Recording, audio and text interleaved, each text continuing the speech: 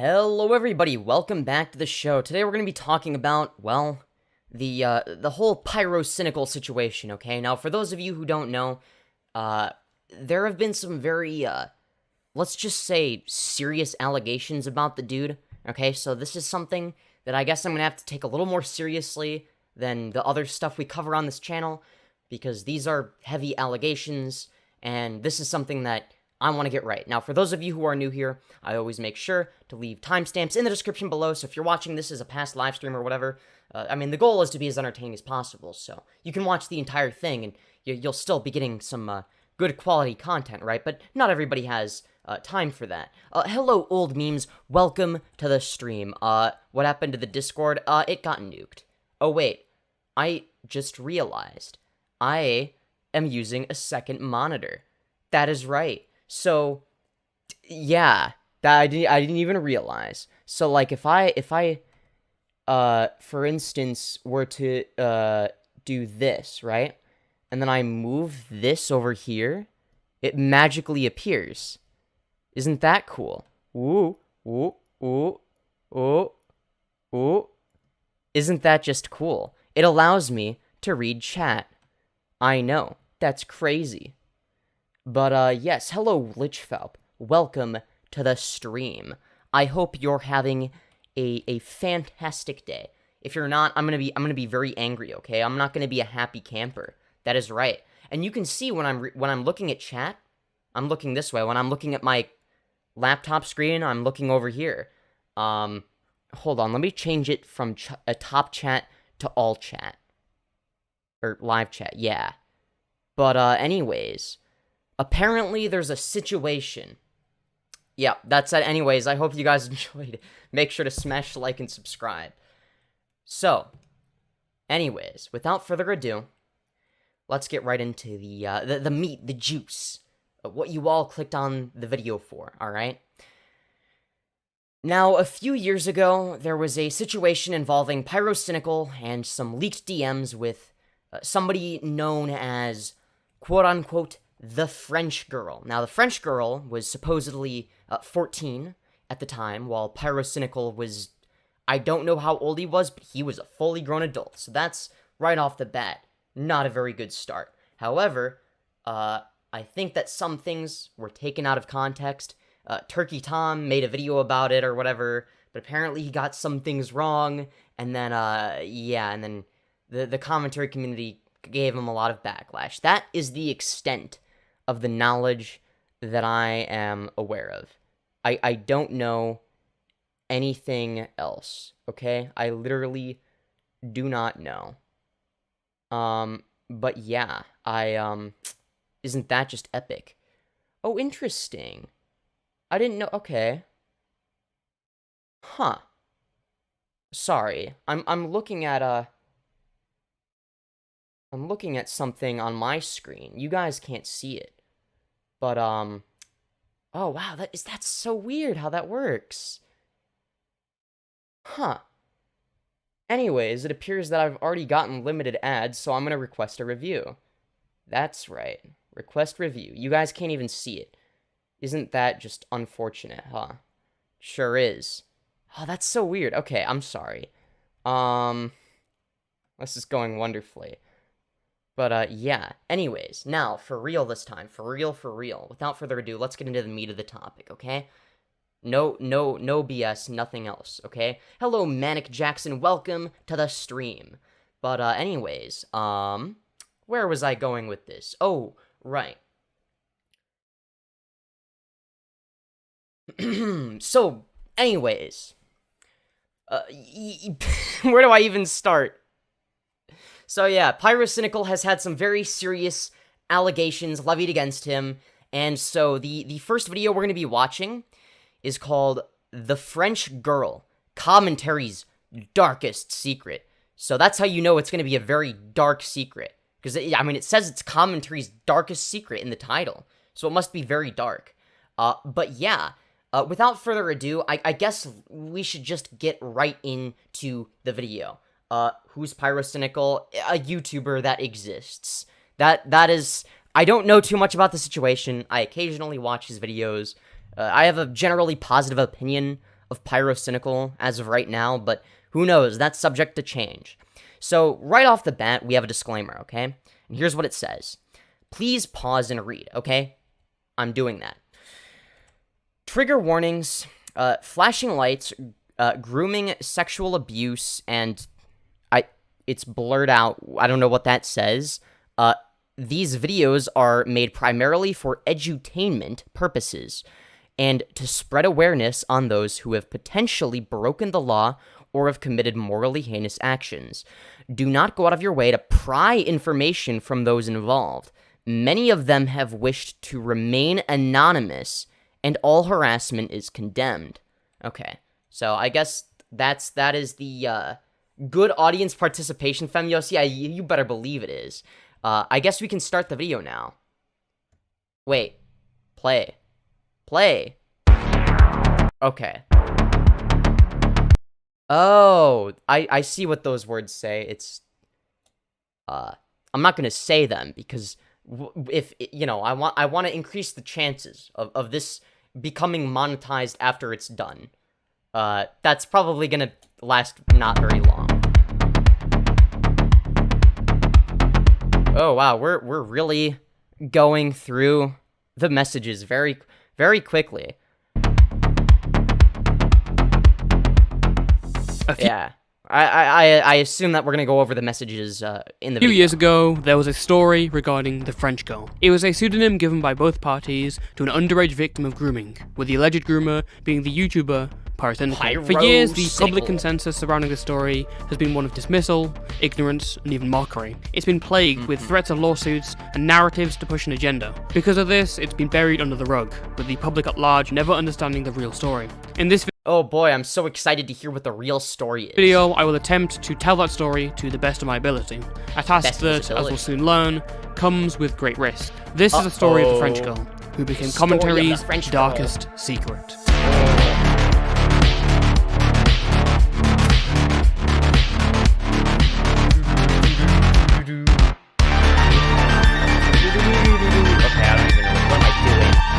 Wow, it's so dramatic, guys! That's why I took membership to support demonetization as rampant. Well, thank you very much, Manic Jackson. I appreciate that. And if you want to become a member today, make sure to use the link in the description below, or if there's a join button. I know it depends what device you're using. You can click on that as well. Join, become a member. I think I'm going to be doing a leftist YouTuber tier list very soon. Very soon. I might do it live even. So, can you tell us who you are? The French girl. The French girl. Oh, so dramatic. In the history of YouTube, there have been a plethora of groups that have spawned in the ever-changing landscape, but one that looms above most others is the commentary community. Emerging in 2015, this ragtag group of mainly young men made a career for themselves with a meta-analysis of YouTube and the people making content on the platform.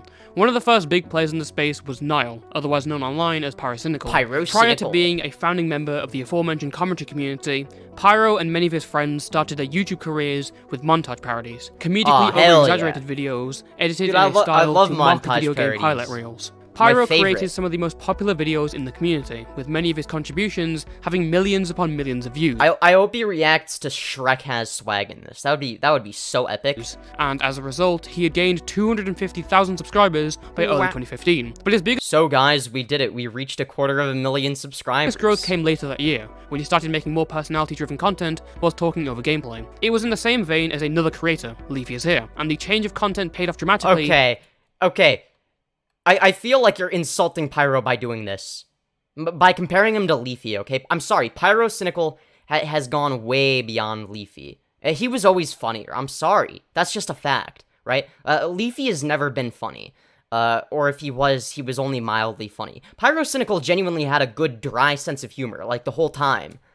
As only a year after, Pyro had reached the milestone of 1 million subscribers. But as with everything, there was a downside. So guys, we did it. We reached 750,000 subscribers. Pyro's humble beginnings and meteoric success meant that he was under the limelight, and a lot more eyes were watching his behavior. And the manifestation of this came from the 5 to be specific. It showed 5. notorious Keemstar. As most already know, Keemstar. Daniel Keem is the host of Drama Alert, a channel that specializes in discussing internet-related news and gossip. Much like Pyro, Keem saw the growing audience for more opinionated and drama-centric content and capitalized on the market. As the show gained traction, Drama Alert posed a serious threat to Keemstar's peers, and being targeted by him could single-handedly destroy your career. That being said, despite the internet's wariness over his power and responsibility, there was a sense of unity amongst the figureheads of the commentary community, who were often able to have fun with each other, all being on supposedly good terms.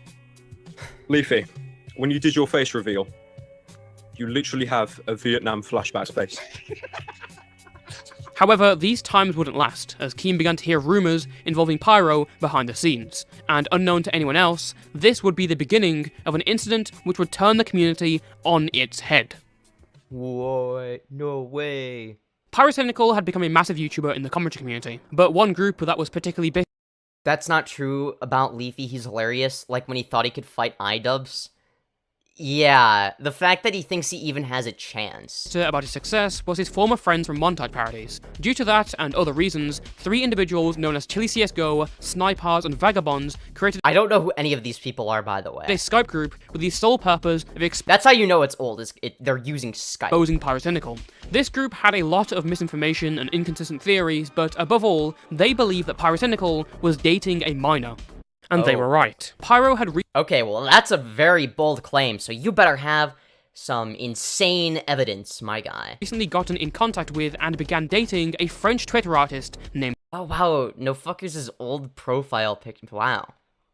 I haven't seen that in ages. Lou. Pyro was 18, 2 months away from turning 19. And as for Lou, Pyro states she was 15, but she testifies that she was 14 years old.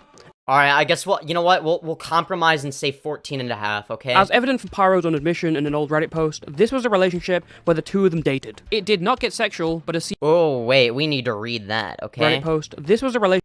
Alright, so the Reddit post says, so, as most of you know recently, I uploaded the video, My Experience with Keemstar, which went into detail on how I've had an overwhelmingly negative experience with him as a whole. Oh, wow.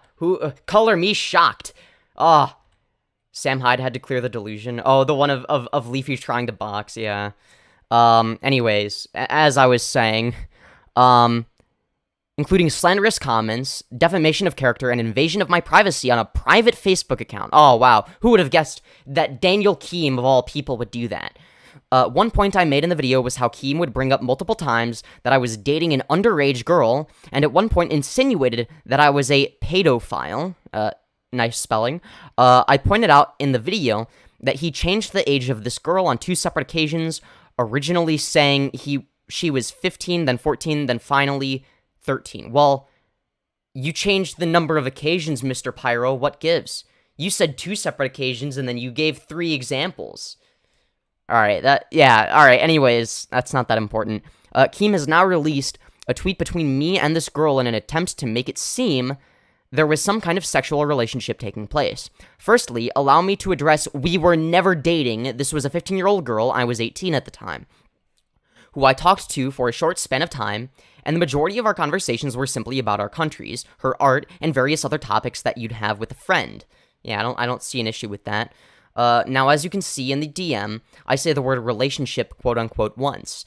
This girl who I was talking to was going through a rough patch at the time, and I supported her.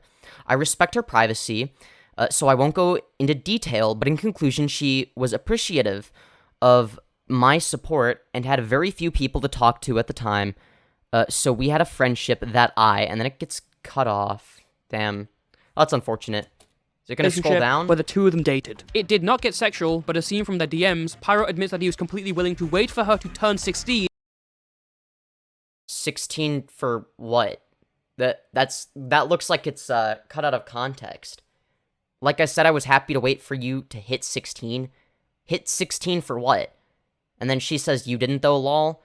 And then Pyro says, but there was too many people stalking us, trying to get info from us. Then you didn't give a shit. Like, what does this mean? Like, to hit 16 for what? Like, again, I need to see context for this, okay?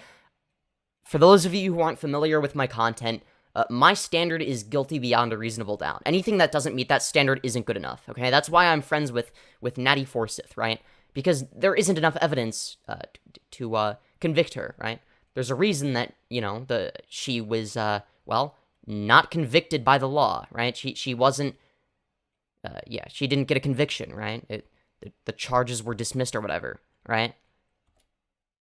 So they could have sexual interactions. 16, for those of you unaware, is the age of Wait, sexual interactions. Okay, you gotta show consent this. in the UK, where Pyro lives. The two dated for approximately Okay, wait, we need to read these unaware messages. is the age of consent in the UK, where Pyro lives. The two Cool when you want.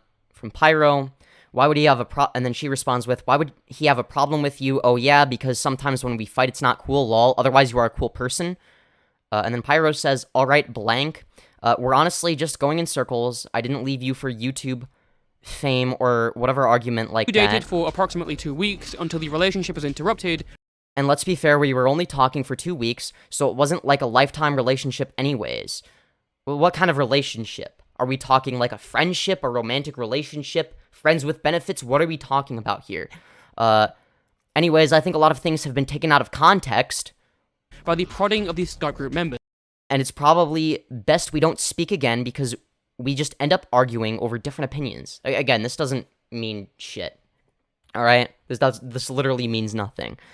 Later, certain individuals began to insinuate that there was something sexual between us and that we had met up in real life, even though these two things never happened. I live in the UK and she lives in France. This is Pyrocynical's thing, by the way, I think. And this led to 3 individuals and Keem to create a Skype group chat in an attempt to quote-unquote expose me. This led to me having to end contact with this girl, as knowing how these individuals work and think, I knew they would try to falsely incriminate me and potentially invade her privacy. Okay, yeah, I think that's a fair enough statement from Pyro. That makes and they sense. broke up.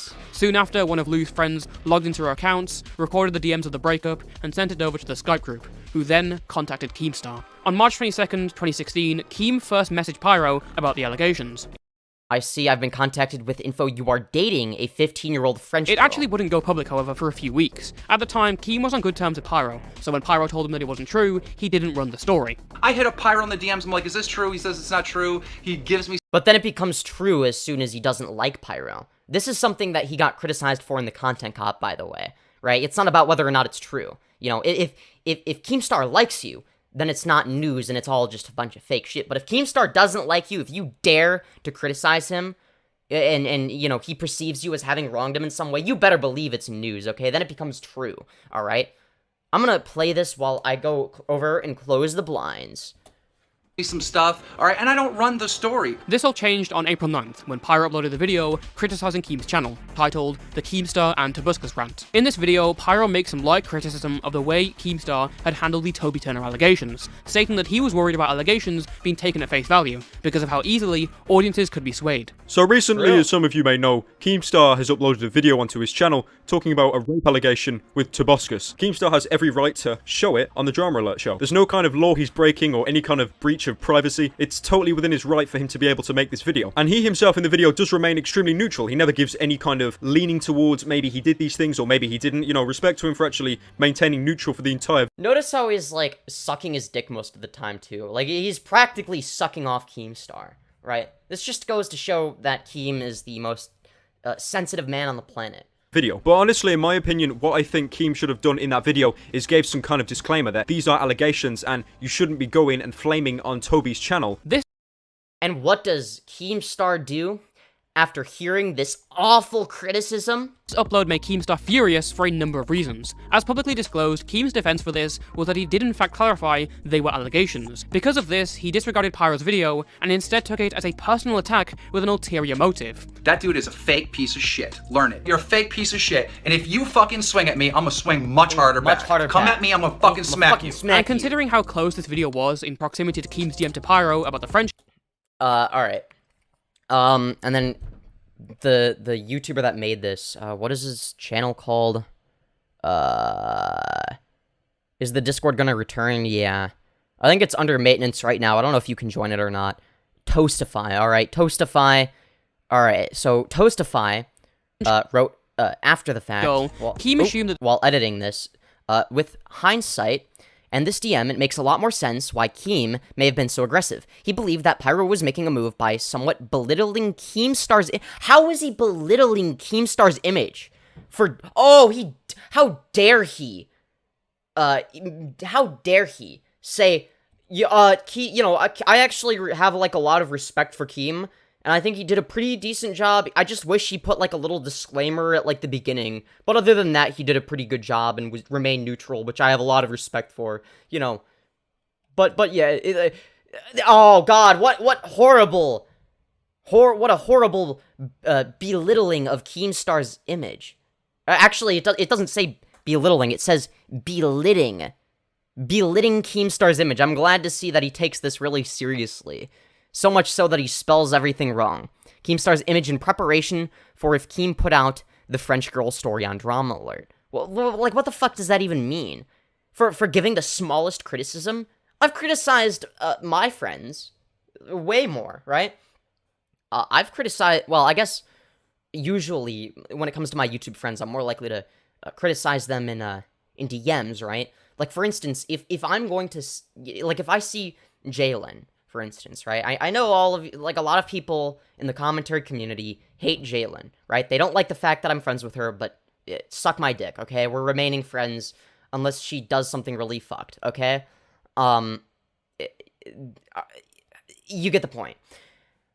But there are instances where it's like, okay, she'll do something that I think, okay, that's kind of stupid, right? And I'll be straight up. I'll be like, this is a dumb idea, right?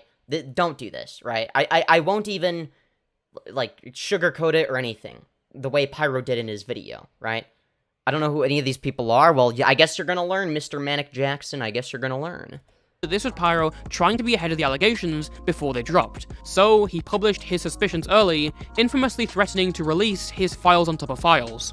Oh, and Pyro, do you remember those YouTubers that you used to be friends with before you blew up and, like, fucked them off? You know how they've been contacting me saying that you've been dating some, like, 14-year-old French girl and shit? Just please swing at me. If you're gonna swing at me, swing at me, dude. Let me know, because I got files on top of files to swing back at. Aw, what a classic. A classic Keemstar meme. Now, immediately, the first thing that comes to mind, and one of Pyro's main defenses in his video, My Experience with Keemstar, was that Keem was glaringly inconsistent in the French girl's age. Now, yes, he was. if any of you didn't notice that, he just deliberately lowered the age. Now, originally, this alleged girl was 15, and now Keemstar has lowered the age to 14. Probably to make it sound even more impacting and incriminating. And guess what? Later on stream, he lowered the age again to say the girl was now 13, and on top of that, basically insinuating that I was a paedophile. So this man has lied about the age of this girl on 2 separate occasions. And knowing Keemstar, this girl will probably be an embryo by next week. True. So surely his inconsistencies would mean she was fake, right? Well, that would be a reasonable conclusion if Pyro didn't admit that all the conversations had actually occurred. 2 days after Pyro's video, Keem would tweet out a DM where Pyro is discussing a relationship and saying he was fine Oh, okay, so now we get the full context, it seems. waiting for the French girl. Oh, hold on. A DM where Pyro is discussing So this was after the whole, waiting till you hit 16, and then Pyro says, so the next message in that, continuation from where we were before, but there was too many people stalking us, trying to get info from us, then you didn't give a shit. That's where we left off. And then Pyro said, so I ended the oh wait, we already read, so I ended the relationship, so they wouldn't attack you or me anymore. And then the French girl says, oh, TBH, they didn't ever attack me, and they had no proofs to attack UXD. Okay, is there anything else? Had actually occurred. 2 days after Pyro's video, Keem would tweet out a DM. Unblur it. It looks like, okay, so it's blurry, but I think I can make it out. Ah! It says, you attacked them on Twitter, which added fuel to the fire. That was what Pyro said. Okay. Pyro's discussing a relationship and saying he was fine waiting for the French girl to reach the age of consent.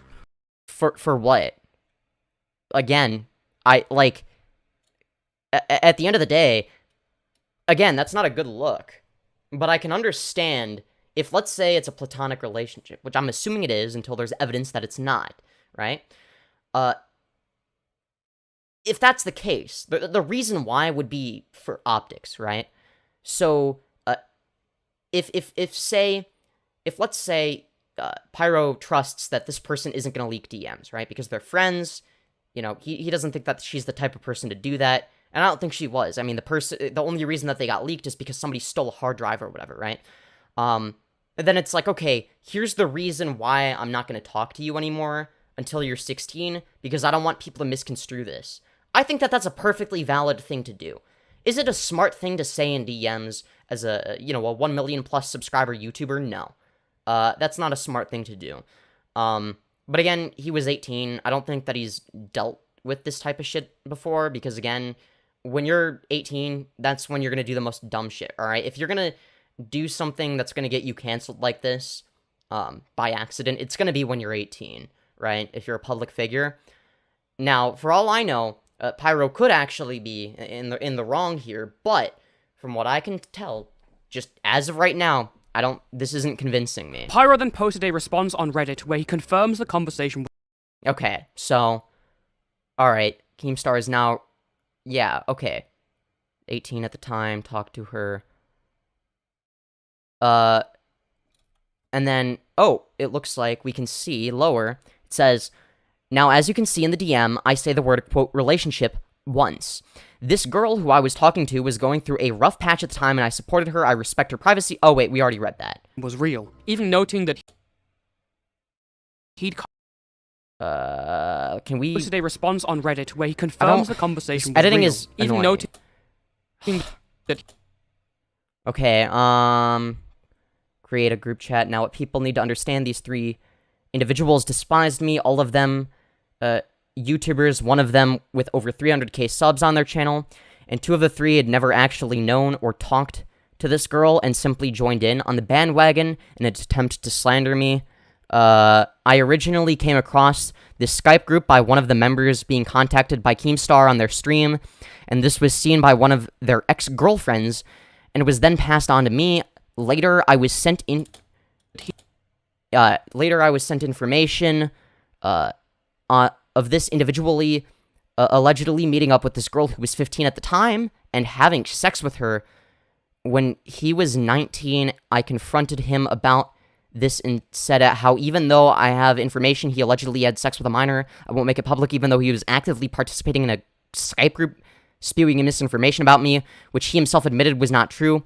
On top of that, I have his ex telling me that she has medical proof she was sexually active in January 2015, which was the time the 2 were in the relationship together.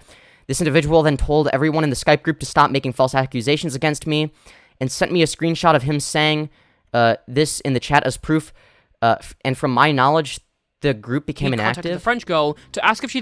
I have since contacted the girl that lives in France and asked if she sent the screenshot of us talking to Keem or anyone else, and she totally denied it, and she believes that she's been hacked. delete the screenshot, and provided additional screenshots of their conversations. Now, in this post, Pyro admits he thought she was 15, but in a 2020 interview, Lou came back to the public to say that she was actually 14 when it all happened. Lou's testimony of her age can also be backed up by Vagabonds, who said the same all the way back in 2016. Again, you can decide for yourself on who's lying and who's telling the truth, but I tend to lean towards Lou's story, because if you look at Pyro's Reddit post, he exhibits the behavior...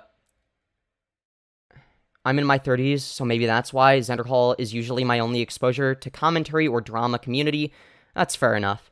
And then somebody responded, maybe you don't consume a lot of this side of YouTube. I've been watching Pyro since the MLG days, and since then I've been watching a lot of the commentary community over the years. Fair enough. Minecraft Pocket Edition YouTuber Herobrine Skull was my introduction to the commentary community of all people. He rebranded to Hero and then Herotic.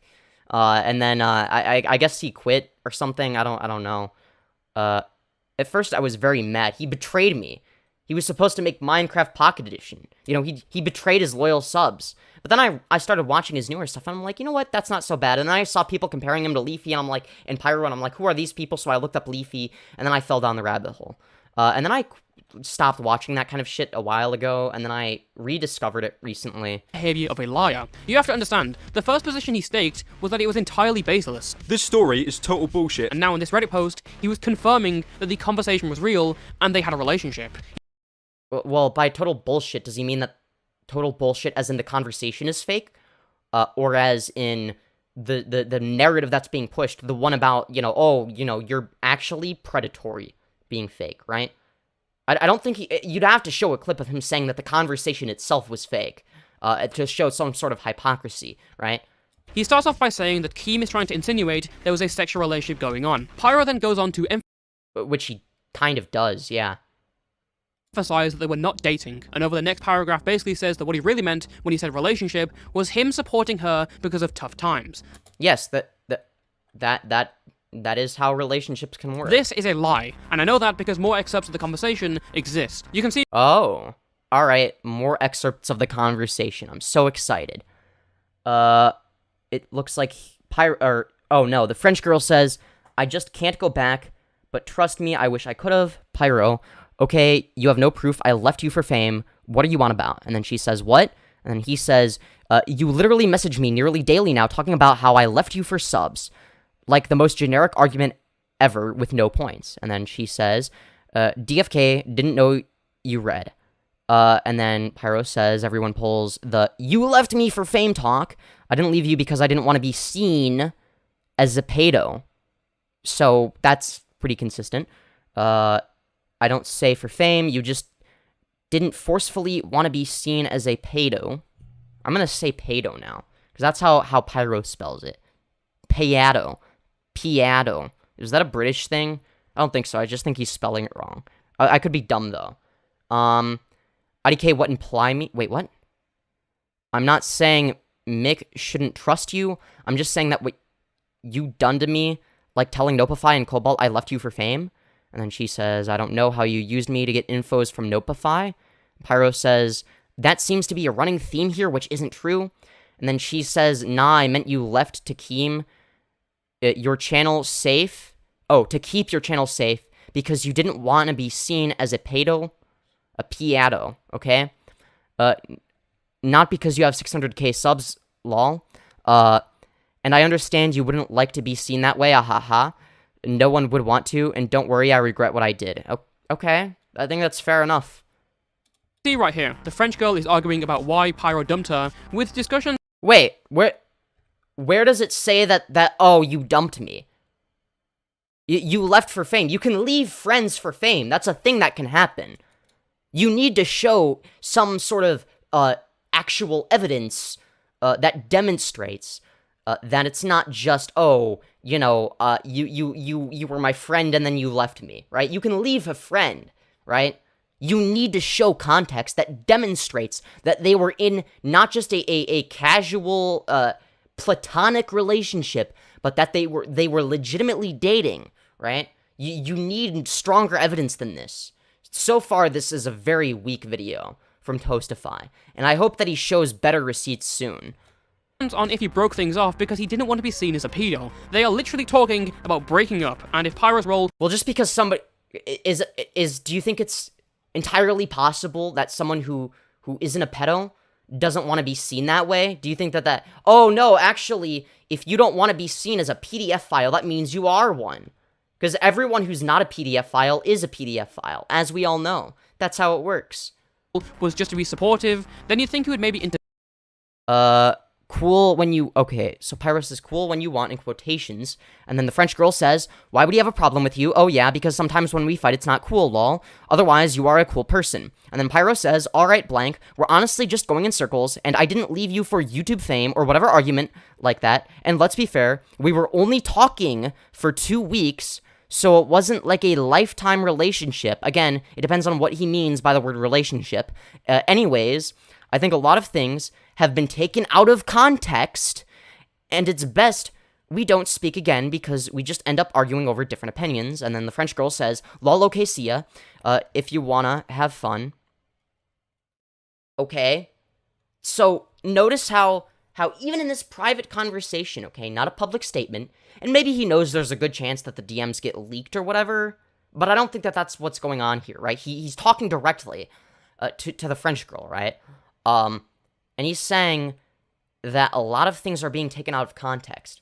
Well, if he actually was dating the French girl and whatnot, then she would know what the context is, right? So if things weren't being taken out of context, and what people were saying was true, then surely he wouldn't be making this argument to the French girl directly, right?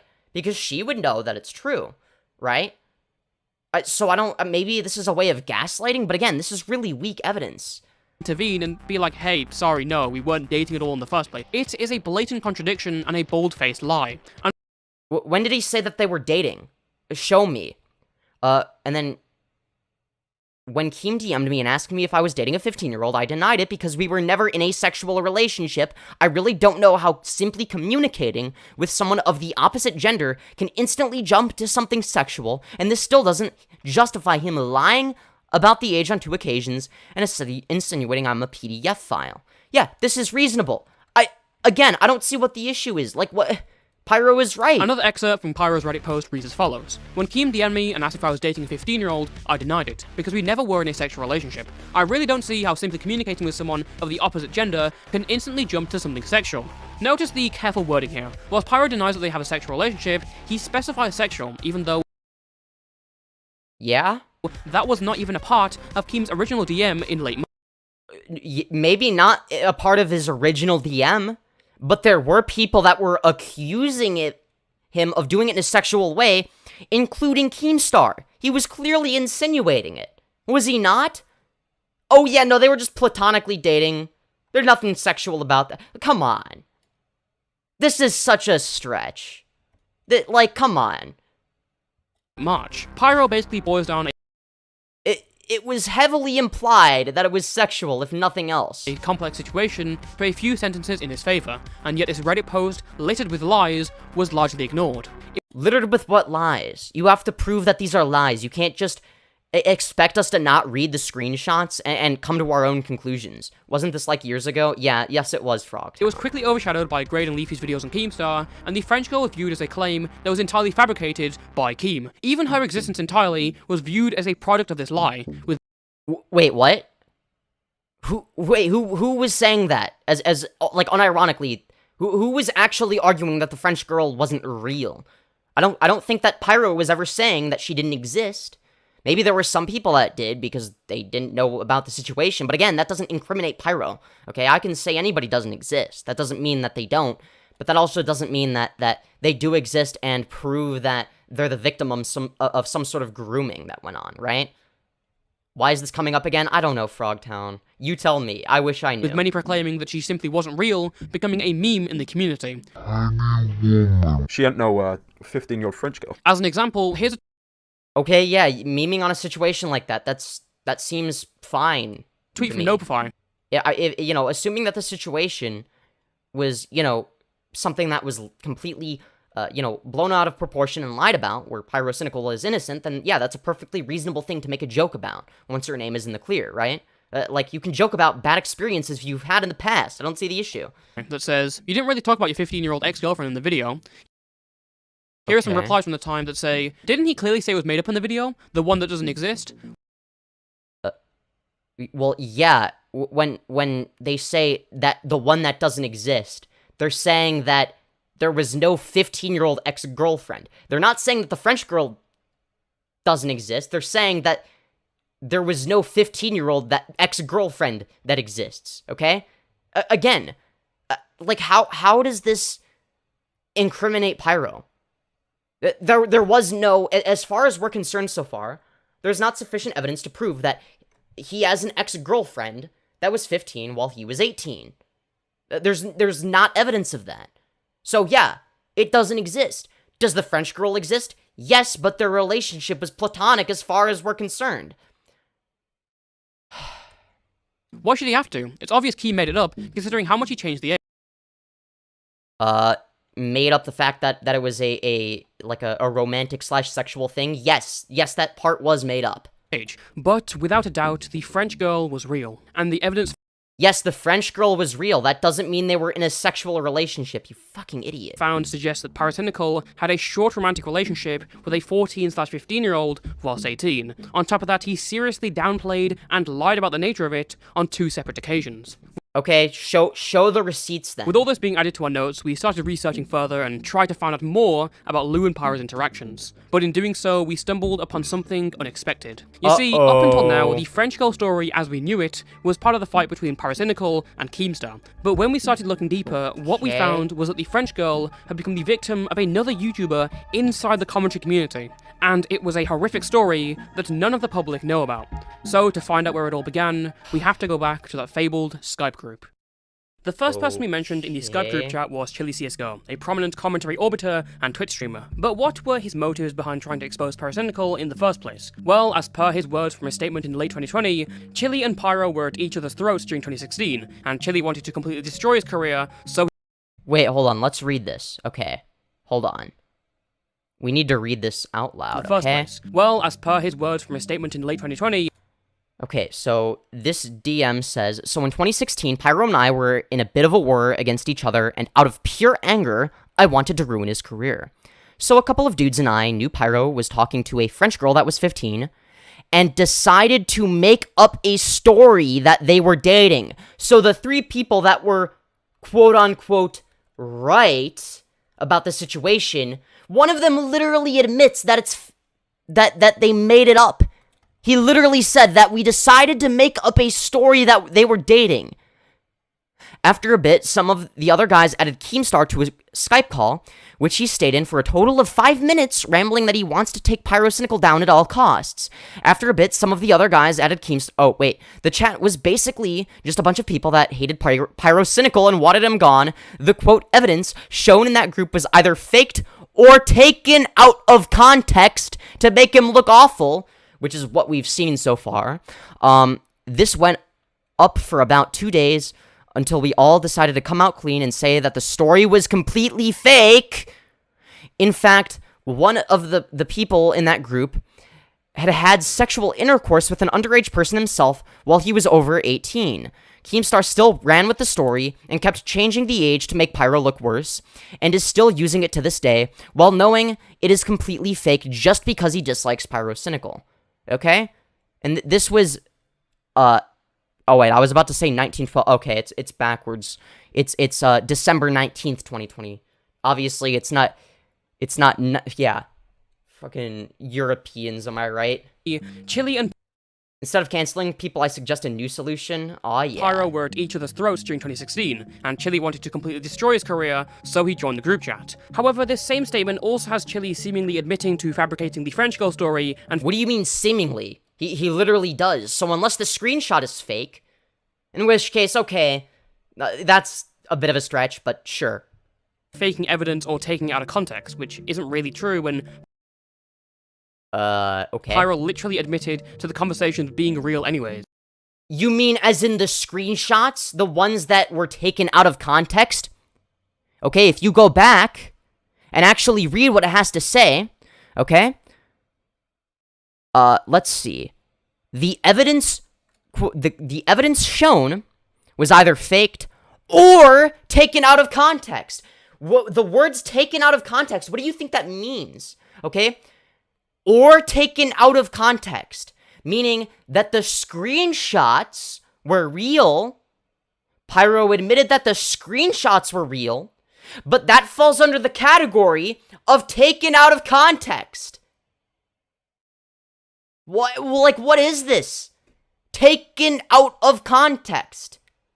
Admitting to fabricating the French girl story and faking evidence or taking it out of context, which taking it out of context. Pyro literally admitted to the conversations being real anyway. Being real, but taken out of context. Oh my god, you're an actual moron. Still, you might be thinking that he's telling the truth, and I understand that, but please take into consideration that this man is followed by Pyrocynical, has made an appearance on Pyro's Twitch stream since the statement, and has Pyrocynical in his Twitch featured box. Okay, and... So Pyrocynical is guilty until proven innocent because they made up and became friends or something? What is this?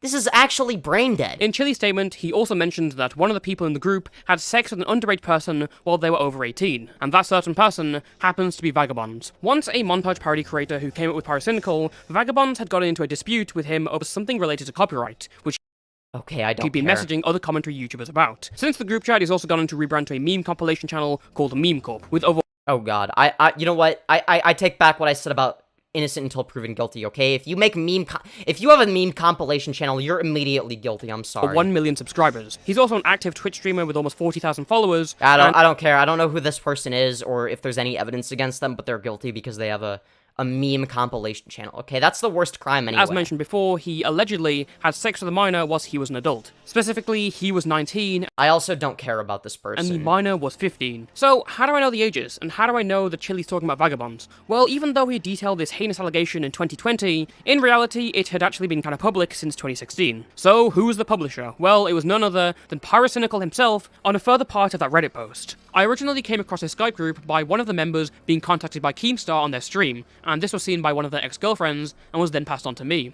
Later, I was sent information of this individual allegedly meeting up with a girl who was 15 at the time and having sex with her when he was 19. I confronted him about this and said how even though I have information he allegedly had sex with a minor, I won't make it public, even though he's actively participating in his Skype group. Wait, confronted about it? Okay. Spewing misinformation about me. On top of that, I have his ex telling me that she has medical proof she was sexually active in January 2015. Okay. Sexually active.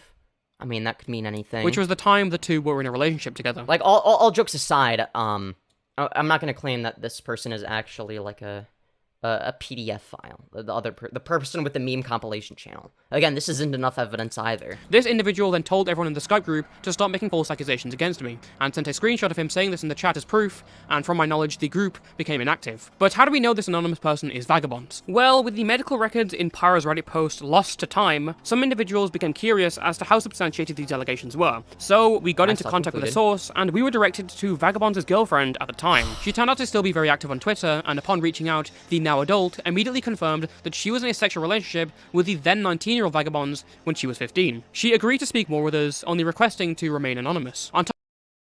Okay, I'm sorry, but we're gonna have to take this with a grain of salt. If it's anonymous, it could be literally fucking anybody, okay? It could be the person that made this video for all we know, that wrote these messages. I'm not saying it is, but you have to take stuff like this with a grain of salt, right? I understand some people might want to remain anonymous. Like, there are obvious reasons for that. But, like, if you're gonna remain anonymous, like, I'm sorry, I'm not gonna take what you say as seriously. Top of it, like, obviously, you're not gonna be held accountable for anything you say.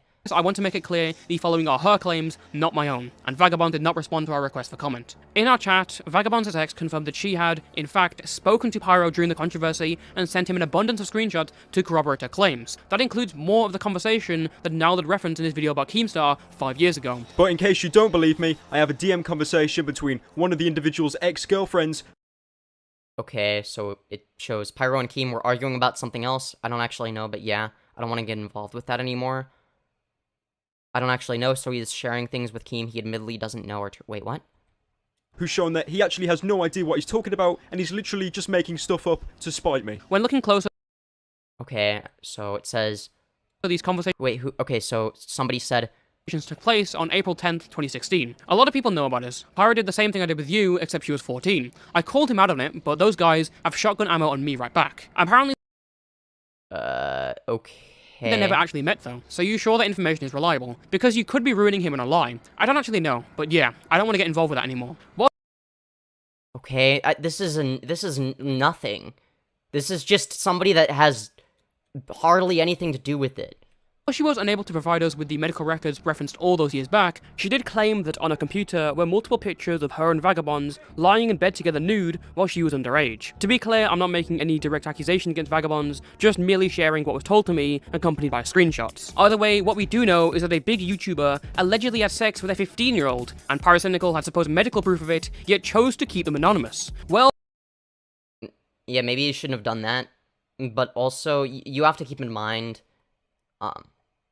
that, yeah, that is a weird thing. So wait, Pyrocynical decided to keep it anonymous? I'd like to know why. That's weird. Dude, no excuse for laying in a bed with 15-year-old naked, dude guilty. But there's not evidence that happened. It's literally just some anonymous source who could literally be anybody saying it happened. Like, again, my standard of evidence is guilty beyond a reasonable doubt. So... I give everybody the benefit of the doubt until there's a reason for me not to. It has to be a good reason too, right? I might make jokes being like, oh, they're a meme compilation channel, aka guilty. But you get the point. Well, there's one last person in the group chat, and that was Snipers, another YouTuber who Pyro come up with making videos, even crediting and referencing him in his old montage parodies. In September 2016, Snipers would make a tweet saying that he thought Pyro wasn't a pedophile. Okay. And he had never thought he was, which of course raises the question of why he was in the group chat in the first place if he never thought Pyro was a pedophile. Well, when a Reddit comment replying to Pyrocynical's deleted post speculated that it was him, Snipers responded, which seemed to explain his own motive. I wasn't part of the witch hunt on Pyro. I stupidly told Keem about this guy I won't name who's 22, and clearly taking advantage of the same girl. I have no interest in trying to drag Pyro down, and don't bear a grudge for some argument we had like a year ago. I was concerned about the safety of the girl being preyed on by a 22-year-old, which I stupidly mentioned in the same group chat, where 2 others were talking to Keem about a different matter involving her. But wait, the Vagabonds was 19, so what's going on here? Who is this new anonymous 22-year-old? Hey, what about that Keemstar interview with the French girl in 2020, where he brushes over someone else she mentions? And hold on, let's pull up those screenshots of... What the fuck is any of this? Okay, this is going fast. I feel like if anybody's brushing over screenshots, it's the person that made this video. Pyro's conversation with Lou. Who's this person in the DMs who Pyro's referring to? Who is Mick? Okay. Up until this point, we've been investigating the surface-level pieces of the evidence in the case, involving the most well-known players in this insane group of associates. But as we kept digging, we soon realized that the public knowledge hadn't even scratched the surface. To explain what I mean, we'll first have to take a closer look at a major clue that everyone who covered this case back in the day had missed. In the first leaked screenshot between Pyro and the French girl, Pyro mentioned her entering a relationship with a person named Mick. Okay, I shouldn't trust you. Wait, enter a relationship. Where does it say enter a relationship? And if you read the full chain of tweets from Snipers where he states he never believed Pyro to be a pedo, right afterwards he says that he wasn't sure if AncientReality was still with the girl. Oh. Okay, interesting. While many of you won't recognize the name, AncientReality was a fairly popular creator back in the day. He was considered the greatest montage parody artist of them all, even receiving recognition for it. The greatest montage parody artist. Wow, okay. On the community subreddit. Nice. The gifted video editor pushed the genre in new directions with his high production value and fast-paced style, and these achievements were significant enough to get an epileptic seizure from this. To even receive news coverage. This is like the most Gen Z shit imaginable. Holy... I guess he was ahead of his time. Take this article. This editing makes me think he's guilty. Okay, I'm sorry. By the Daily Dot, which introduces him as Mick Gerards, a Dutch filmmaker who'd become one of the most familiar names in the genre. Even if you're unaware of his personal channel, which had 250,000 subscribers and tens of millions of views at its peak, you've likely seen his work for Filthy Frank, including Wait, really? The intro to Pimp My Wheelchair and an entire music video for Pink Guy. That's actually kind of cool. And on top of that, he's worked with MTV. And before either had become internet famous, Mick and Pyro had been in the same friend group. Okay. I'm gonna go to the bathroom, be right back. I'll keep this playing, and thus remain close as established creators. Up until this point, everything's been focused on the French girl's relationship with Pyro, as that's what we, along with the public, were aware of. Upon discussing this with Lou, she revealed that shortly after breaking up with Niall, she not only stayed in the community, but began a relationship with AncientReality. How did your relationship with Mick begin? As in dating or like talking? When did you start talking to him? Yeah. Same years, honestly, so also 2015 since he was in that group and I was interacting with all of them and I guess we just kind of became friends, like same with everyone in this group because of fan arts. And the allegations levied against the aforementioned Mick are far more serious than anything she claimed about Pyro. And can you confirm your age at that point when you were talking to him? Well, still 14 because it's 2015. And how old was he? 23? Okay, so he was in his 20s. Did you have a physically intimate sexual relationship with him? I wish I didn't, but yeah. What was the age gap when the sexual relationship began? 9 years. Mick would upload his last ever video to the AncientReality channel in 2016, and 2 years later, he would disappear from the internet entirely. Since June the 21st, 2018, many have been asking the question of where he's been. Everyone from his fans to other high-profile creators begged for him to return, but received no response. While there was never an answer as to why he left, the French girl may have an explanation, but to be clear, this is based on what we were told in our conversations with her, along with both evidence she provided and publicly available materials. Just like with Vagabonds, we were not able to obtain a statement from Mick on these allegations. Also, just to be upfront and get this out of the way, Lou has already filed a police report against Mick before we even attempted to contact her, so all of the information about to be discussed has already been submitted to the proper authorities. As Lou's recollection of events goes, dating commenced between Mick and her shortly after breaking up with Pyro in early 2016 following the public fallout, and lasted for an entire year, ending in February of 2017. What countries did this take place in? The very first time I was in France, where it was in my house. What other countries did you have a sexually intimate relationship with him? His house, so Netherlands. Bear in mind that the age of Whoa. Okay, so he just claimed something. He claimed after breaking up with Pyro. Breaking up, okay. Alright, let's see what he has to show for, breaking shortly up. after breaking up with Pyro in early 2016, following the public fallout, and oh no, he just says it. There's like not even an out-of-context screenshot this time. Okay. lasted for an entire year, ending in February of 2017. It's just assuming that they were dating, based on nothing. So Pyro done fucked up? I don't think so. Based on what I've seen so far, it just seems like out-of-context shit, right? Again, my standard of evidence is guilty beyond a reasonable doubt. I'm not just gonna listen to what some commentary YouTuber has, space out, and not read the shit that's on screen, right? None of this has been incriminating, right? What countries did this take place in? The very first time I was in France, where it was in my house. What other countries did you have a sexually intimate relationship with him?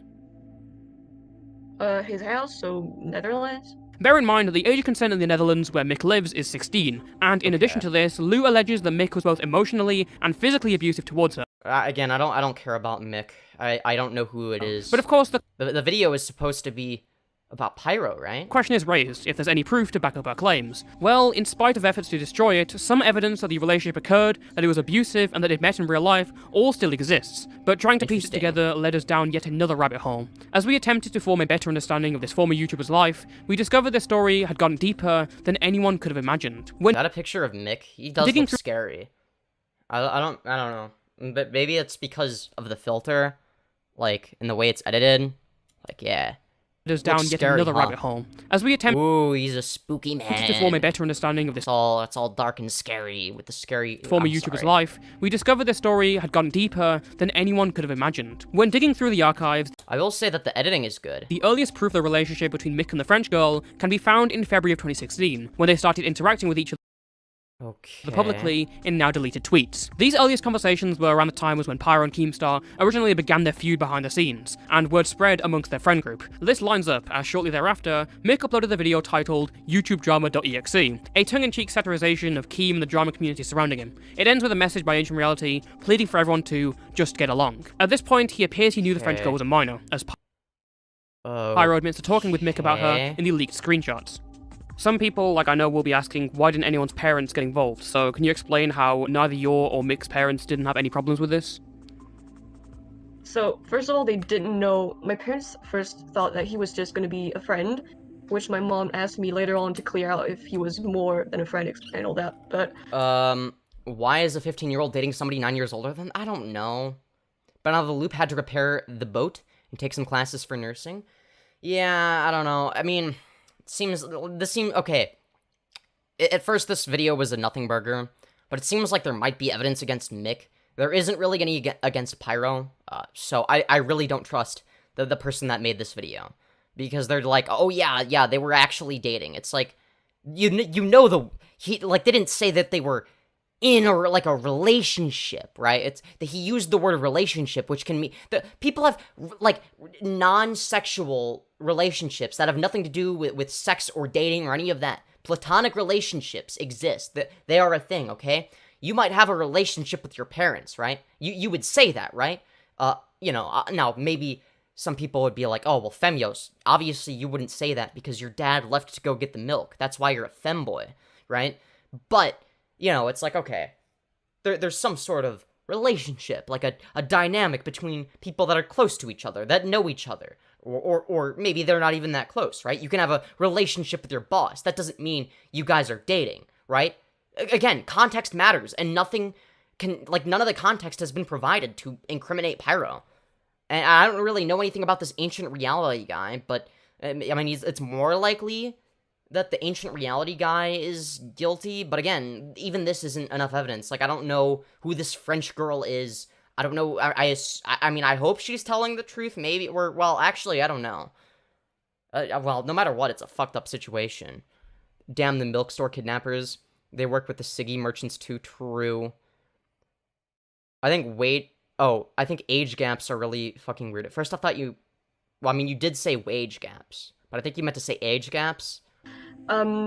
Wage gaps are just a natural product of capitalism, unfortunately. So in the context of a capitalist society, it's actually fairly normal, I'll have you find. Not that that's the way it should be. AR, so Ancient. Basically, before we met each other's families, he set up this thing about my age and his that would be basically lying, which he wanted me to lie about his age to my parents. Instead of 23, he told me to say that he was 19. That's still weird. That's still real. Okay, that's just bad parenting as well. That's really bad parenting. If they're gonna let what was it, a 14 or 15-year-old? I think she was 15, right? A 15-year-old and a 19-year-old, that's still weird as shit. 19-year-old's like starting college. 15-year-old is like, you know, just gotten, you know, in the groove of things in terms of high school. That's not normal. Just still 4 years difference. And to his family, he said that I was 16 when I was 14. Yeah, oh yeah, as if 16 would be really normal. Okay, so she was 14. Oh, a 14-year-old and a 19-year-old. Yeah, that's normal. Somebody that just got out of middle school with somebody that's about to go to college or start working at a job. Great. Understood. So, I guess another thing, we're trying to, like, cover our bases for any inconsistencies someone might want to, you know, point out in the story. Some people might question your account being deleted and the lack of pictures with you and him together. Can you explain why that's the case? Well, first of all, pictures of me and him is pretty easy that I hate photos, and so did he. So basically, there was nothing, really. So that's, like, the easiest point. Then the account... Well, that's not a matter of whether or not it's inconsistent, right? It's a matter of whether or not there's enough evidence to prove that this individual is guilty beyond a reasonable doubt, right? We don't know if Ancient Reality is guilty beyond a reasonable doubt. So far, he's not, right? So, you know, if this is where we ended the video, I would just be like, okay, he's innocent. I don't know. He could be innocent, he could be guilty. I mean, even if he's not guilty beyond a reasonable doubt, he could be guilty, but right? But anybody could be guilty of anything, right? All it takes is, oh, okay, I'm gonna accuse you, Frogtown, in chat. Yeah, you bombed an orphanage the other day. It's like, okay, there's a non-zero chance that happened, right? Maybe I am telling the truth there, you don't know. But it's like, he's not guilty beyond a reasonable doubt, right? The reason being is there's just not enough evidence, right? Or, you know, I mean, aside from me, me saying something is different because, I mean, obviously I'm categorically superior to everybody else and my word is the word of God, but that's besides the point. Since he didn't want it to be public, when I used to have my account at Demonetized, basically I had a bit of a following from all this art, and I was like kind of known. Art? Okay, that's consistent with Pyro's account of things. Not very known, but I was like a sort of known fan artist in the community, and he did not want anything to be public at all. Like, he was actually scared, and I know he told me that. And when he told me to delete my account completely, he was actually in my house, so he was over, and he told me that he wanted me to basically stop speaking to anyone and never... If that happened, that's really fucking abusive. Holy shit. Never mention it, and so he made me delete my... You're supposed to use phosphorus frog, not napalm. Oh, damn. Yeah, I burnt down an orphanage, but it was an honest mistake. Oh, okay. That's fair enough. I think that was the context I left out. My bad, frog. Account, and I actually, well, wasn't allowed to ever recover it. As Lou just mentioned, all of the tweets of the two interacting publicly were deleted. Lou explains this by recounting one of their visits, where allegedly Mick stood behind her as he forced her to delete her social media accounts one by one. Yeah, that's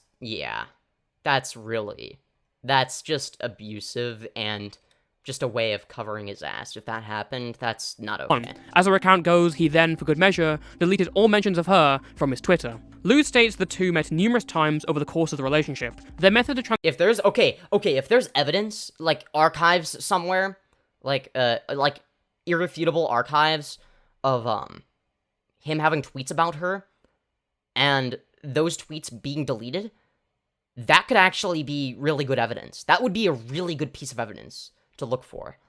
I don't know if you'd be able to, but I'm hoping that's in the video. Transportation was by train, which aligns with an old Reddit comment we found from Mick, which corroborates that this was in fact a form of transportation he regularly used. On top of this, she saved one of her train tickets, dated August 30th, 2016. I can't read that. It's in another language. Gultig Kite. Ab 30 08.2016. Gilt nur für eingetragen Zugi. Okay, I'm not reading that. From Kaldenkirchen to Freiburg. The latter city shown on the ticket is situated on Germany's border with France, and was the easiest spot for her mother to pick her up. As she would tell us, Mick's parents often weren't home when she visited, leaving her largely unsupervised in an unfamiliar country. Yeah, that's bad parenting. She alleges that they'd had sex numerous times during these meetings, something he would often pressure her into doing. She recalls many of these ending with her in tears, and him ignoring her reaction. These experiences were too harrowing for her. Read it? No, I'm not. I assume that's, or yeah, that's German, right? I think, or Dutch. That doesn't look like French. That didn't look like French. Or yeah, it would be Dutch, right? Yeah, it would have been Dutch, not German, I think. Yeah, it had to have been Dutch. Yeah, well, oh right, the guy was from the Netherlands, the Ancient Reality guy. Her to recount during our interview, so we later asked if she could explain other details about their sexual relationship. Basically AR wanted to, not force me, but he was very insisting on me trying to get a prescription to start taking the pill, so he... I mean, that's better than getting her pregnant, so... It's still really bad, though. Could, like, not use any protection anymore. Once, I know that... When I turned 15, he acted shocked, like he didn't know, in front of my family or whatever, which my mom made fun of, and we went on a walk, and he just started saying something that really brought a red flag to me. He was like, oh, it's okay anyway, I already... I think he already had brought, like, a million red flags. I got used to fuck a 14-year-old, and I was like, whoa. That really just, I don't know. That was very shocking. Well, I mean, it's not like you weren't aware of that. I guess maybe it just got put into perspective. That's a red flag? That's, like, 25 red flags. But as she tells it, they not only continued to meet after this ordeal, but would soon take a no, I'm just kidding, guys. It's actually a green flag. This is exactly what you want to look for in a relationship. Trip together. Later that month, Mick took her to visit Amsterdam's notorious red light district, a tourist attraction known for its abundance of brothels and sex shops. The two spent the entire day there, visiting places like its sex museum, and later a sex shop which she had taken photos inside. She told us this occurred around Christmas, which is reflected by the store's decorations, and recalled feeling so uncomfortable inside the store that she left to wait for him outside. Is there anything in this photo that would, like, have, like, a... Not just a time-specific as in Christmas, but, like, a year-specific item? Something that, like, is a, Also, what's on the censored table? What is that? I want to know what's on there. I assume... Oh, wait, no, it would be sex toys. That's why it's censored.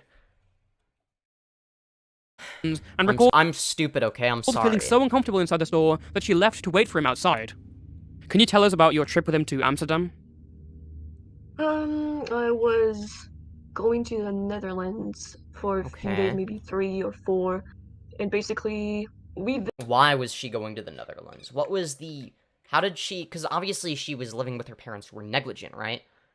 But, like, how would she acquire the funds? Or did the guy pay for it? Did Ancient Reality pay for the plane tickets? How did she do that? Did she work at a job? I don't think she was old enough. Yeah, no, she was 14, right? Or, wait. Well, but she's French. What's the minimum age requirement to work at a job in France? Because she would have to either have money or Ancient Reality would have to pay for the tickets himself. Visited a few cities because it's not a very big country, so we could go off by train. And so after visiting 2 or 3 cities for some days, the last stop was Amsterdam. Well, when you go out of the train station, it's just like a big street, and obviously since I like traveling, and even though I was underage, well, for me, the traveling part is not that bad, but, first of all, he brought me to this, it's like sex museum or whatever, and... As much as I'd love to go there, you should not be bringing a child there. That's not okay. After this thing, whatever it was, I wasn't really looking, I was just following him. Girl, why the fuck are you going in the first place? He's an adult. I don't know. Well, okay, because she's the victim of grooming. At least according to this audio. Again, this is just one account of what happened. With, what's his face? Ancient Reality. Not Pyrocynical, obviously. For anyone just tuning in. Him or whatever, just looking at everyone. It was a bit confusing. I don't think I really realized where I was. And later on, we went to, I guess what you would say, the main part of Amsterdam. I was only really there because, well, I personally liked how it looked and all these things, but he brought me to the red light district thing, where all these, well, women are, behind the glasses and etc. And he's also brought me to a sex shop that was near a McDonald's or something. Okay. So far, either she, like, this is pretty convincing. This is, I mean, I don't know, she could have gone on a family vacation there, and then, she's using photos that were taken, but, like, why would you take a picture of the McDonald's and the sex shop, right? That's a very weird thing to take a picture of, on a family vacation. Her parents clearly failed her, true. Well, I know of a new museum to visit now, hell yeah. Someone should have taught her, true. Yeah, that's like, this is why I am a huge believer in sex education, like, at earlier ages, because shit like this can happen, right? Parents can be negligent, and because of that, it's like, okay, well, the kid doesn't know that the way their parents parent them is wrong, right? Because it's what they're used to. The same way that if their parents are abusive, they probably don't know that it's abuse, right? Unless somebody tells them that behavior is abuse, in which case, maybe they know, maybe they don't. And, because again, if you get abused or neglected, you get fucked in the head, right? You have a different perception of reality. But yeah, I don't know. I think that the thing against ancient reality might actually be real. Again, I'm not going to claim it is, but, like, if this was a civil case, like something that didn't matter as much, I'd probably be like, oh, yeah, he did it. Yeah, the money should go to the girl in this case. Yeah. Or whatever, right? I think that she has the preponderance of evidence, but I don't think that, I don't think ancient reality is guilty beyond a reasonable doubt. So, but yeah, the fact that she would remember specifically that there's a McDonald's there, I think, yeah, that's stuff like that is good evidence, in my opinion. But we didn't buy anything. Like, that's such a random thing to remember. Of course, and the owner looked at me really weirdly. I think she suspected that I really wasn't, mature enough to be in there. Alongside this picture and testimony that Lou had given, we would later find evidence to support her story. When we inspected AncientReality's last upload, You Wouldn't Steal a Meme. When investigating the contents of the video, we realised that approximately a minute in, a store called Old Sailor is shown. Upon googling the location, we discovered it to be a pub located in none other than Amsterdam's red light district. Okay. That's fairly decent evidence. Not like in of itself, but it does go along with the narrative. So this is so if nothing else, the reason I said that they have the preponderance of evidence for the ancient reality story, again, not guilty beyond a reasonable doubt, but the preponderance of evidence is because it's internally consistent, right? So I'm not going to discredit this the French girl. Evidence that the relationship was emotionally abusive. But notice how the French girl doesn't say anything bad about Pyro. Notice how the only person saying bad things about Pyro are commentary YouTubers, like this guy, right? Surely, the French girl, if she had been groomed by Pyro as well, she would have mentioned that. But she didn't. Why is there no recording of the French girl saying, oh yeah, Pyro was in a relationship with me, as in like a sexual relationship or a romantic one, and we were dating? Why is there no audio of her saying that? I mean, surely somewhere in the interview, he would have asked, oh, by the way, I know there's a whole thing with Pyrocynical, were you guys dating? Surely he would have asked her that. And surely if they were dating, she would say, yes, we were dating and I didn't realize why it was wrong at the time. Obviously, she now knows why something like that would be wrong because she's talking about it, right? But again, she doesn't say anything about Pyrocynical. What gives? I think, and maybe this changes later in the video, but I think that something is being omitted here. I do think that was something that was asked by Toastify to the French girl, to Lou, but that she didn't give him the answer he was looking for and gave the contrary answer, so he just didn't include it because he has a narrative to push against Pyro, right? Because that's how you get clicks. That's how you get a higher view duration. right? That's how you get more attention. It exists in the text message. Because then it's like, oh, you know, oh, what's that? Pyrocynical is guilty? Oh, well, what evidence do you have? And then somebody cites this video because they think it's good evidence because they didn't actually look at the screenshots. She sent to friends at the time, telling them that Mick would harm himself as a means of control and threaten his own life if she left him. This can be corroborated with his public behavior, as Mick was openly suicidal on Twitter, resulting in multiple scares that caused his online friends to publicly call for a wellness check. On one occasion, Pyro can be seen pleading for someone to check on Mick after he had not responded to them in days. This outburst occurred on December 13th, 2016. Okay. That same day, the French girl had texted a friend that Mick had just threatened to cut so deep that she'd see his bones. And only 3 months before that happened, more messages between Lou and her friend give an insight into truly how abusive this relationship was. I had a friend as if it wasn't already clear. Over and I ignored for a sec Mick. Then he went crazy over it, insulting me, and then he just said, you know what, fuck you, I'm going to end my life tonight, goodbye. Since then, he hasn't answered, and I had to message his mom about all of this, which I know Mick is going to hate me for. She said she'll go upstairs, but I don't know what will happen or what's going on right now. I've legit cut her deep on my arm without even thinking, and I've just been crying. Don't harm yourself, please just calm down. Just pray. Okay, praying isn't gonna do anything. I'm sorry. That's terrible advice. Unless it's like a religious person, but obviously it isn't. I don't pray is the response. Yeah, about what I don't pray and think that he's okay. He isn't. I know he isn't. You know, I'm confused too when Mick says I make him happy, but then he self-harms sometimes. But I know he loves yeah. me and he regrets it. He was already mad because he missed his train, but yeah, he became violent. Now, damn. If he quits, it'll be my fault. I know he won't quit PD because he tried once and couldn't bear the pain, unless he fights the pain and does it. He still has a scar from months ago. He says he regrets it and never wanted to scar like that again. I hope he just calms down. As mentioned in the beginning of the conversation, following this specific threat, Lou had contacted Mick's mother, and the DMs can be seen here. And for those wondering, the conversation why is it blurry then? Show us. is in English, because Lou didn't speak Dutch fluently, and Mick's mother didn't speak French fluently. Lou initiated the conversation by saying, hello, it's me. Is Mick doing okay? I didn't get any news since yesterday night, and I'm really worried. Mick's mother responded that she didn't notice anything strange about his behavior. She notes that he'd had his birthday party that Saturday, so he wasn't early out of bed that Sunday. She then notes he was quiet before going to work, but didn't think much of it. After he dropped the puck at the station, he went to his room and fell asleep. This morning he didn't say much, but that is usual. Neither would...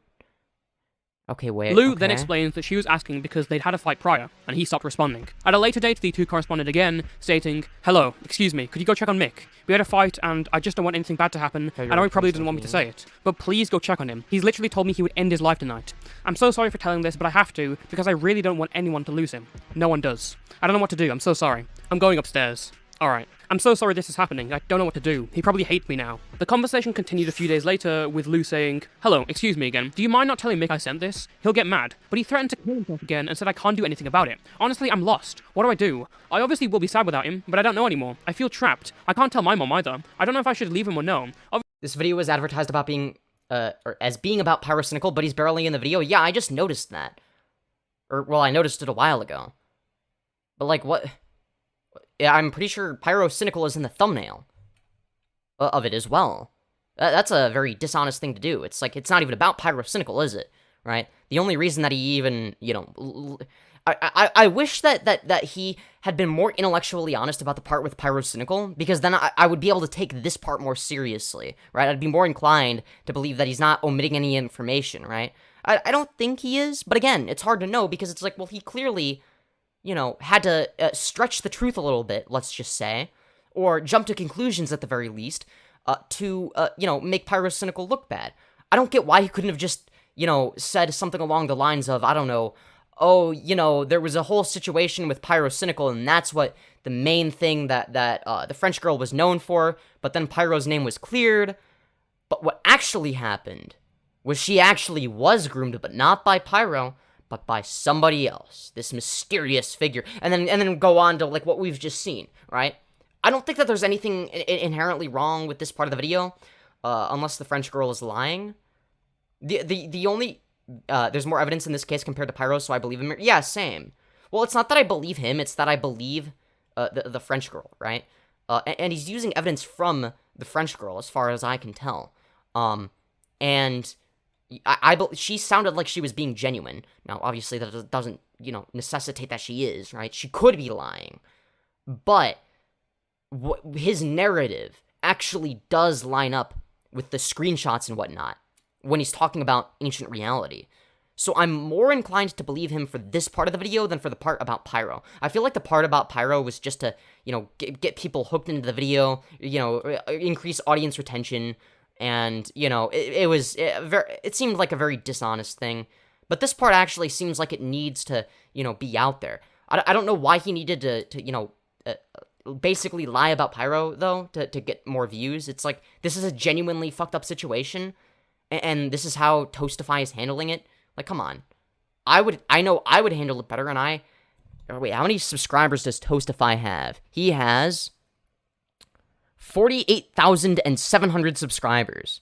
And this video from 7 days ago has 93,000 views. So clearly, in terms of knowing how to be successful on YouTube, Toastify is probably way ahead of me at this point.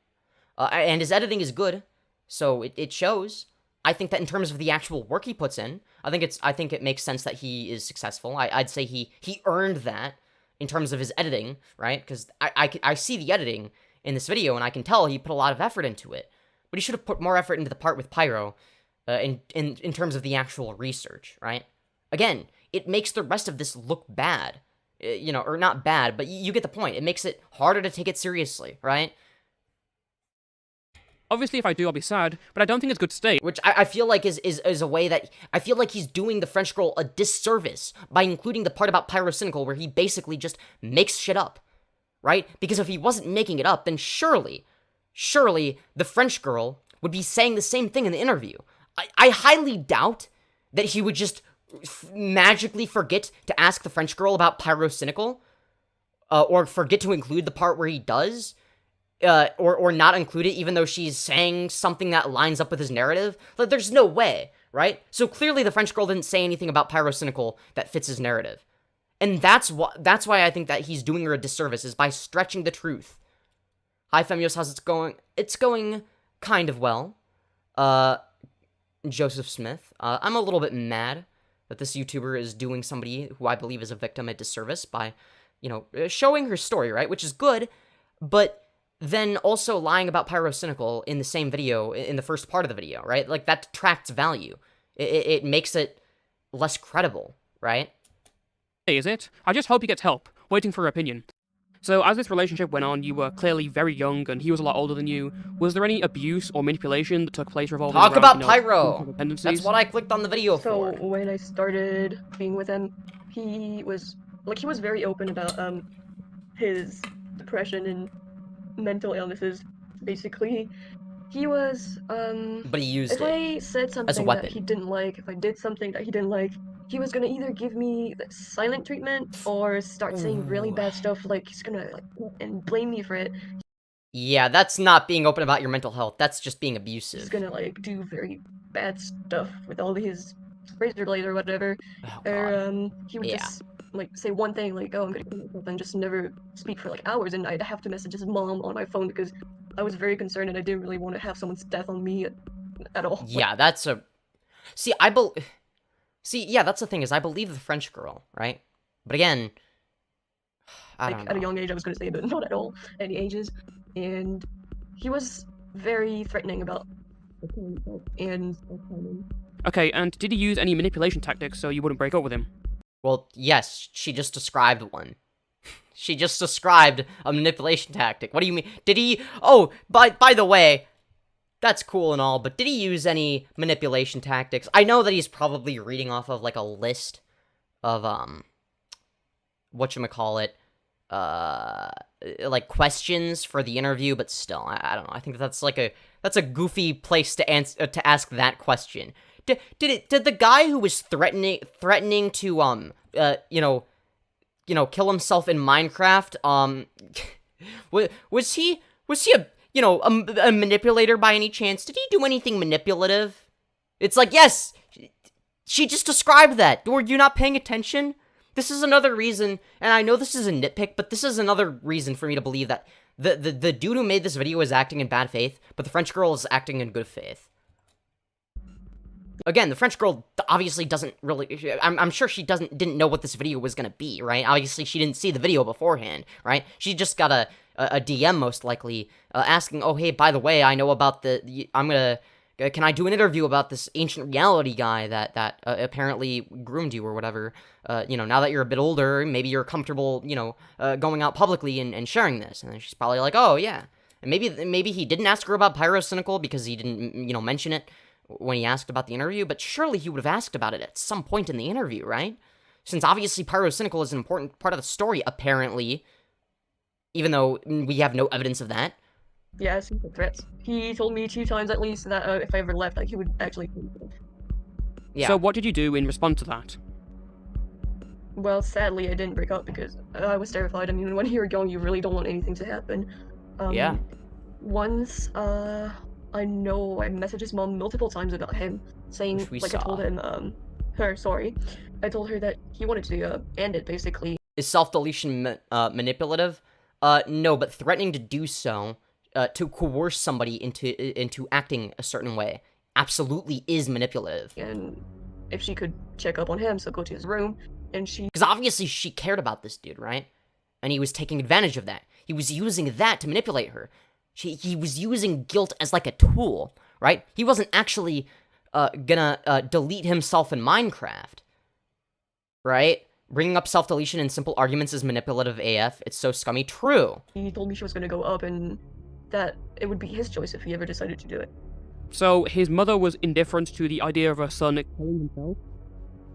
I don't think she wouldn't care, but I think she had the mindset of you can't really stop someone who's feeling very unwell. I think in this context, you know what, even though the mother is probably also in the wrong, I think she's actually in the right, because, assuming that all of this is true, right, the mother would be in the right to not care.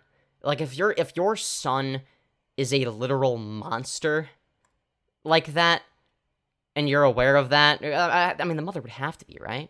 She would have to know, I mean, she literally raised that fucker, right? And maybe the dude is like a just born as a psychopath, right? There's nothing much that you can do as a parent to prevent that, right? That's just the way your brain is wired, which obviously isn't a justification for the person that is actually doing the bad things. But the parents, they get some leeway, right? There's some people that just turn out to be bad people no matter what, right?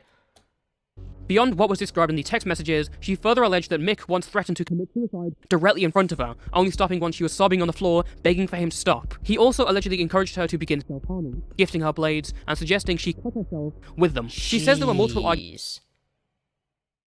Oh my god. Yeah, this is really dark. That became so emotional that it did lead her to self-harm. She even provided us with conversations with friends from that time containing images of the wounds. I was just about to say, would it be bad if I because I feel like if I was interviewing this person, right? I feel like the first thing I thought of when I heard that is, I wonder if she's gonna show evidence of that. Can you show me the scarring on your arm, maybe on a video call, if you're comfortable with it? Like, I wouldn't be like, you have to do this or pressure her or anything. But I don't know. Am I a bad person for that being the first thing that comes to my mind? I feel guilty for that. Maybe not. I don't know. I guess because we're dealing with serious allegations, probably not. Not be showing them here for obvious reasons. Stepping back a little bit... Wait, hold on. Okay, but can you leave, like, a link to the images in, like, a Google Drive? Or something like that? Just anything. Right? Or some, like... Or maybe like a video, like a video call from her, showing, oh, here's like the scars. Here's a photo of the original wounds. It's literally in the same place from when it happened, right? And then it's like, oh, I can't show it in the video because, obvious reasons, but there is evidence of it. And I want people to know that there's evidence of it. So to make this story more credible, it's going to be linked in either a Google Drive or alternative video sharing platform or whatever, right? I think that would be perfectly reasonable. But I don't know, unless she didn't want to share them, which is also fair enough. But he didn't say that she didn't want to share them. Like, I feel like if she didn't want to share them, he would have been like, oh, I'm not going to show them because... she wasn't comfortable sharing them, which I respect. He would have said that. So I think that she would have been willing to share them. Did he introduce you to self-harm? Well, he actually gave me one of his razor blades, and I know that I've used it and I was feeling very unwell as well because of everything that I was going through, and I know that every time something bad would happen, I would have to fight to not do it, but there was a time where I was going to leave at school to another country, and just the day before, I had done it with what he gave me, and it was absolutely because of this relationship, so yeah, which doesn't surprise me. I guess I've done it. As Lou made clear to us, Mick was thorough in covering his tracks. One part of this was his refusal to take photos with her during their visits, making it difficult for her to prove definitively if and when they were together. She was able to send us a photo of her in his bedroom, though to be fair this proved inconclusive as there were no Yeah, there's no, you can't see shit. identifying features in the background. More damning though are the photos alleged to be of him in her bed. One of them in particular shows multiple identifying details in the background, namely a window and 3 shelves next to it. We asked her for photos of her room to compare to make sure everything lined up, and sure enough, the shelves, window, and distance between them were exactly the same. Okay, this is good evidence. Assuming that the person in the photos is him. Assuming that that's him. I don't know if he's done a face reveal before, but assuming that that's him, then yeah. Even with that though, because the man's face is obscured, for these Yeah, that's what I was thinking. It could just be somebody with a similar haircut as well. Or it could be completely different, right? Like, for instance, if he did face reveal, but it was a different time, maybe he had different hair, right? Maybe it's like the same color, but you know, again, sake of objectivity, we can't 100% confirm it was him. Right. The last message he sent to Ancient... Of course, yeah. Okay, so he's willing to be objective here, and be like, well, this evidence isn't... Uh-oh, is the Wi-Fi not working? Uh-oh. I hope that the... Okay. Is the Wi-Fi not... Okay, wait. Put a... I don't know. Put the number 3 in chat as soon as you hear this. Just so I know how much delay there is. Okay, there's not much delay. I just saw a 3. Okay. From Reality's mother. So here's the thing, right? Why does he have a different standard of evidence when talking about ancient reality than Pyrocynical? He acts like it's like a closed case. Oh yeah, Pyro definitely had a relationship that was like, you know, sexual or like dating. Or yeah, he definitely like at least dated her, right? Like that's concluded. You know, there's conclusive evidence of that I'm unable to provide. But, you know, the photos of this individual that line up with the room and the personal account, oh, that's inconclusive. We don't know. You know, that's not enough evidence, right? It just goes to show a certain level of dishonesty from Toastify, not from the French girl. I believe that what the French girl is saying. That being said, I do agree that there isn't enough evidence even to convict Ancient Reality, at least not yet. I think that there's some decent evidence, but again, it's inconclusive. We don't have enough evidence. And because we don't have enough evidence, you know, don't go out and try to look for this guy, or like, you know, well, assume if you ever, I don't know, if he comes back to the internet, let's say, right, and then you remember this situation, don't, like, harass him or anything, right, because we don't know for sure if he did or didn't do this shit, right? Like, again, now, the fact that the French girl didn't say anything about Pyrocynical leads me to not only believe that Toastify is dishonest, but that she's actually honest, because if she was dishonest, then she probably would say that she, you know, Pyrocynical and her were dating. She would say that, wouldn't she, if she was doing this for attention? But she didn't. And funnily enough, I think that that's actually evidence against Mick. Because I feel like if she was lying about this, right, she would want to talk about how Pyrocynical had actually groomed her, right? If she was doing it for attention. Hey, cutie pie. Hello, David Blue Worldwide. Welcome to the stream. The Western world operates on guilt culture. Some of it does. The rest of the world operates on honor/shame culture. I think all of it is bad. All of it. I think shame culture is bad. Honor culture is kind of cringe. Guilt culture is bad. All of it. It's all bad. But yeah. French girl is being genuine and the narrator is bad faith, depending on who he is covering. True. The narrator seems really bad faith. I don't think he has good intentions, right? He has a narrative to push, right? That's why he has a different standard of evidence when talking about ancient reality than Pyrocynical, right? Again, that's why I believe that the French girl is in good faith, is talking in good faith. She would have slandered Pyrocynical if she wasn't.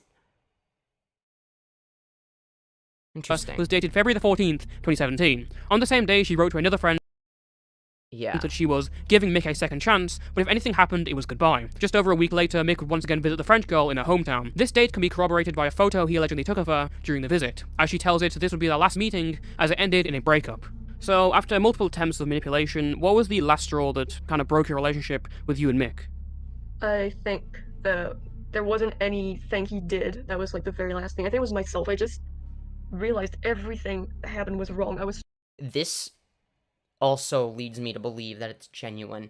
Because if it was a lie, if somebody was lying about being in an abusive relationship, I feel like there would be a final event, right? Because they're telling a story on purpose, right? But this accurately describes something that isn't necessarily it's not intuitive if you've never been in an abusive relationship. The fact that it was her realizing that he was fucked up, not him doing one specific action that broke it wasn't the last straw that broke the camel's back.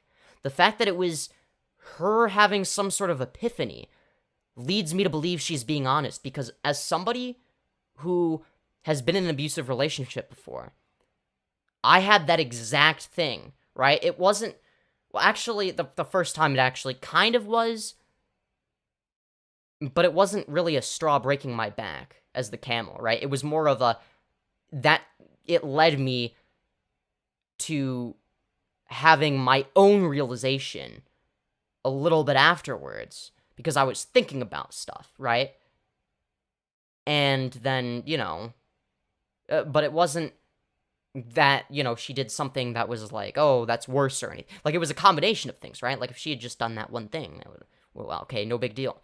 I hardly even remember what it was, but I do remember her pattern of behavior more than anything else. And, and we remained friends for a little bit after that. I was like, oh, I think I was wrong. Maybe I was right, by the way. But I thought, oh, no, I'm actually wrong. I feel bad now. Because people have Stockholm Syndrome, naturally, myself included. And, but eventually, I think the last time we had an interaction before I realized how terrible of a person she was and, maintained that mindset.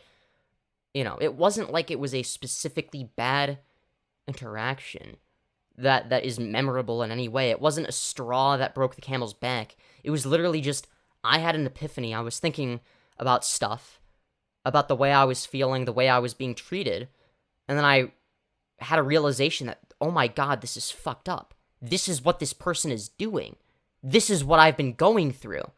And I was like, okay, I think that's what's happening, but I'm not sure. So I decided, okay, 10 signs you're in an abusive relationship, and it's like, oh my god, this is literally fucking me. Holy shit, this is describing it so accurately. Oh my god, these are like, she's a textbook manipulator, and I did more and more research, and it's just like, oh my god. I was the abuse victim the entire time, and I didn't even realize it. What do you mean by guilt culture, and what do you dislike about it? I think that guilt tripping, what I mean is, like, okay, when you guilt trip somebody, right, into, doing something, like, you use guilt as, like, a weapon, right? You weaponize somebody else's guilt. You weaponize somebody's, I guess, morals, their moral principles, and their emotional attachment to their morality, right? So, for instance, you would agree, right, that it would be morally wrong to cause somebody to end their own life, right? That would be a moral wrong, right? But threatening somebody to Like, you would feel terrible about that, right?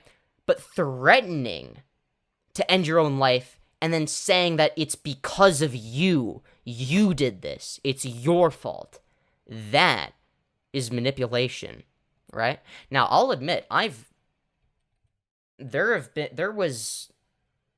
think I've done that, like, a couple times with my parents, to be honest.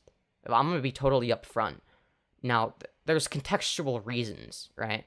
Like my dad wasn't innocent, right? He sort of provoked that kind of response. And his reaction to it was, fine, I don't care. So, it's not like he was... But it was just a, holy shit, you don't care about me.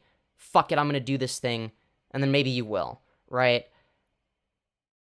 I feel like the context makes it... But it's still... I would say that I still did a shitty thing there, right? That would be an example of even me doing it, right? I used it. I know how to use it if I want. I just don't usually do that, because I think it's abusive and really shitty. So I don't ever really do that anymore. Now, what I will say is, okay, but the thing is I wasn't just saying it, right? Like, I did genuinely intend on doing it. Like, I was like, okay, if my life goes nowhere, I'm just gonna end it. Like, I wasn't just telling that to them. I was telling it to myself more than anybody else. So, just keep that in mind. This is different. This is not only, abusive, right? I would argue, okay, what I was doing was still abusive in my opinion, okay? Just because, maybe my parents weren't in the right initially, right? They were being too hard on me, right? But that doesn't make it okay for me to do that, right? That doesn't make it okay for me to react that way, right? That's a very shitty thing.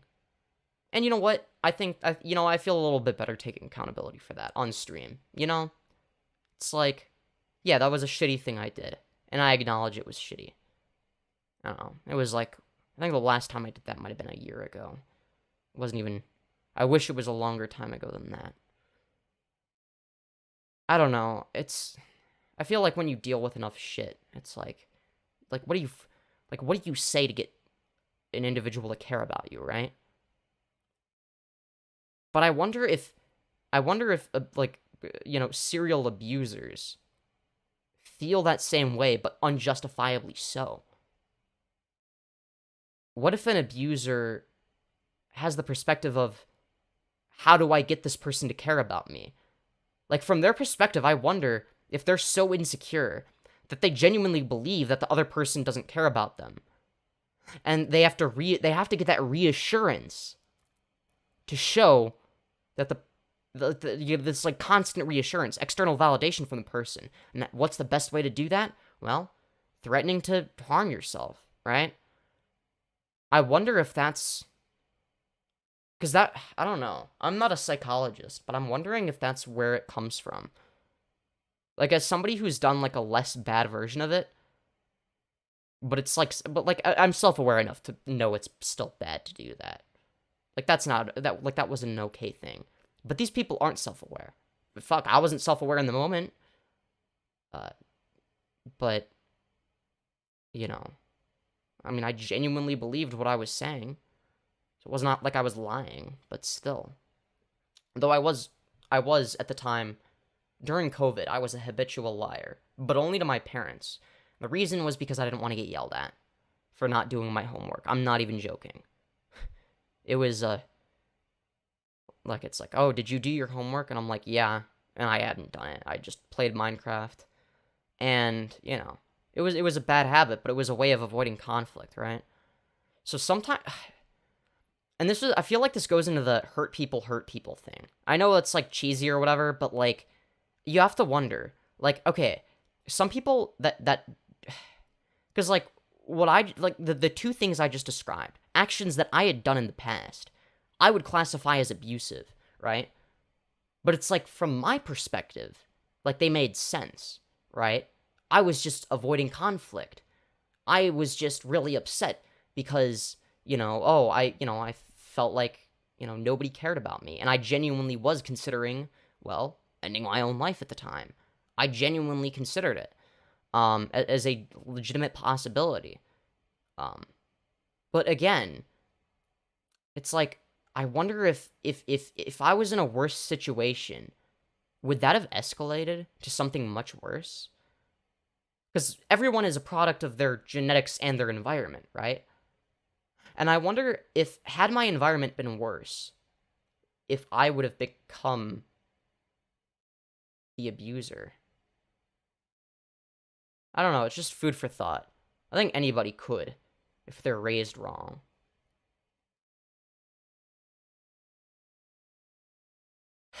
Okay, now I'm just depressed. Alright, let's continue with the video.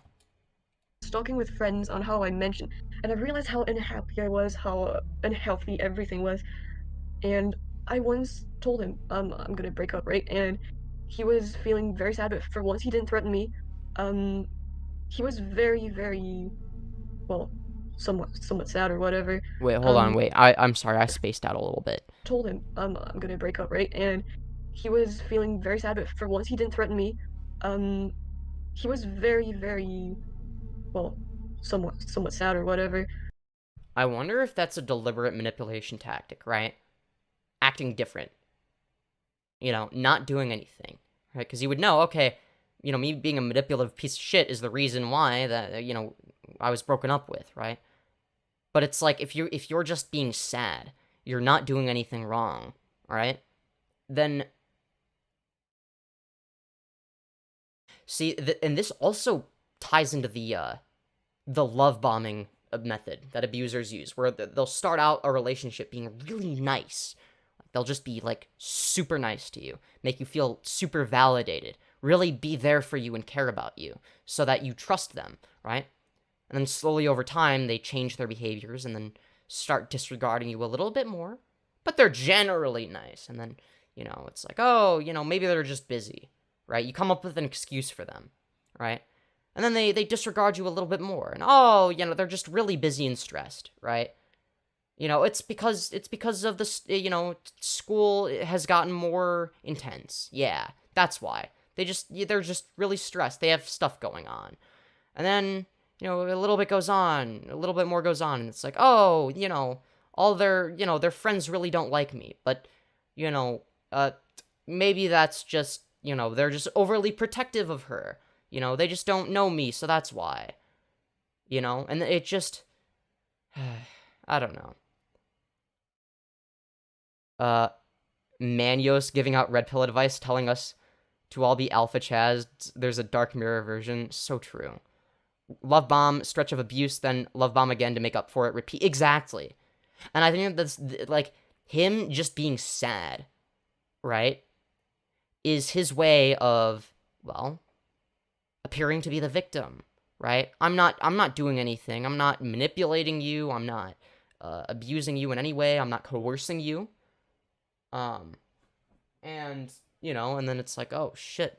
Well, now I just feel really bad. He's not even acting like himself. Maybe I was blowing it out of proportion, right? Sounds like early depression leading to lifelong problems, which leads to more depression. I've had depression for, like, my entire life. Or, like, some sort of mental illness. I've never been a happy person, not even as a child. I think I was worse off as a child. I have a really bad childhood. I don't look fondly upon it.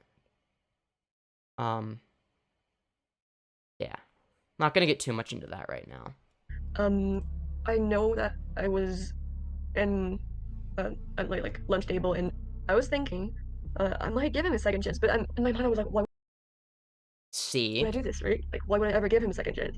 And I know I told him, you've got a second chance, but a few days later I actually just completely left because I realized how fucked up it was that he got Okay, that's a W for her. me even thinking about giving him one, like, second one. Meanwhile, despite never uploading a See how? Yeah. Again, this is what like, the fact that she was considering it just goes to show, like, even though it's obvious abuse, right? It's like, it's so hard once you're emotionally attached to somebody to think clearly. Again, Mick remained active on Twitter for the next 2 years, before disappearing in June of 2018. He was never seen by her or the public ever again, with no activity recorded on any of his AncientReality accounts. Lou's claims painted a vivid and disgusting portrait of an abusive, horrific freak who was ingrained in the online community. Still, there were plenty of other people to question about their knowledge of these allegations at the time. Why didn't you ask her about Pyrocynical, huh, dude? One day, if you're ready, we will talk about it. Yeah, I mean, I don't know. It's just I've already talked about emotional shit. As the years went on, the montage party community fell into obscurity, eventually becoming nothing more than a footnote of internet history. While some adapted their content to survive in the current online landscape, such as Pyrocynical, others, including AncientReality, along with the mystery surrounding him, were forgotten to time. Immediately upon digging into the case, new questions began to linger. Namely, why did Mick leave the internet when he did? His last tweet was a year after when Lou said they broke up, so that's clearly not what caused it. Also, how close had Mick been to his former YouTube friends, and did they know about what he had done? We attempted to answer these questions by reaching out to a number of his former associates in early January, and most either didn't respond, or made it clear they wanted nothing to do with us. We did Damn. hear back from a few who wanted to either remain anonymous or speak off the record, and they had quite a few stories to share. From these I don't trust any anonymous source this guy uses, because he's already proven himself to be a bad faith actor. chats, it's clear that AncientReality was viewed as talented, but fairly strange. Multiple pointed specifically to an incident in 2015, where he pleasured himself onto a minion toy and uploaded it for the world to see. It appeared that there were no copies of it still available No, there's no copies of it. online, but we were able to recover an image proving that it did in fact exist. Those who had the misfortune of laying eyes on the upload recalled his manhood. If anyone has it archived somewhere, please send it to me. I will react to it on my OnlyFans. Making an appearance. My OnlyFans is like comedy shit anyway. Maybe. Or maybe it's horny shit, who knows? There could be either. No, it's mainly just shit posting right now. Mick proudly promoted this video throughout social media, which one ex-associate recalled thinking was quite odd. Others told us they thought he was a homosexual because of how prevalent phallic adult toys were in his videos. Oh, yeah, that's the main issue. It's not that he was literally,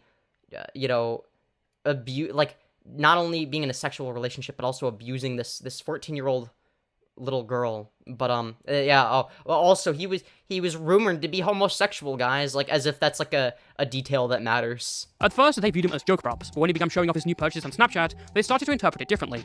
Obviously he's not, either he's bisexual or straight, considering who he dated. Yes, did he buy a lot of sex toys at Amsterdam? Was that a thing he bought for you?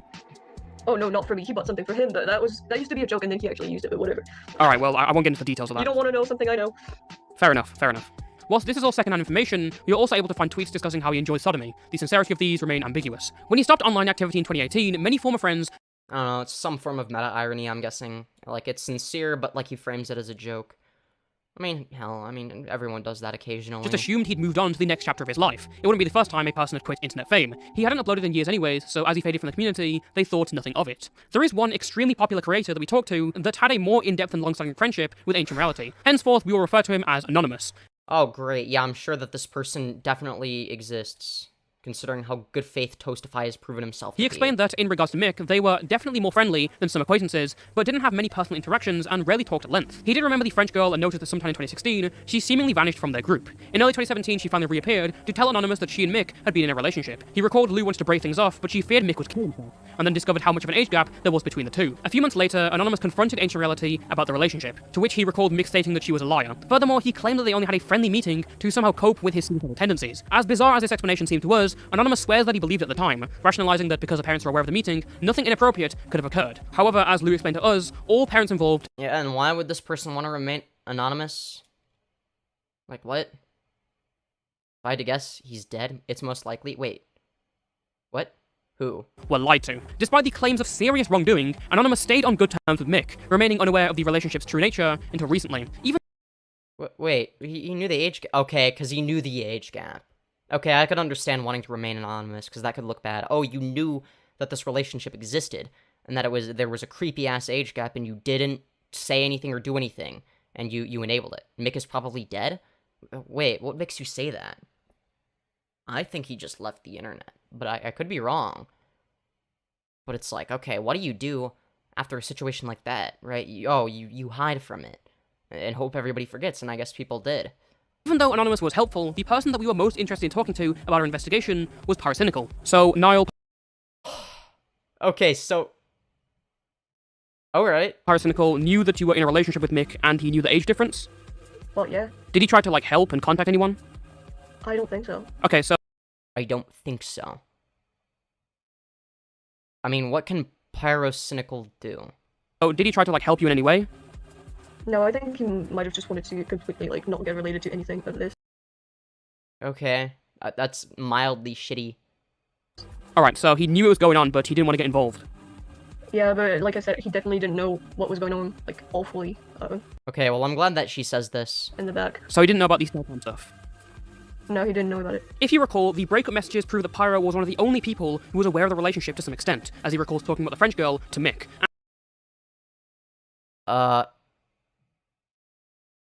Okay. And as Lou said, it's very likely Pyro knew the age difference of this fucked up relationship. Is there proof that he knows the age difference? Wait, Something he would continue to never speak out about. That being said, there are still many uncertainties regarding his knowledge of the events that followed. Specifically, if he'd ever thought they'd broken up, or how close he and Mick were as the years went on. Questions like these led us I don't think he would have been close to Mick. to reach out to him for an interview several times, first by ourselves, and then through the aforementioned Anonymous. He refused to answer questions involving any of these troubling allegations. That being said, as we continue to push, we eventually received a statement from him that read as follows. It might be Okay. helpful to mention that when I found out the extent of what happened, I did confront Mick in December about what he allegedly did to her. He totally denied it, saying it was nothing more than a friendly meeting. The parents were around, so nothing sexual could have happened anyways. He then removed me a few weeks later. Whilst we continued to do research into the creator's knowledge of the ancient reality rumors, our investigation eventually had to take a backseat as some strange occurrences turned the story on its head. Wait, I wanna read the entire message. Sexual could have happened. Okay. Alright, hold on. Totally denied what happened.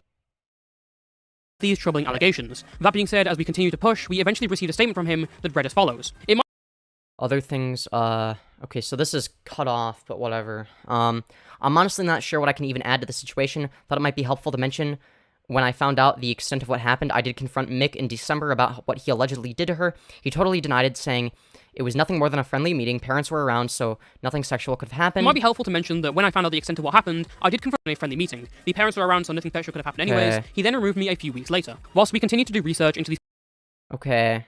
the creator's knowledge of the ancient reality rumors, our investigation eventually had to take a backseat as some strange occurrences turned the story on its head.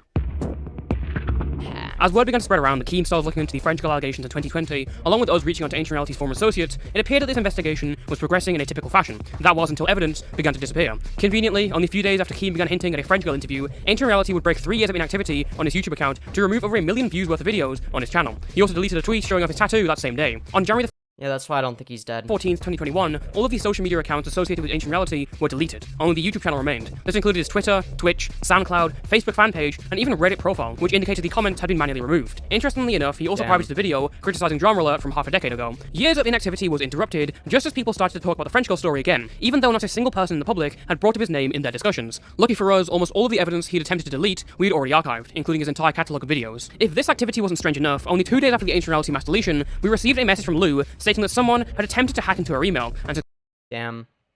I'm gonna go to the bathroom again. I've drank a lot of water, sorry. successfully compromised her current Twitter account. Immediately, we jumped into a voice call with her and helped submit a support ticket, and thankfully her accounts were returned, as the behavior was quickly recognized as suspicious. With control regained, Lou was now able to look through the access history of her account. As it turns out, the first recorded attempt to hack in was on December 19th, 2020, linked to someone using a Tor-based VPN. This was the day after Keemstar first announced he'd be reinvestigating the French girl allegations. She didn't notice it at the time, but this person would attempt to break into that email nearly every day for the next month. To access her account, the intruder spoofed their location to appear as if they were in France, then attempted to change the recovery address to a temporary email service. No new tweets were published when the account was compromised, and upon regaining control, she found no messages had been sent either. In fact, the only recorded activity on the entire account was that the person had visited Keemstar's profile, likely to check their message history. So you didn't go to Keemstar's page last week.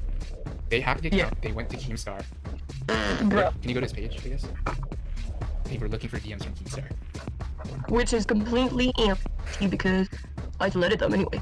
It's unknown who got into their account, and because of how it was done, we may never know the truth. As mentioned before, they had a Tor-based VPN, which doesn't keep logs of its customers for increased security. And the temporary email service deleted its inbox 2 days after registration. In addition to the suspicious timing of events, Lou's email address wasn't public. The culprit needed to know both who she was and her personal information within the day of renewed interest for them to pull this off. The person was also dedicated enough to attempt over and over to gain access for an entire month. The same day that this hacker was finally able to get into her Twitter account, another 1.4 million views worth of videos was privated on the Ancient Reality channel. Finally, as we were starting to work and word started getting out, an associate of mine received a text on his phone from Twitter with an authentication code, making it clear that someone was trying to break in. When checking his account to see if he could glean any information about this attempted hacking, in the logs he could see that it had been carried out by someone identified as being from the Netherlands, which coincidentally is also where Ancient Reality is located. We have kept track of all suspicious activity to provide to the proper authorities.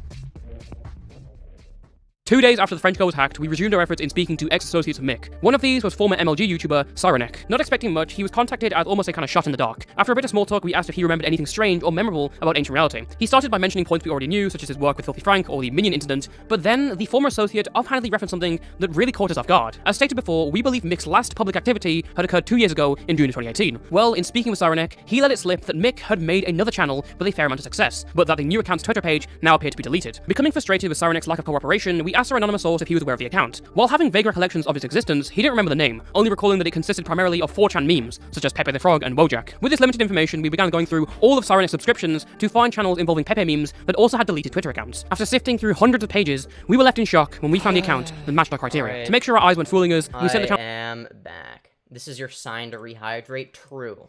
Very true. Is there anything else that has to do with Pyro in this video? Because this is getting annoying. To Anonymous to confirm it was Mick's secret project, to which he immediately confirmed culture, popularizing animated Wojak cartoons, with each video being seen millions of times across the web. On top of this, he was still taking commission work, an inconsistent schedule, before one is taken down for hate speech. That Mick had been posting on the Prince of Zimbabwe channel. Whilst it might seem confusing at first as to why Mick would even migrate to another account just to post the same things, you've got to remember that Prince of Zimbabwe was so influential and impactful on the YouTube scene that it started being listed in reports of alt-right YouTube channels. So it makes sense why Mick would move if this was him, just a way to kind of get rid of that stigma and... And I couldn't live for Alright, let's listen to the conclusion. And, well... Oh, hold on. Through the platform. We sent a friend request, but so far, it's been ignored. Okay.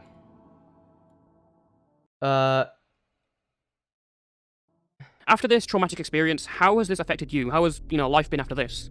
For me? If he's using Tor, he was probably up to messed up shit that's beyond this. Yeah, probably. I don't know. Got killed by a vigilante. Again, there's no evidence of that, so... Awful. I mean, I've legit went to a mental hospital because that doesn't surprise me. I ended up having severe anxiety disorders. Wonder why. And, well, I've had to tell this story about to 10 people, or even more, honestly. Let's say 20 people for a few weeks. Okay, I'm putting this way faster. Times speed. Can you guys understand what this is saying? Oh wait, we see a picture of Oops, sorry. Was one of the most disgusting, deplorable, and abusive people this Hold on. I saw a picture of Pyrocynical. Oh wait, never mind. That was a picture of Mick. Wait. Yeah, that's Pyro. Okay. So you could have been aired out so much earlier, because when we talked to the victims, they were incredibly helpful, immediately telling us their stories. Yet it was... Notice how it has nothing to do with Pyrocynical. Those who created a lie and made a girl into a punchline, who later refused to answer questions on what they knew and when they knew it. Maybe because they didn't know enough about the situation? I mean, Pyro had cut contact with the French girl after 2 weeks, I'm pretty sure. So it wasn't like he was, like, besties with her or anything. He probably didn't even know her that well. So, yeah, he's probably not going to know that much about the situation, right? However, regardless of any preconceived bias that you had upon sight in this video, I hope it's clear by this point that the abuse suffered by these victims transcend any of the petty internet beefs that underlie them. We start... I agree with that, but again, this does not incriminate Pyrocynical in any way, other than, oh, maybe he should have taken more action, right? But, I don't know, and again, I don't know how French law works, or the law in the Netherlands work, and, at the end of the day, I don't know, like, I don't think he would have had enough evidence to go to the police with that. That would be a really difficult thing to do. So it's like, what is he going to do other than go to the police, which I don't think he would have been able to do because there's not enough evidence. It's like, okay, well, tell her to not date the person? That's obviously not going to work. Make a public statement? Well, there's not enough evidence against the dude. So what would you do in that situation? Oh, wait, there's nothing you can do. Huh, how interesting. Started out with Pyro implying the French girl didn't exist, and ended up pulling a thread that led us... Wait, when does he say that the French girl doesn't exist? To unravel the dark underbelly of the commentary community. The evidence provided... Where does he say that the French girl doesn't exist? Wait, he says that Pyro said that the French girl doesn't exist. We started out with... When Keem DM'd me... Oh, this is a thing we already read. French girl didn't exist, and internet beefs that underlie them. We started out with Pyro implying the French girl didn't exist, and implying the French girl didn't exist. Where did he imply that?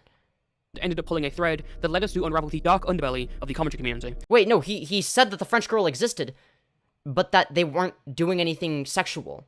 That's not... Wait, how is he implying that the French girl didn't exist? Oh, right, his one piece of evidence is that somebody, a fan of Pyro, not even Pyro himself, but a fan, said she doesn't exist in response to somebody saying something, oh, Pyro, what about that 15-year-old you dated?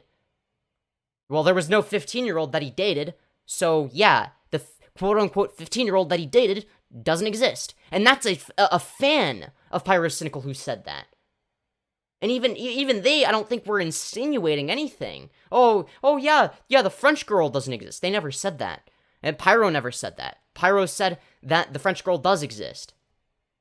The evidence provided strongly suggested that AncientReality was one of the most disgusting, deplorable, and abusive people this platform has ever housed. And the fact he was able to move away from this and still have a positive reputation, get another channel, is fucking disgusting. And it feels incredibly disappointing to know that members of the commentary community shut our investigation off. As seen... How did they shut the investigation off? Do you have evidence of that, or is this just something you've made up? How did Pyrocynical shut the investigation off? What did he do? Hide evidence on behalf of AncientReality? Well, if you're gonna make that claim, you need to have some sort of evidence for that. Otherwise, you're just saying things. From the deleting of videos and the possible attempts to hack, AncientReality is still possibly an active and dangerous individual, and it seems like he will go to any lengths to stop the releasing of information about his actions. This means... Wait. AncientReality is still possibly an active and dangerous individual. Oh, AncientReality. And it seems like he will go to any lengths to stop the releasing of information about his actions. This means that this video will put me on his radar, and if something does happen to me or this channel, then thank you all for the support. I'm grateful to have had a platform where I could talk about these kind of things in the first place. Finally, okay, that's dramatic. That's so dramatic. You're not gonna lose your platform over this. Fuck off. Huge thanks to Bernie and everyone else who helped in the investigation. I wasn't actually involved until recently, and I've just been telling the story from his perspective for the sake of simplicity, but regardless, Oh, wait, from her perspective? The one that didn't say that, oh yeah, Pyrocynical and I were dating. Surely, if you actually cared about her perspective, there would be like a clip of her saying, confirming that actually, yeah, Pyrocynical was grooming me. We were in a relationship that was more than just friends. We were dating. But no, there's no clip of that because it doesn't exist, because that never happened. His work, the work of everyone else, towards the situation has just been unparalleled. Do you have any final thoughts and advice just based on your experience with the online community? Honestly, just live your life outside of the internet. Just enjoy it. Don't idolize people who you really don't know anything of. And that's good be advice. very, very careful, because that could actually affect your life for a few years if something happens. And these people know. Or forever. Know how to Who hide, knows? so yeah, just being careful is what you should be. Until next time, stay safe and stay toasty. So this is a fucking awful video, okay? He took advantage of a victim for a video, basically. He doesn't give a shit about the victim. He would... Why is Pyrocynical in the fucking thumbnail? Why is he there? If Pyro is in the thumbnail, I guess he's sort of in the background. But, like, everybody knows, oh, okay, Pyrocynical was involved with the French girl, probably. So, obviously, that's why he's in the thumbnail. And then, obviously, the first part of the video was about Pyrocynical. And it was heavily suggesting... Or, no, actually not, fuck that. Flat out stating that Pyrocynical was in the wrong and guilty. And that the accusations made by Keemstar and the people in that group... who admitted that they were fake, out-of-context accusations. That they were actually right the whole time. Fucking, I'm gonna smash dislike, fuck that. You are using a victim for views, right? Now, if you didn't include the part about Pyro and the French girl, I wouldn't think that. I would have smashed like. But because you decided that it was necessary for you to lie about Pyrocynical in the first 10 minutes... Wait, hold on, more than that, I think. The first 15 minutes. Then, like, come on. That's fucked. Now, another character in this whole situation is Turkey Tom. Now, Turkey Tom has made a few videos about Pyrocynical. So the first one we're going to be watching is called The Pyrocynical Files Plus New Leaks. As you can see, the like to dislike ratio is really good. So that's how you know it's a very good video called The Pyrocynical Files. And we're going to be watching it. It's 15 minutes long, a little bit shorter because I have it sped up. Okay. This isn't the case of a 2-year age gap. This is a sophomore in college and a sophomore in high school being over DMs. And as I clearly shown here and in my video, he clearly knew Ivory's age and lied about it after the fact to get— Wait, who's he? Knowingly messaged Red Kiwis. out of it. So okay. the worst case scenario isn't Pyro forgot to ask Ivory for his age, and now it's Pyro was well aware Ivory was a minor when this driven conversation took place. If one person comes out below the age of 16, one single person from anywhere in the community that can prove what Ivory's proved so far, Pyro's— What does Ivory that more evidence and more information has come out on this story, and it does look very bad for Pyrocynical right now. Okay, gave new evidence of Pyro and Ida knowing my age for this document. Alright, we need to see evidence. That's clearly, this video was largely... Okay.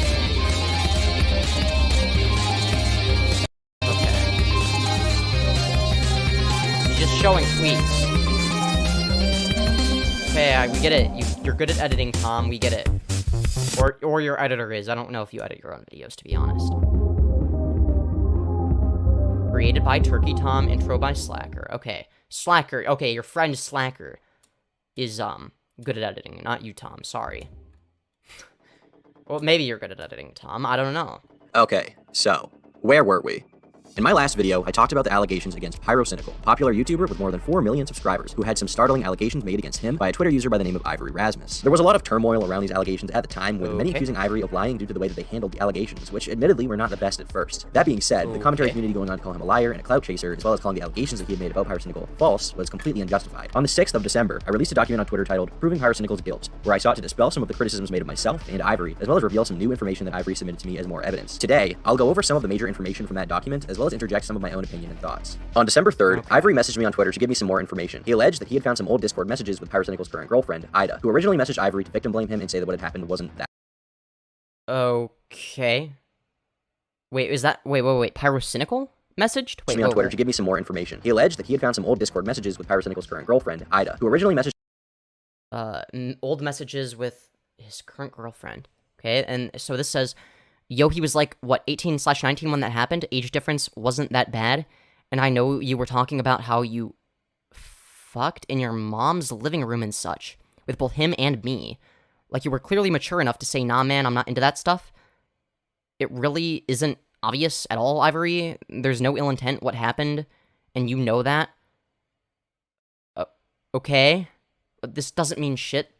On its own, Ivory at victim least. blame him and say that what had happened wasn't that bad. Victim blame. We don't know if Ivory is or isn't a victim yet. So you gotta slow down. You gotta show that Pyro was guilty first, and then you bring this stuff up, Tom. This is not a good way to structure a video. Age difference wasn't. And I know you were talking about how you fucked in your mom's living room and such, with him and me. You were clearly mature enough to say, nah, man. So she would have consented, and he would have consented.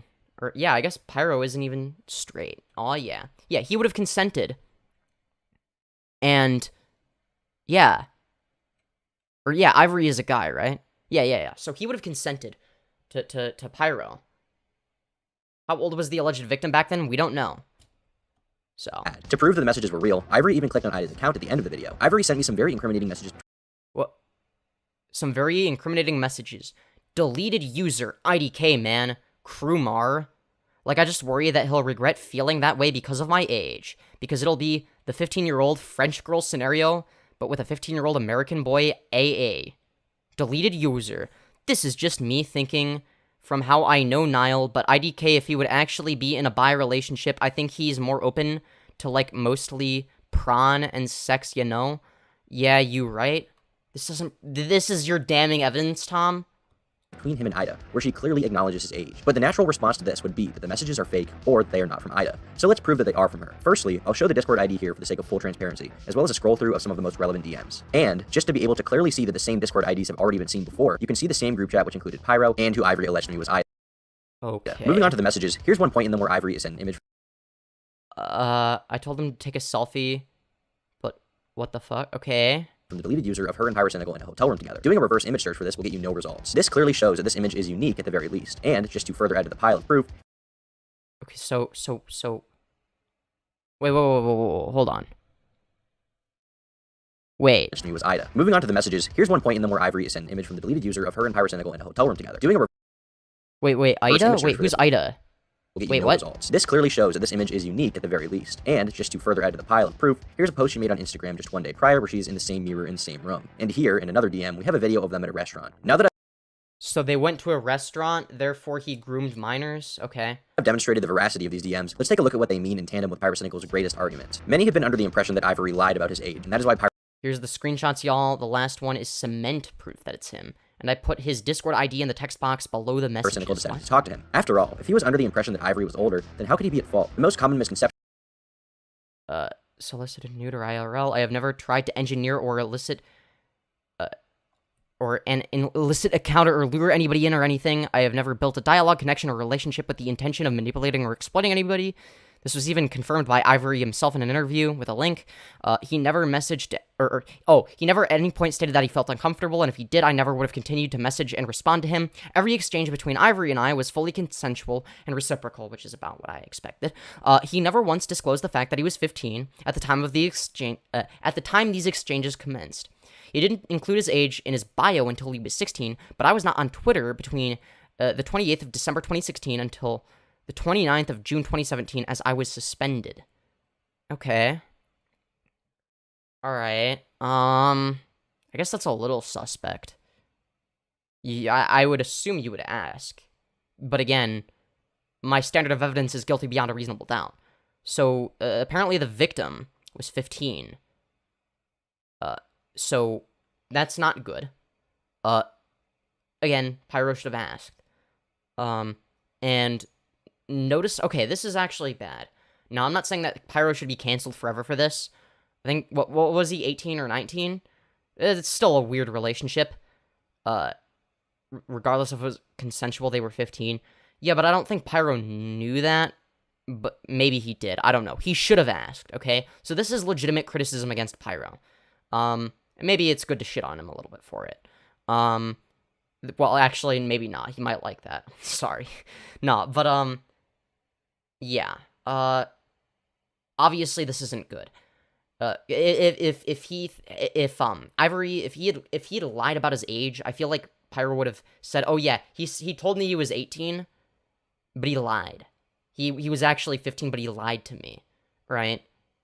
So he just didn't ask, I guess. Exception about this actually comes from Pyrocynical himself. He never once disclosed the fact that he was 15 at the time these exchanges commenced. There are multiple things that discount this claim from Pyrocynical, both from the DMs between Ivory and Pyrocynical, and in the DMs between Ivory and Niall's girlfriend, Ida. Here, we see Ivory not only say that he is a minor, but also a message of Niall's girlfriend, Ida. Here, we see there's no date attached to this. You fucking idiot. Here we see that he says he's a minor, but we don't know who he's sending this message to or when it was sent. So, or even who it was sent by. It's literally just text on a screen. What the fuck is this? Ivory not only say that he is a minor, but also a message of him. Oh yeah, also if you make a private account, you should call it Pyrocynical. Okay. Oh, wait, I see, okay. 16, okay, so this was July 5th of 2017 is when this was sent. And that's when he, you should call it Pyrocynical, okay? And then links their own Twitter at Ivory, blah, blah, blah, a bunch of numbers. And it says 16-year-old singer and producer boy named Ivory, profile pic by whatever their name is, Discord, okay. 1.9k followers. I assume that he's talking to Pyro. Clearly sending his Twitter bio with his age in it to Pyrocynical, at which point he would have been 16 years of age, and Pyrocynical would have been 20. In the newer leaks. Okay, So wait, in the newer leaked tweets, whoa. Wait, July 5th, 2017. Pyrocynical, at which point he would have been 16 years of age, and Pyrocynical would have been 20. In the newer leaked messages between... In the newer leaked messages in April of 2017, Tom, what the fuck are you talking about? Look at the goddamn date attached to it. What are you talking about? In the newer messages that happened 3 months prior.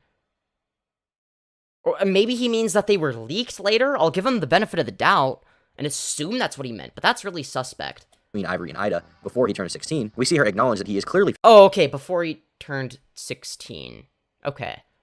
I misinterpreted that. That was my bad. 15 years of age, showing that he wasn't lying to her at the very least about his age. Not Okay, well, Pyro never even said that he was lying. He said that the person didn't tell him his age. Wasn't Pyro 18 in 2017? I think so. Yeah, and that makes it weird and creepy and something that he should have been made fun of for. But I don't even know if I would consider that something that would make him a PDF file.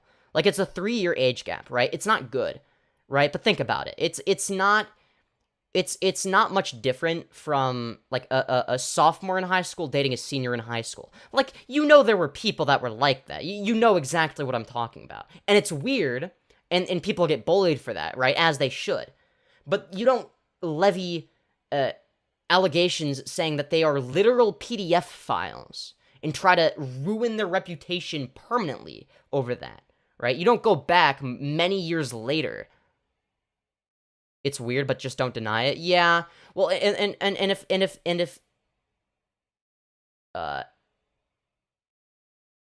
doesn't the DSM-5 say 5-year age gap minimum or something for PDF files? I'm pretty sure it does. I could be wrong on that, but that sounds correct. Either way, I don't know, but we don't even know if Pyro was lying or if he genuinely just didn't bother asking for the person's age, right? He never said that he lied about his age either, right? So Tom's argument here just completely falls flat. So, okay, Ivory told one person his age. That doesn't mean that he told Pyro. Only this, but the DM seemed to be alluding to Pyro and Ivory forming some kind of relationship at the time. Alluding? That doesn't mean that they had one, but okay. Asking, but like, Ivory says that Pyro is talking about more real-life stuff, but okay, how bad could it be? We don't know the full intent of these messages, right? Well, it gets worse. Here, Ida clearly says that she doesn't think it is unrealistic for Pyro at age 9. Wait, is Ida the deleted user or Kroomer? Wait, who's Ida again? Wait, I'm stupid. I'm sorry. 19, be in a relationship we already read with this Ivory out loud. at age 15. They both clearly acknowledged Ivory's age just minutes ago in these messages. So, okay. Oh, Ida is Pyro's GF. Ivory is the alleged victim. Okay. For Pyro to not know Ivory's age, 5 conditions need to be met. 1. Pyrocynical never once saw the initial DM from Ivory saying that he was a minor. Wait, the initial DM? What's the initial DM of him saying he's a minor? You didn't have a date attached to Tom. It's like you deliberately cut that out. Why is it that there's a date attached to all of the other DMs with a name attached to all of the other DMs, but not a date attached to the initial DM, quote-unquote, sent from Ivory saying he was a minor that was sent to Pyrocynical? Why is it that it was so conveniently cropped out? What gives? 2. Pyrocynical never once saw the DM where Ivory sent him his Twitter profile. Wait, whoa. When were they allegedly dating? Okay, because that was sent at, on July of 2017. Pyrocynical, who at the time was expressing interest in a relationship with Ivory, which was... Wait, at the time was expressing... Wait, whoa. Where? At what point after July of 2017 did he express interest? Corroborated by Pyrocynical's at the time soon-to-be girlfriend, still never knew Ivory's age, and an age which she thought would not dissuade him from being in a relationship with Ivory. 4. Do you have proof that he was pursuing him after the DM? Or do you have maybe, and you haven't even showed this, proof that he pursued him before the DM? Pyrocynical never saw any of the tweets explicitly stating he was 15 years old on an account Pyrocynical follow and interacted with regularly.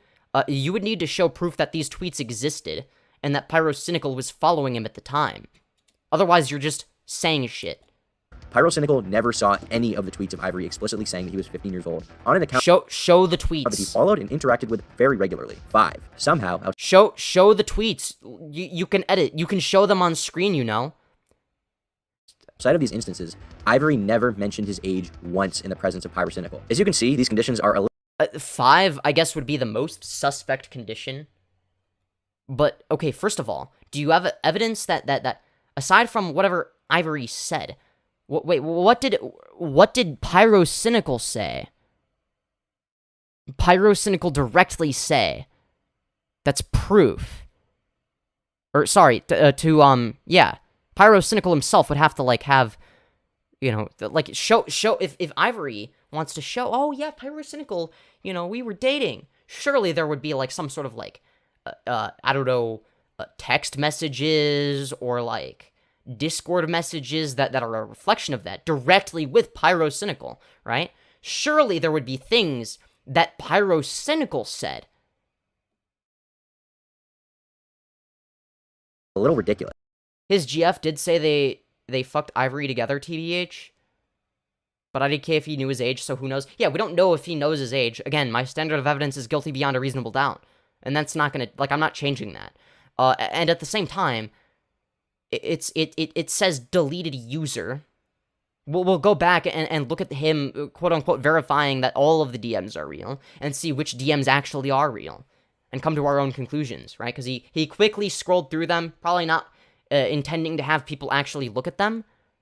And they're kind of where I rest my case. One of the most common arguments people will give is that the messages that Ivory posted onto Twitter are completely fabricated. This is largely due to a lack of easy-to-follow information. Many believe that due to the presence of a deleted user, that the messages were impossible to prove to be from Pyrocynical. Let's go over why they are clearly real. Right from the bat, Pyrocynical admitted the reality of the DMs in his initial Reddit response. Okay, so Pyrocynical says, I am not denying that in the past I took part in conversations with others that many of you will understandably consider to be weird and distasteful.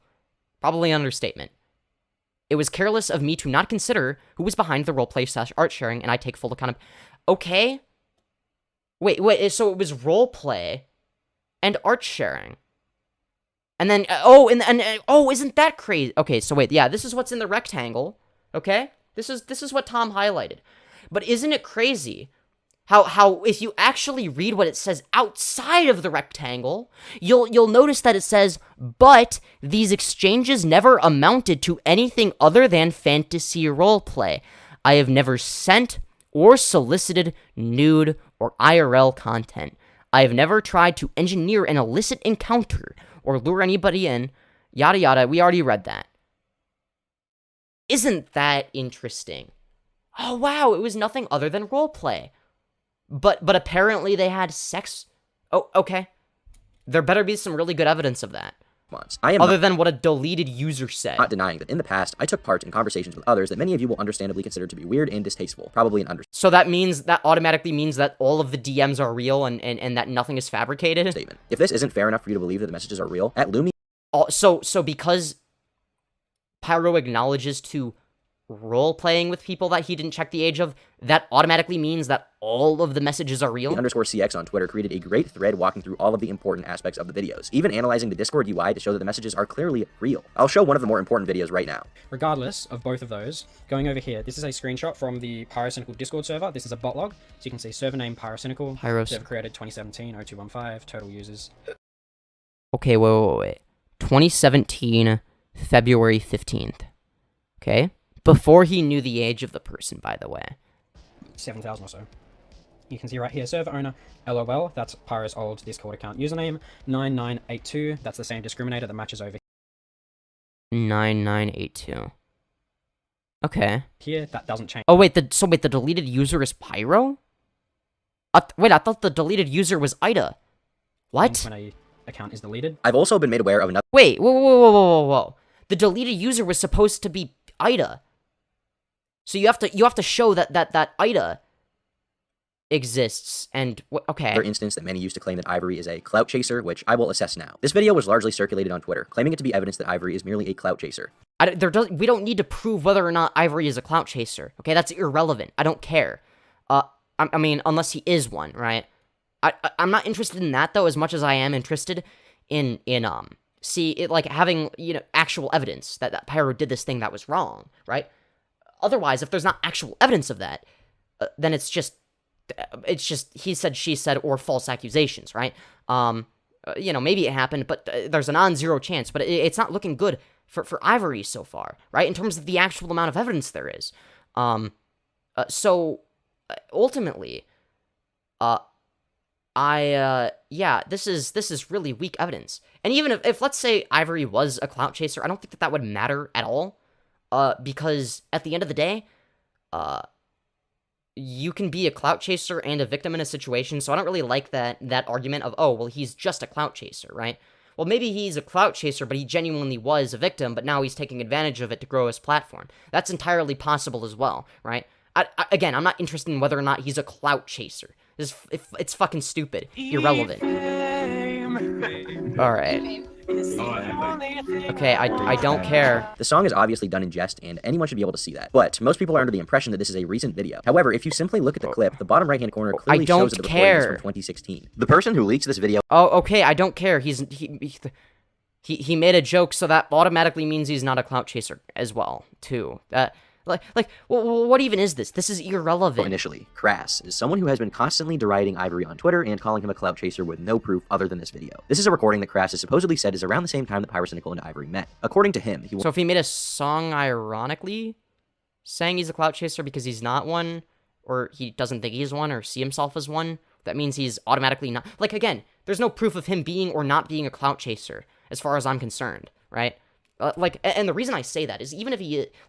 Even though I'm not going to incriminate Pyrocynical, even though it's okay, there's a good chance that this shit was fabricated. That doesn't mean that I'm going to incriminate Ivory and say Ivory was lying. Even though that seems like a contradictory narrative. I mean, in a sense it is. My goal here isn't to paint a narrative. It's to give people the benefit of the doubt. So, in terms of the standard of evidence for believing that Pyrocynical is guilty, it's guilty beyond a reasonable doubt. However, the standard of evidence for Ivory lying needs to be guilty beyond a reasonable doubt as well. So I'm not going to go here and say shit about Ivory, because I don't have enough evidence to prove that he's lying. He just doesn't have enough evidence to prove that he's telling the truth. So, again, that's how I judge these things, right? These are not mutually exclusive positions to have. The position that everyone should be given the benefit of the doubt until they're proven to be guilty beyond a reasonable doubt, I think that that's a fair and valid thing for me to do. Will not release the full recording because there are things that are said which Pyro would like to keep private. Pyrocynical, as we can see here, is in this Discord call, and we can even see that he has the role in the server. Oh wow, it's a blurry thing and it says lol, and it's red. Because color roles don't exist. Expect someone of his size to have. The same username being lol. Ah, yes, there's only one person on Discord with the name lol. There couldn't possibly be a single Pyrocynical fan. Also lines up with what Lumi said earlier. This shows that he heard Ivory singing this and did not... Okay? I don't care. To him consistently in private DMs. If this is true, what could Pyrocynical possibly want to hide now that he was previously okay sharing in a call with all of these people at once? This is hard. Wait, sharing what? What did he share in the call? A private setting. It seems a little fishy to me. Crass himself. Wait, what did he share in the call? He shared this in the call. What did he share? Said that they met in the Solid Tribe server as well, showing that there was no 18+ server that they met on. Shortly after the... Okay, did he say that it was an 18+ server that they met on? What are you talking about? Release of the document and people making videos about the information in it, the Pyrocynical subreddit began absolutely exploding and trying to find some way that Pyro could be innocent. The recent... Yeah, okay, yeah, people acting as lawyers and prosecutors. That's like a normal thing, right? Showing both sides.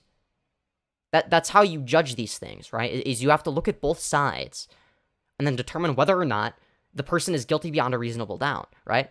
And because that's my standard of evidence, I might appear to be more harsh on one side than the other. Well, that's kind of the point, right? Because my goal isn't to say, oh yeah, Ivory is or isn't a liar, right? If I conclude that Pyro is innocent, that doesn't mean that I'm automatically, by proxy, concluding that Ivory is guilty of lying, right? That's not the point. I don't again. Recent proof doesn't really prove that Pyro knew. In fact, Ivory's last log about Pyro took place the same day as the first log of Ivory telling Pyro's GF their age. Could Pyro have... Wait, what? Stopped because he learned that Ivory was underage? This argument may have held up if this person had actually read through some of the chat logs that they're posting screenshots of, but no, this is complete misinformation. There are plenty of DMs both after the messages... Oh wow, some really good blurry DMs. Okay. Oh, please send. Oh, I love how he looks like he's on the verge of fainting. What the what is any of this? This was on May 25th, 2017, by the way. So, before... yeah, even Tom is aware of this, okay? So, this would be before anything happened. Like, what the This is, okay, this is just brain dead. This is, like, actually brain dead. Oh, wait, hold on. Crewmar says, imagine my Sona, first Sona, being stuck inside the suit with your fox just gassing nonstop. Okay, I assume this is where the fart thing comes from. Okay. I'm not reading that out loud. It's just, yeah, it's weird shit. It's degen shit. But again, that doesn't mean that Pyro is guilty of what he's being accused of. It just means, he's kind of a degen. Is where Ivory says to Pyro's girlfriend, Ida, that he is... Oh. Okay, wait, what? Wait, where? Where does he say... Where does he say that? And there are plenty... Wait, July 5th of 2017, okay? So wait, this is 16 years old. Okay, so that's when he sent that to Pyro, supposedly. And then, wait, August 19th, 2017, Ivory and Pyro engage in, that, okay, but it only shows, it only shows Ivory. It only shows Ivory. It doesn't show anything that Pyrocynical sent. We don't even know if he's in a conversation with Pyro. We'll look back and see the video of him scrolling through his phone. But again, this doesn't mean shit. After where he sends his bio. And to further add to this pile, there are even multiple messages of Pyrocynical admitting to trying to cover things up. Here's a message of Okay, we're gonna read the entire thing, including the stuff that's blacked out. Okay, it's from deleted user, by the way. Great. And it's a screenshot, meaning it could be inspect elemented.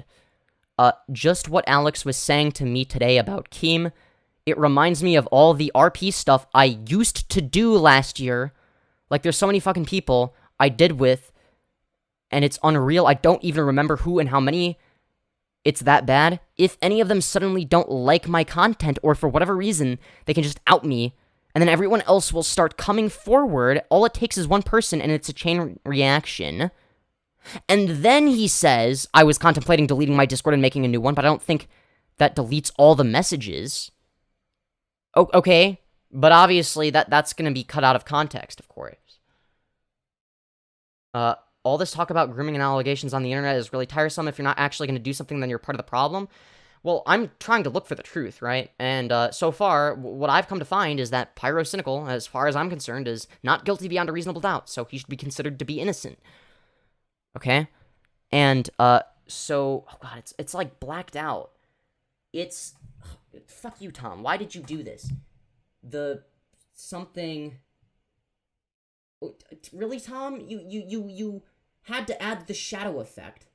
The pile. There are even multiple messages of Pyrocynical admitting to trying to cover things up. Here's a message. So, yeah, I literally cannot read what that says. And then after that, it says, shit, but yeah, it happened, and it's just a time-ticking bomb. What he's describing is the roleplay that happened, consistent with his actual narrative. Every morning, I wake up with anxiety and check my phone, waiting for someone to message me saying, yo, have you seen what Keem tweeted? And then that's, yeah, okay. This does not incriminate him. Message of Pyro saying he cleared out his Discord DM. Yeah, okay, but if you look at the context... Here's another one where he's at. If you look at the part that you didn't, darken with your fucking rectangle effect so that nobody reads the other part, maybe then, yeah, okay. This is just dishonest. Hey, man, that script you gave... Wait, hold on. That script you gave Hyojin, I might as well, if that's aight. Do you know if it works in DMs? I have business messages from a slimy Russian guy I want deleted. Okay.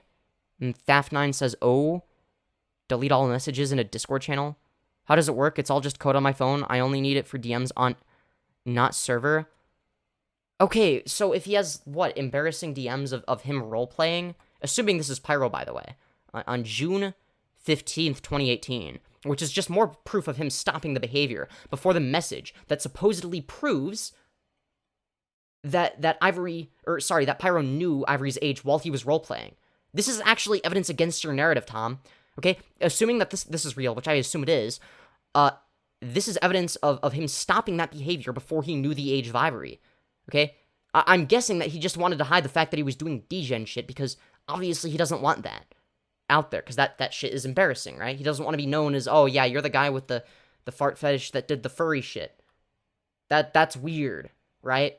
He didn't want to be known for that. He didn't want people to talk about that, which is understandable. I can understand why he would want to hide that and not have that be on full display, and why he would want to delete that, because it's embarrassing. It's not because he's guilty of being a PDF file. Holy shit. Asking Thaf9 how to clear out Discord DMs. You can see him here clearly asking how to run a script on Discord to delete his messages en masse. Honestly, yeah, maybe because he had embarrassing DMs of furry roleplay. Yeah, I can understand why he would do that. That doesn't mean he's a PDF file. It just doesn't look like the activity of someone who is completely innocent. Or guilty of what? The being a degen or being a PDF file? Because there's a categorical distinction that you're missing. Or someone who has nothing to hide. Well, yeah, obviously you're gonna wanna hide the weird, the weird furry roleplay stuff. Oh yeah, no, I just want everybody on the internet to be able to see all of those cringy messages. That's exactly what I want as Pyrocynical, famous YouTuber. Additionally, while digging through the DMs, we were able to find some messages where Ivory and Pyro were talking about meeting up in real life. And okay, first of all, before Pyro knew the age, supposedly, because it's on May 17th. Or, sorry, it's the 6th of May in 2017, I believe. Or, yeah. It wouldn't have been, yeah. And Ivory clearly that's a really weird format. Talks about how he would that's strange. Have to get a fake ID. Why is it a number, then spelled out, then a number? That's really strange. In order to travel overseas and see Nile. It's worth noting. I think I do look kind of... Wait, $200 before the 13th? Yeah, I don't know, except for sneaking in or making a fake ID, because I think I kind of look that age, woo. Come earlier than that? Wait, what is this in the context of? Who is he talking to? That at the time of these DMs taking place, Pyro would be 20 and Ivory would be 16. Wait, is this a DM with Pyro? Do you have proof that it is? However, the idea of them meeting IRL at all is something that we haven't seen before in these DMs, and I think that the fact that he specifically references needing a fake ID is further proof that Pyro... Wait, she was 14? No, he's saying... He's saying on the... Wait. $200... He's talking about the 14th. Like, as in the... I would assume, like, the 14th of whatever month. Like, the 14th of I guess... Yeah, the 14th of May, I would assume. Because that's the next 14th. I mean, he's talking about a time period. Had to know his age. The subreddit... Wait, how? Wait, whoa, how do you know that... Wait, do you have proof that this was in Pyro's DMs? Where Ivory... It just doesn't look like the activity of someone who is completely innocent, or someone who has nothing to hide. Additionally, while digging through the DMs, we were able to find some messages where Ivory and Pyro were talking about meeting up in real life, and Ivory...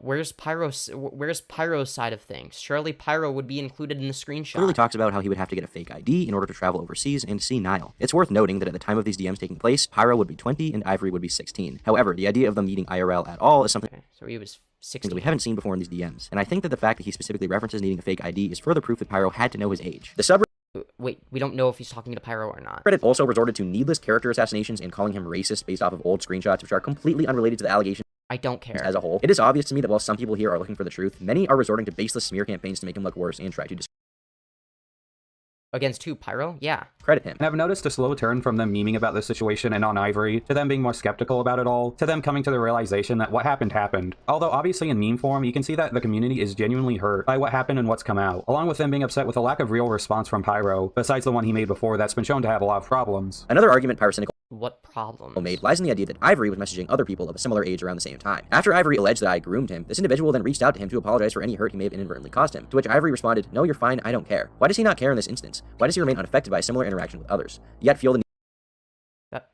Good question. need to single me out and character assassinate only me on social media? Ivory actually responded to this on Twitter, clearly saying why he left a very short response initially. But even not acknowledging Ivory's response, let's dissect this point a little more. Wait, his response is, all I'm saying to Niall's response is the I don't care DM was taken out of context, and that I needed space afterwards. I didn't want to hear from this person, so I said whatever I could to get him out of my DMs. Also, the person said I lied about my age, apologized to me in DMs.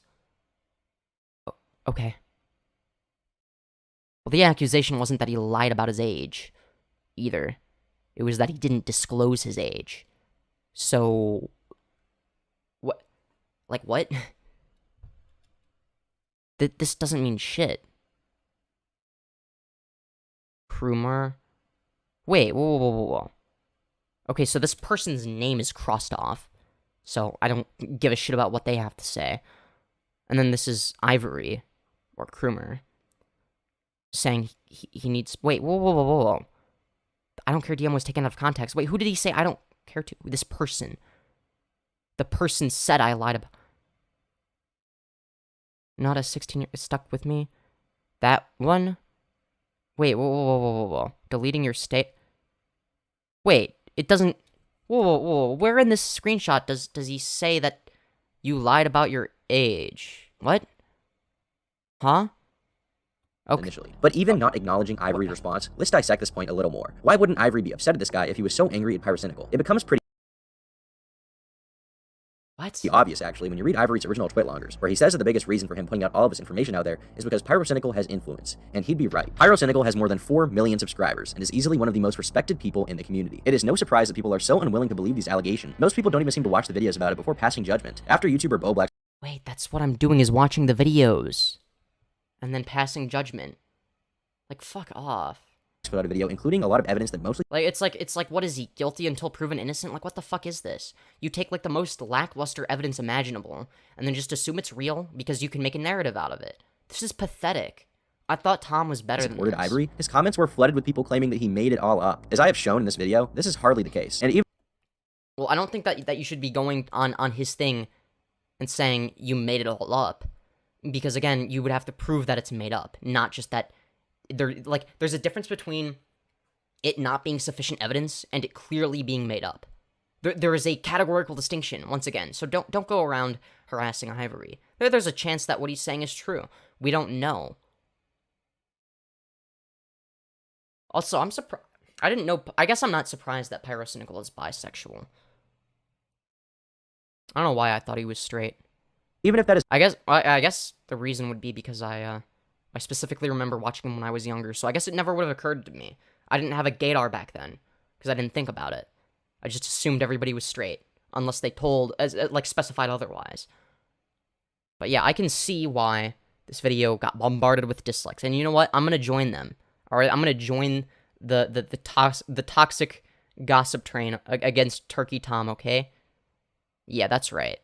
That is not enough to prove to you that Ivory is not a clout chaser. Let's say his intention is to get some notoriety from this. Not noble in any way, sure, but does that really matter if the allegations made against Pyrocynical are true, and he did know his age, and lied about it after the fact? Do his intentions somehow completely ruin the reality of the allegations? Are you so hung up on...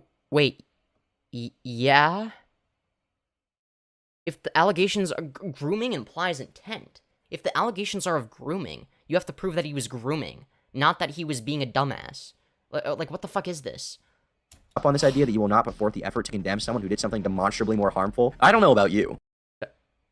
Oh god, super demonstrably harmful, degenerate furry roleplay. Oh god, the horror. I mean, yeah, I guess the horror is kind of true. It is kind of horrifying. Nah, but you get the point. It's not like something I actually care about. But I have much more hatred for someone exhibiting predatory behavior than I do for... Okay, predator, but you said, oh, well, it doesn't matter the intent if the accusations are true, but now part of the accusation is intent. The word predator implies that there's intention behind it. That's what being a predator is intentionally preying upon somebody. Like, what the fuck is this? Someone who wants Twitter likes. In the comments of my original video, a lot of people told me that I went too hard on a few people, particularly prison mate Luke. Luke, after seeing the video, was silent for a few days.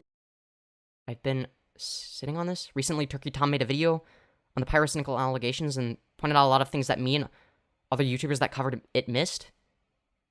Okay.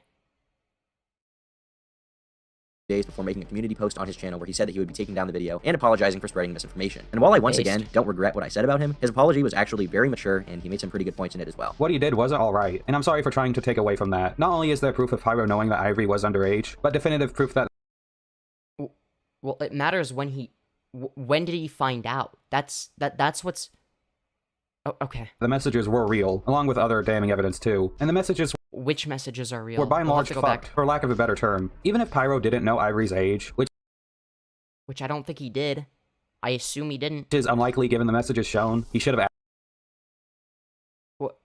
asked. As for Diesel Patches, he managed to stay pretty neutral until the appropriate evidence came forward, and I applaud him for hearing me out and posting a video to his channel where he raised awareness for the document. I'd also like to thank my co-writer, Cyber. As I have clearly shown here, and in my original video, it is extremely unlikely that Pyrocynical did not know Ivory's age, and it is very But you didn't prove this. likely that he lied about it after the fact. I personally went into the situation under the impression that Ivory had lied. However, once analyzing the evidence, there is no other conclusion that I can reach other than that Pyrocynical is full of— There's none. There's absolutely none. It couldn't possibly be that Pyrocynical was being a dumbass on the internet, like people do. Right?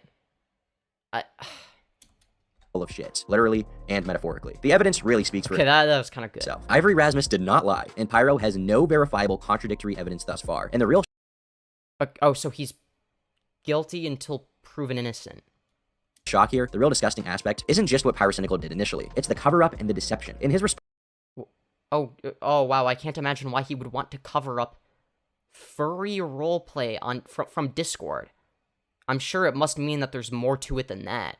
Because obviously, we should never look at anything at face value and judge it for what it is. Nah, fuck that. He unironically used the victim wanted it excuse to justify his conversations. Wait, what? Wait, no, he's addressing the part where Ivory said he was uncomfortable. And then he's saying, well, I didn't know that, so sorry if that happened. From what I understood, it was consensual and reciprocal. This is just, again, taking shit out of context. With a minor. His girlfriend did the same exact thing in the messages she sent to Ivory. If he had simply apologized to Ivory for doing this to him years ago— Wait, his girlfriend did— he was like, okay, we don't even know who the fuck this is. Again. Oh, wow, there's like a blurry— okay, exact thing in the messages she sent to Ivory. If he had simply apologized to Ivory for doing this to him years ago, and apologized on a whole for talking like this to so many people when he shouldn't have, maybe this would— Oh, yeah, let me apologize to the person that's slandering me. Again, I'm not saying that Ivory is or isn't, right? But again, assuming that Pyrocynical is innocent, right? From his perspective, he knows whether or not he's innocent, right? And we're going to assume that from his that he's genuinely innocent. So from his perspective, he would know that Ivory is lying. From our perspective, we don't know if Ivory is honest or not, but Pyrocynical does.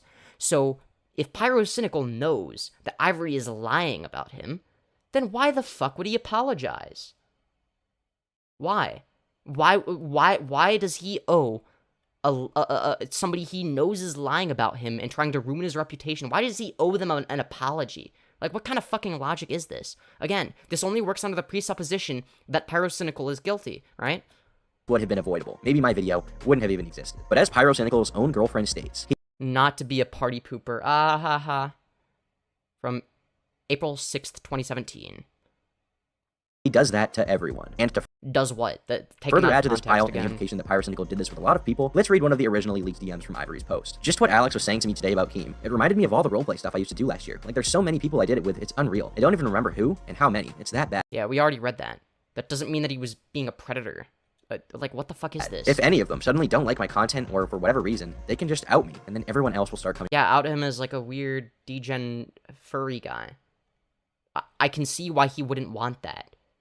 That will fuck your reputation in the commentary community. I mean, hell, I've had people in commentary accuse me of they've accused me of having a diaper kink, which I would say is actually less degen than whatever Pyro's into. Not that I think it matters, but man, people were trying to cancel me over that with barely any evidence. It was their evidence was a joke I made on a stream. It was like a 4-hour-long stream. It was like a 20-second clip from a 4-hour stream of an inside joke on my channel, right? So it's like clearly and the commentary community lost their shit over that. So I can see why Pyrocynical wouldn't want something that's even more degenerate to be out there because people are going to hold that against him, right? Now, I believe he handled the situation well enough to the point where it's like, okay, whatever, who cares? But that's a very difficult thing to do, and he couldn't have possibly have known that it actually wouldn't have been that big of a deal beforehand, right? Because it could have been horrible. for his reputation if that shit came out, right? Literally and metaphorically. Coming forward. All it takes is one person, and it's a chain reaction. Here, Pyro is clearly afraid that some of the people he did this roleplay with are going to come out about it, and says he did it with so many— Yeah, but not because they're minors. It's because the roleplay was fucking cringe. People he can't even remember. I'm willing to bet that Pyro was so depraved and lustful that he was willing to talk to just about anyone, regardless. But he wasn't thinking about their age.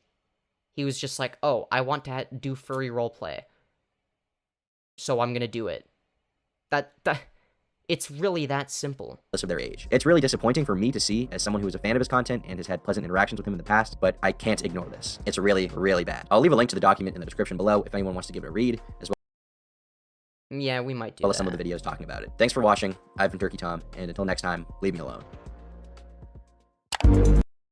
Okay, that was awful. Any competent police detective will figure things like this out? True. Crazy how Pyro hasn't gone to jail. You would think if he was actually grooming minors and being a predator, like, he would be in prison by now, right? But no. You know, if Ivory was a good faith actor, maybe there's a non-zero chance he is, but I would think a good faith actor would bring something like this to the police. Now, maybe he did and it didn't work, but at no point does he mention bringing it to the police. Okay. Let's go back to the part of the video, alright? I'll mute it, just because we need the visual of the, hold on, I'm looking for it. The visual of the, scrolling through the messages.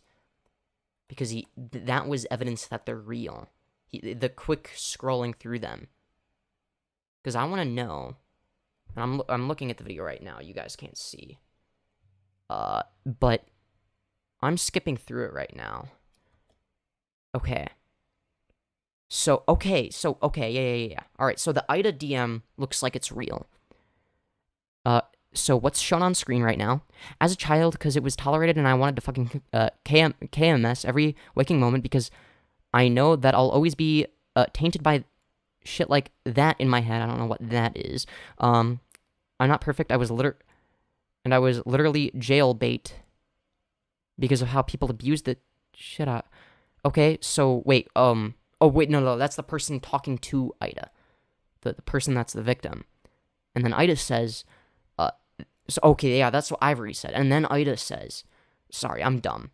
Ida responds with, that sucks, yeah, but you can't take that out on Niall. You've had a bad experience as a young teen, but it's not Niall alone. Why don't you talk to a therapist or something about what you've gone through instead of turning to Twitter? Yeah, that's generally good advice. I agree. Yeah, talk to it about a therapist. They're going to be more likely to know what actually, like, if you're, like, it's like, okay, talk to a therapist about it. See what the therapist has to say. Right? Wait, whoa. Okay, yeah, so those messages I think are real, okay? Okay. Is this... Wait, is that it? Is there more messages? I think there is. Okay, deleted user. Promise that you won't tell any about what I'm about to say. You and me keep secrets, bro. Yeet Niall is bi. Okay, so he's talking about Niall? He's asking if Niall is bi. So I don't think he's even talking to... Oh, yeah, he's talking to somebody else. I assume Ida? I don't know, it's a deleted user, so who knows?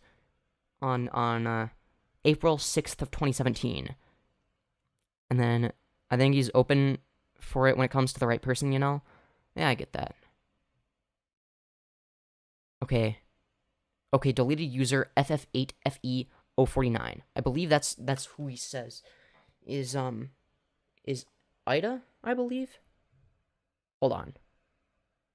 Oops. Have already been seen before. You can see the same, and just to be able to clearly see that the same Discord IDs have already been seen before, and just to be able to clearly transparency, as well as a scroll through of some of the most relevant DMs, and just to be able to clearly see that the same Discord IDs have already been seen before, you can see the same group chat which included Pyro and who Ivory allegedly was Ida.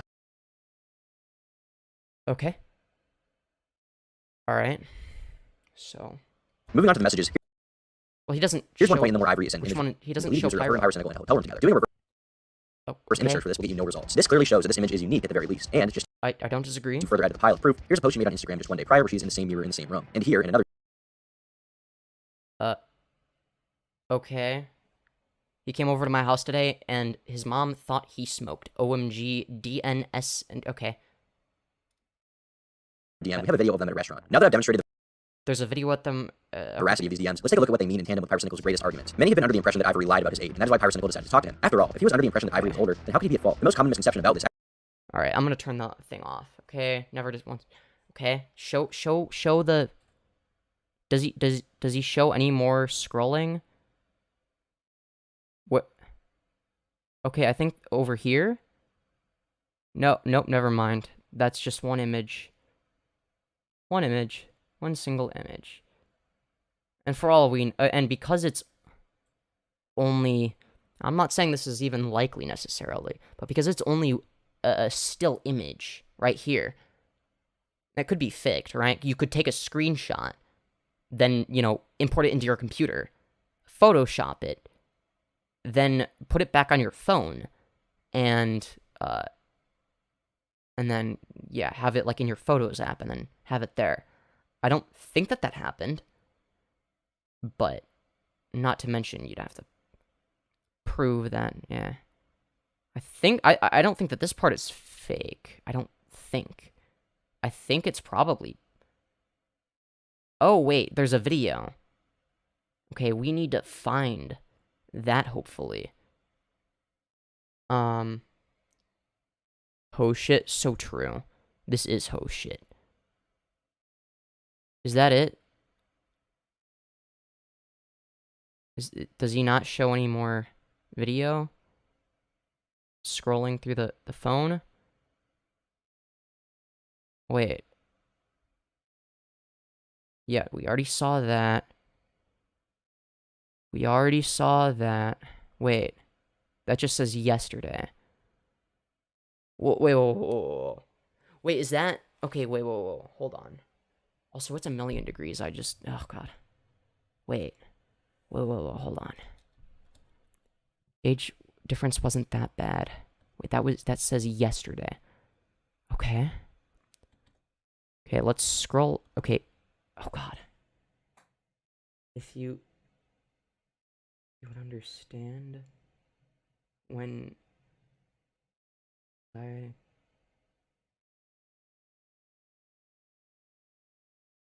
$227. Bless you, baby. Any special background? Oh, okay.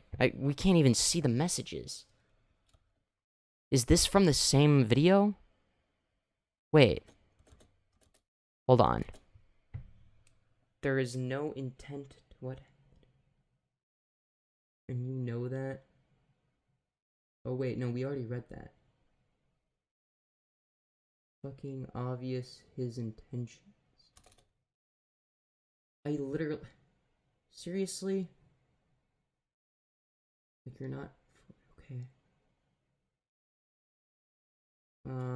That still says yes. And then... I assume an older conversation from February that has nothing to do with this. And then showing the profile. Yeah, this doesn't show anything. Yeah, this is a bad video. You said there was, like, links in the description? Document link. I really don't want to click on a Google Doc link. Without... Okay, I'm gonna look at the Google Doc link in my own time. Because I don't want... Like, I don't think Tom is, like, a doxer or anything. There's a non-zero chance, though. I don't want my fucking... Because I know people can use Google Doc links to dox people. I don't think that's what Tom is doing, but I'm not risking it. Because yeah, I don't know. So, we're gonna watch Pyrocynical's response for a little bit. And then we're probably gonna end. Okay? So, anyways. Without further ado, and I need to go to the bathroom again, so sorry about that. We're gonna be watching this epic video from Pyrocynical. That's right.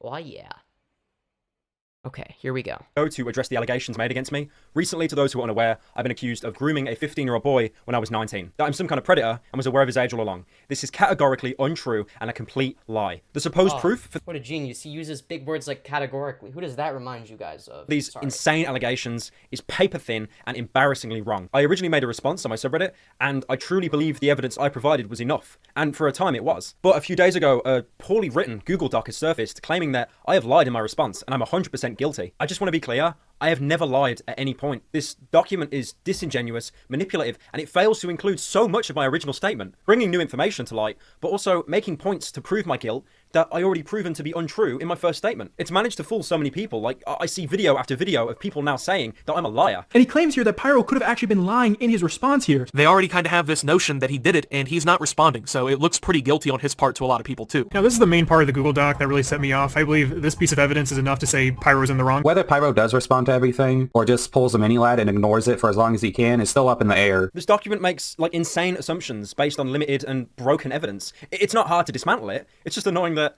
I have to be the one to do it. For those who haven't read the entirety of my original response, let me give a little background. When I was 19 and 20, I liked to take part in this degenerate furry roleplay with pretty much anyone that would reciprocate. And looking back on it now, the word cringe, that doesn't near do enough justice to how sad this all was. These conversations never led to any nudes being exchanged. It was just purely fantasy garbage, something which Ivory himself confirms. Did he ever ask you for nudes?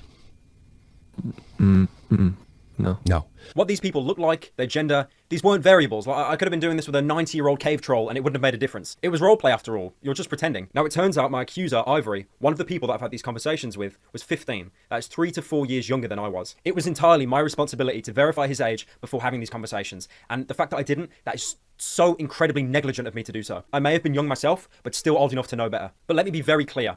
I had absolutely no idea that he was 15. I absolutely did not lie in my original Reddit post, and I would like to emphasize that. Ivory himself did not disclose to me directly that he was 15, and the evidence itself supports this too. Up until September this year, I'd be perfectly cool with him. We were still speaking and still on very good terms. However, for one reason or another, he felt the need to come out about these allegations. To expose that I'm a sexual predator, I took advantage of him, and I knew his age all along. This is all untrue, and I'm amazed how out of proportion this is all blown up. Several of our conversations were leaked online by Ivory. Here's one of the more, damning ones. I'd love for my Sona to be licking at his fat, sweaty ass while rubbing... You know what this situation reminds me of? It reminds me of the Nattie Forsyth situation that I've talked about on this channel a while ago. I don't like talking about it, but I think it's an interesting parallel, right? Now, for those of you who don't know, Nattie Forsyth is somebody I'm friends with.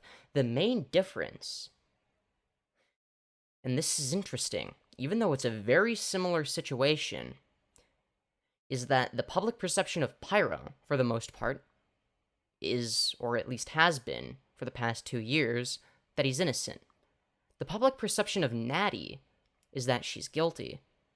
And I find that fascinating, because it's literally just the same situation, except I think Nattie was actually, no, it's not even the same situation. Nattie was less degenerate, way less degenerate than Pyro. Like, it wasn't even like furry roleplay stuff. It was literally just her messaging, like flirtatiously messaging somebody she didn't know the age of. And that person was added to an 18+ server, might I add. So she had assumed, incorrectly, but she had assumed that, well, that the person was 18. Turns out later that she was 14. But people lie about it.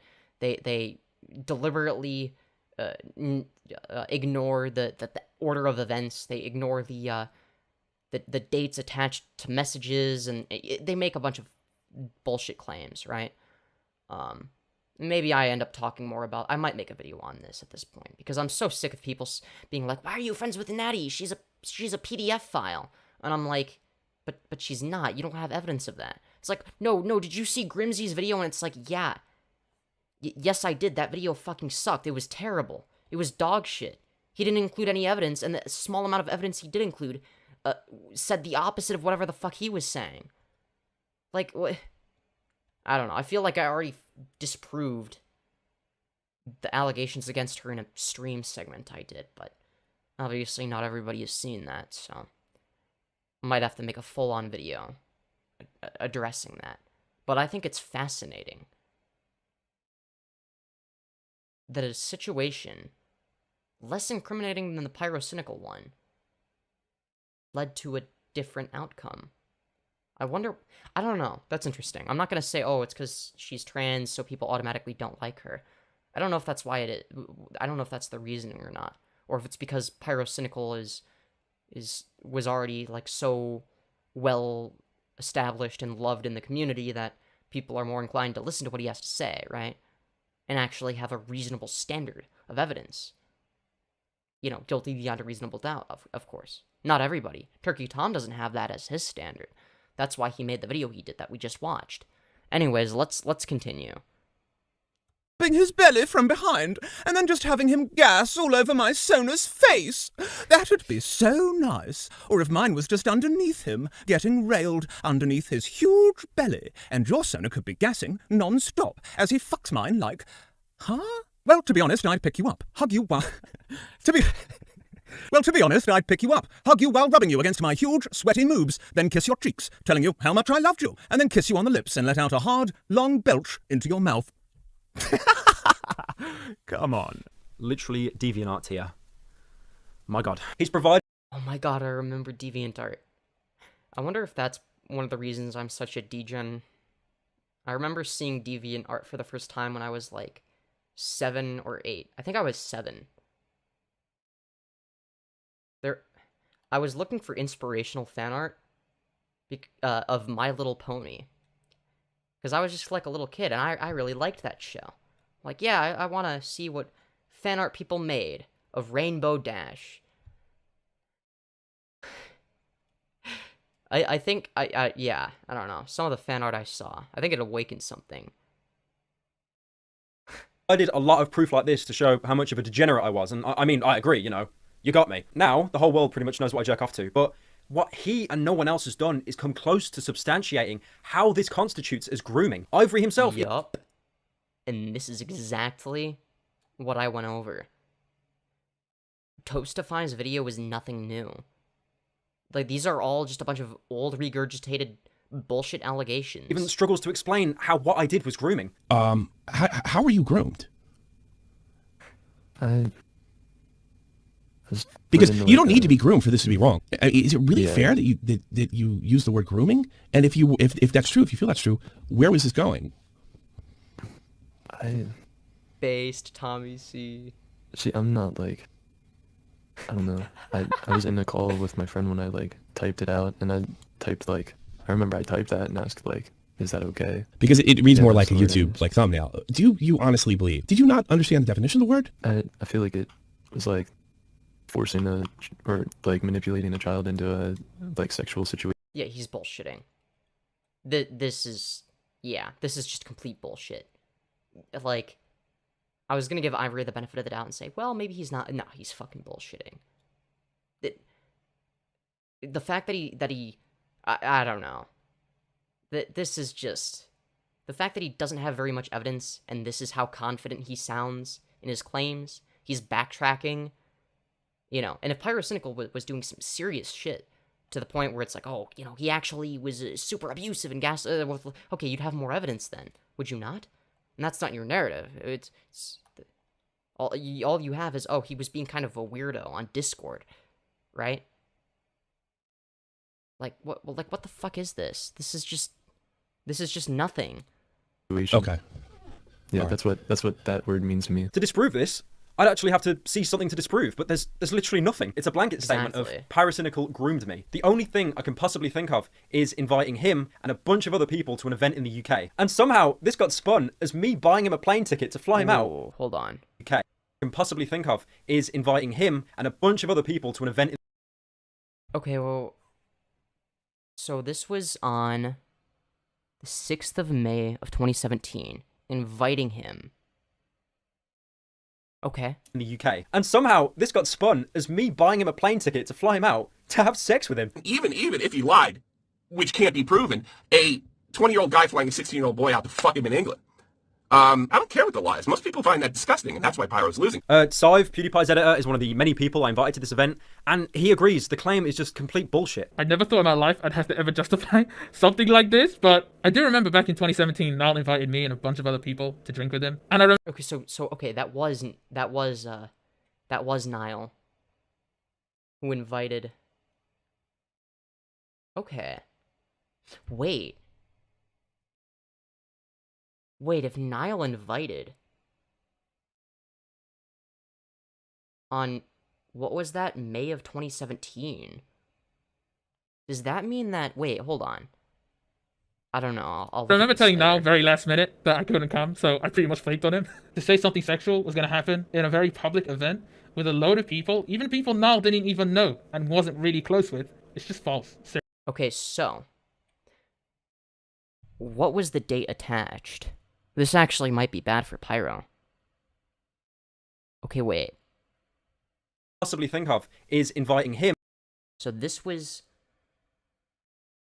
the 6th of May, May 6th, 2017, okay? So, I'm gonna create a notepad a note file, and take notes on the screen that you can't see on my other monitor. And I'm gonna write down, oops, wrong one. It's alright, whatever. I'm gonna write, Pyro knew the person was a minor by May 6th, 2017. Okay, this is gonna be important. Okay. That's the earliest, right? That's yeah. Him and a bunch of other people to an event in the UK. And somehow, this got spun as me buying him a plane ticket to fly him out to have sex with him. Even if he lied, which can't be proven. Yeah, we already saw that. Drink with him. And I remember telling sexual, didn't even know and wasn't really close with. It's just false, seriously. There's just no question about that. I really don't understand how you can reach the conclusion that I invited him just to have sex with him. I invited him. I don't think he did. Casually. No plane ticket was purchased, no specific handmade invite was sent. It was flippant, nonchalant, and that exact same invite was copied and pasted word for word to dozens of people. But I will have to look at the, I'll have to re-look at the evidence presented, because now it's no longer the middle of July of 2017 that he found out that the person's age. It was in May 6th of 2017. That's a little bit earlier. Ivory himself even said he did not get any sexual tones from this. When he invited you, was there any kind of indication that it was... Okay, now wait, hold on. Shit. Wait. So, wait, when it comes to the messages that were sent, was this with Ivory? Okay, that was April, of 2017. April 6th. So that's before then. April 6th. Okay. Yeah, it doesn't look like any... Okay. Yeah, so this was before. Okay, never mind. It's true. If you feel that's true, where was this going? Hold on. We're going to understand how you can reach the conclusion that I invited him just to have sex with him. I invited him casually. No plane ticket was purchased. No specific handmade invite. Okay, hold on. Oh, sorry. Invite was sent. It was flippant, nonchalant, and that exact same invite was copied and pasted word for word to dozens of people. Ivory himself even said he did not get any sexual tones from this. When he invited you, was there any kind of indication that it was sort of a date in any way? That there would be a wink-wink, date-like act with sexual interaction? Did he give you that idea at all? He didn't, like, if he was, I didn't pick up on it. I mean, yeah, we shared some fat furry art, we had some weird fantasy roleplay, but there was no sexual interest. There were no nudes exchanged, his name, his appearance, it wasn't important to me. I didn't even know what he looked like at this point. I mean, if he linked me a picture or something, I would have forgotten it because it was just that irrelevant to me. But I'm going to jump right ahead anyway and invite him to come over just for sex. Okay, now this document, it tries really, really hard to prove that I knew Ivory's age, despite the fact that they have nothing concrete. Pyrocynical never saw any of the tweets of Ivory explicitly saying that he was 15 years old on an account Pyrocynical follow and interacted with regularly. Yeah, but they never showed the tweets. They then provide a list of Ivory Oh, wait, in 2017 of February. Was Pyrocynical suspended back then? Saying his age multiple times on Twitter. So if I'm so sure that I didn't know he was 15, how would I have missed this? This is something I said in my original Reddit statement. He never once disclosed the fact that he was 15 at the time these exchanges commenced. He didn't include his age in his bio until he was 16, but I was not on Twitter between the 28th of December 2016 until the 29th of June 2017. Okay, so yeah, so he wasn't, yeah, okay. As I was suspended. It would have been a hell of a lot less likely for me to see all but one of these tweets that's been used as evidence in this Google Doc. My Reddit post clearly shows that I was suspended from Twitter at the time that they were made. And that of course leaves the very last one. But like, what are the chances of you catching one specific tweet when you follow hundreds of people? I brought this up in my Reddit post as well, but it's been deliberately left out as some like shit attempt at manipulation. I find it funny, like they're acting like I'm hiding something, when ironically, that's exactly what they're doing here. Literally, all they needed to do was read my Reddit. Yeah, all he was hiding was, oh yeah, I'm kind of a degen behind the scenes sometimes. That's literally it. Post. It's not even that long, man. It's a page. The next 2 points the doc makes are so interchangeable, I'm just going to tackle both at once. Pyrocynical never saw the initial DM from Ivory saying he was a minor. Pyrocynical never... Yeah, but that initial DM was never shown. Saw the DM where Ivory sent him his Twitter profile, clearly stating his age. The next part really confuses me, because now the claim is, because he linked his Twitter, which had his age in his bio, I now retroactively know that when this message or that message was sent, I knew he was 15. What? When Ivory linked me his Twitter profile, the age in bio says 16. This is something I acknowledged in my Reddit post, but to be fair, I probably didn't elaborate enough. He never once disclosed the fact that he was 15. Yeah, I guess, yeah, he would have only have known that he was... Okay. Include his age in his bio. He never once disclosed that he was 15. So he would have disclosed that he was a minor, but not 15. So Pyro knew that the dude was a minor, but he didn't know the exact age. By, what was it, May 6th of 2017, I believe? Off on it. In retrospect, I never should have continued the furry stuff with him once I learnt of his age, even though at the time I didn't see it as a problem. Legally, age of consent is 16 in both Okay. Fair enough. my country and his state. I didn't consider the age gap significant enough because what we were talking about and doing was so far removed from actual sex. It literally was just fantasy furry garbage because I didn't consider Ivory sexual in any way in person. I never had a plan to progress our friendship into something more, and I never considered it an issue. Yeah, exactly. There would be evidence if that was the case. I understand though that, you know, this is going to be one of those weird grey areas where people are going to agree or disagree. I think it's a... Yeah, I think what he did was wrong, but I don't think that makes him a groomer. I don't think he was trying to groom anybody. I think he was just fucking horny and being an idiot. It's like, oh, well, it's legal, so who gives a shit, right? Haha, get it? Combination of all of these variables coming together, which led me to believe at the time there was nothing wrong from a moral standpoint. As for the other message, I don't remember seeing this message, and I'm not sure why it's being used as proof that I knew he's... Yeah. And it was also... Wait, that's September 18th of 2017. So, that's after all of the shit happened. Like, what? He's 15, because if you compare the dates, this message was sent 2 months after. Oh. How interesting. He sent me his link with his age in bio. The last 2 points for this segment, I want to tackle both at once here as well. Pyrocynical, who at the time was expressing interest in Ivory and being in a relationship with him at the time, which was corroborated by Pyrocynical's at the time soon-to-be girlfriend, still never knew Ivory's age. An age with Ida clearly acknowledged, and an age which she thought would not dissuade him. Interesting. Never knew Ivory's age? You acknowledge? From being in a relationship with Ivory. Somehow Ivory never mentioned his age, and no one else mentioned his age in the presence of Pyrocynical outside of all these clear instances, even once. So here they're trying to make it seem impossible I wouldn't have known his age, or had to do some kind of like insane mental gymnastics to never find out. But if you look at the DMs Ivory provided himself for this document, you can... Yeah, they were in April. See that he's confiding with Ida about age being a problem. Keep in mind... Wait, whoa, hold on.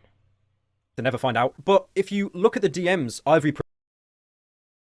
provided himself for this document, you can see that he's confiding with Ida about age being a problem. Okay.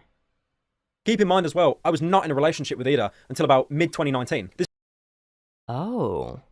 Well, that's a key piece of context that was left out. This document claims it as soon-to-be, but like, it's a whole 2 years before we actually start dating, and 2 whole years before this conversation took place. I mean, we both talked before, but we weren't close. She had no reason to confide with me with someone else's private information. So back when Ivory opened up to Ida about something private, there is no guarantee that she would have came and told me, despite the fact that this... Interesting. Now, that is something that Ida should have told Pyro. Ida would be the one that's irresponsible in that case. Document and videos based off this document claim it as concrete, irrefutable proof. This right here tells me that the conversation is real. All it shows me is that Ida was being more of a dumbass than Pyro. Thus proving that Pyro did know of Ida's age. But the conversation was... No, it proves that Ida knows the age. Between Ida and Ivory, so, you know, Ida may have not told Pyro. Yeah, that claim's flat out retarded. I mean, at this point, you're implying that Ida has some sort of secret vendetta to take down Pyro and Wait, what? purposefully withdrew this information in order to bring him down. Kinda fucking ridiculous, don't you think?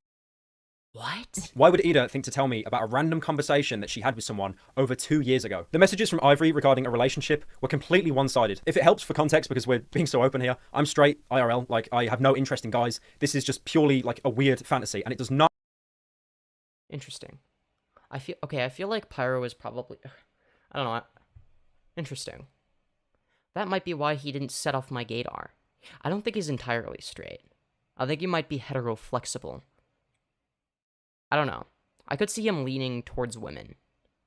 But, like, if he's really... if he really likes a guy, then he really likes a guy. You know? I don't know. I think he's hetero-flexible. Maybe not bi.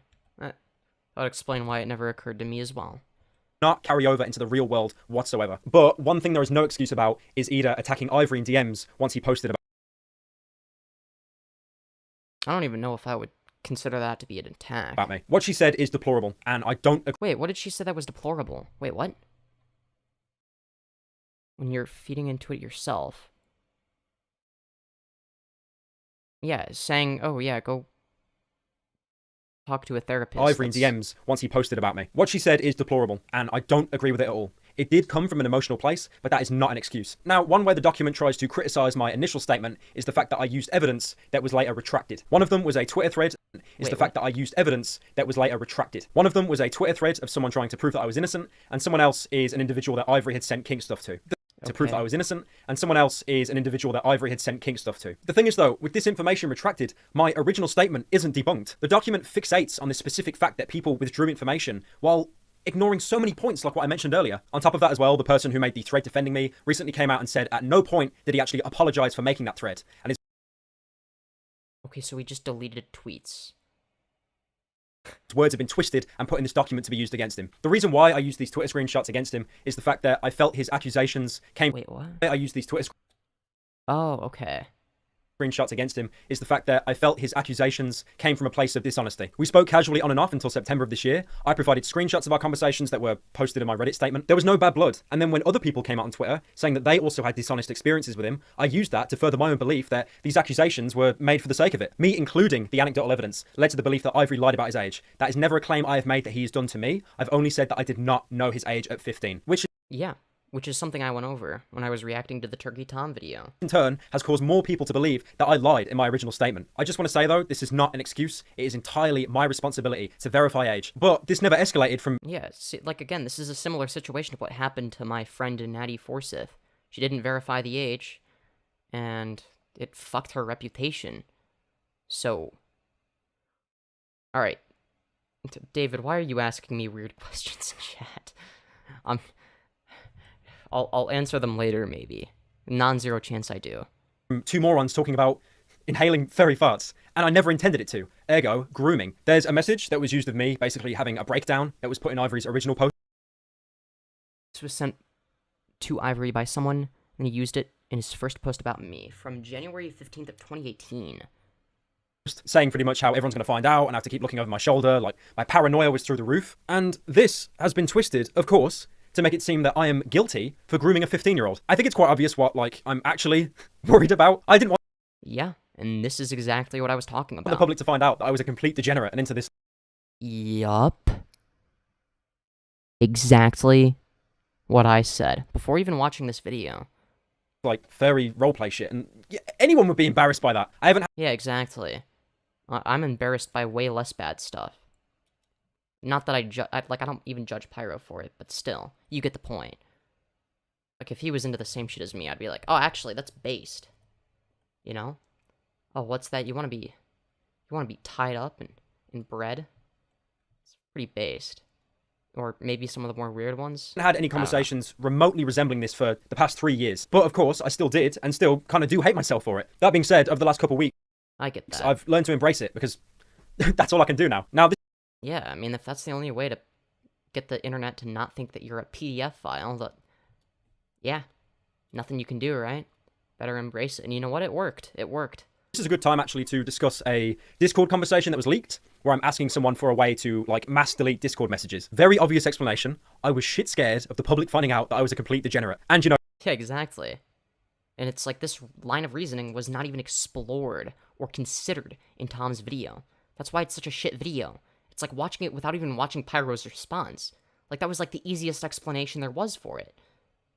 Oh, yeah, no, if it was just weird, furry, fart fetish stuff, oh, I wouldn't mind the public knowing about that. That's like, yeah, who cares about that? Like, come on. What the fuck is this? No, pretty much just being kink-shamed for all eternity. But this has now been twisted. Yeah, exactly. Into, like, me trying to hide evidence of grooming to escape internet justice. They're trying to make it out to be far more insidious than it actually is, and it's sick. People seem to be choosing, like, what part of my statement to run with, instead of acknowledging all of it. They twist what they want to twist, misinterpret what they want to misinterpret, and then they just ignore the rest. I'm just, again, amazed how people read this document and just believed it at face value. The problem is I have with this drama that there is no middle ground. Originally, Ivory was labelled as a manipulative clout chaser that could do no wrong, because people chose to believe my screenshots over his. And you turned out to be what a lot of people were calling you from the start. A clout chaser trying to ruin someone's career on YouTube, let alone on the internet, for attention. But now those same people are saying I'm guilty because they read this document and didn't bother to cross-reference it with my original statement. Not only is there proof of Pyro knowing that Ivory was underage, but definitive proof that the messages were real, along with other damning evidence too. And also, these are the same people that say I shouldn't take my time with this response. It's gone too far and too much has come out for him to take his time with it, like he did with his last response.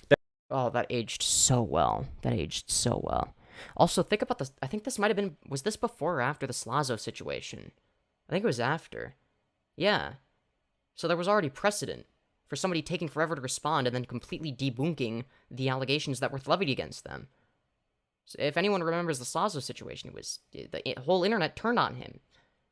And, you know, he was like an evil, abusive rapist guy. But then it turns out that he was innocent, and he proved his innocence. But it took him a while to respond, because he made sure to respond correctly. He didn't want to do anything rash. He didn't know how to... It's like, well, fuck, how do you respond to that? Like, that's a real thing to not know how to respond to. It's like, it doesn't even cross your mind.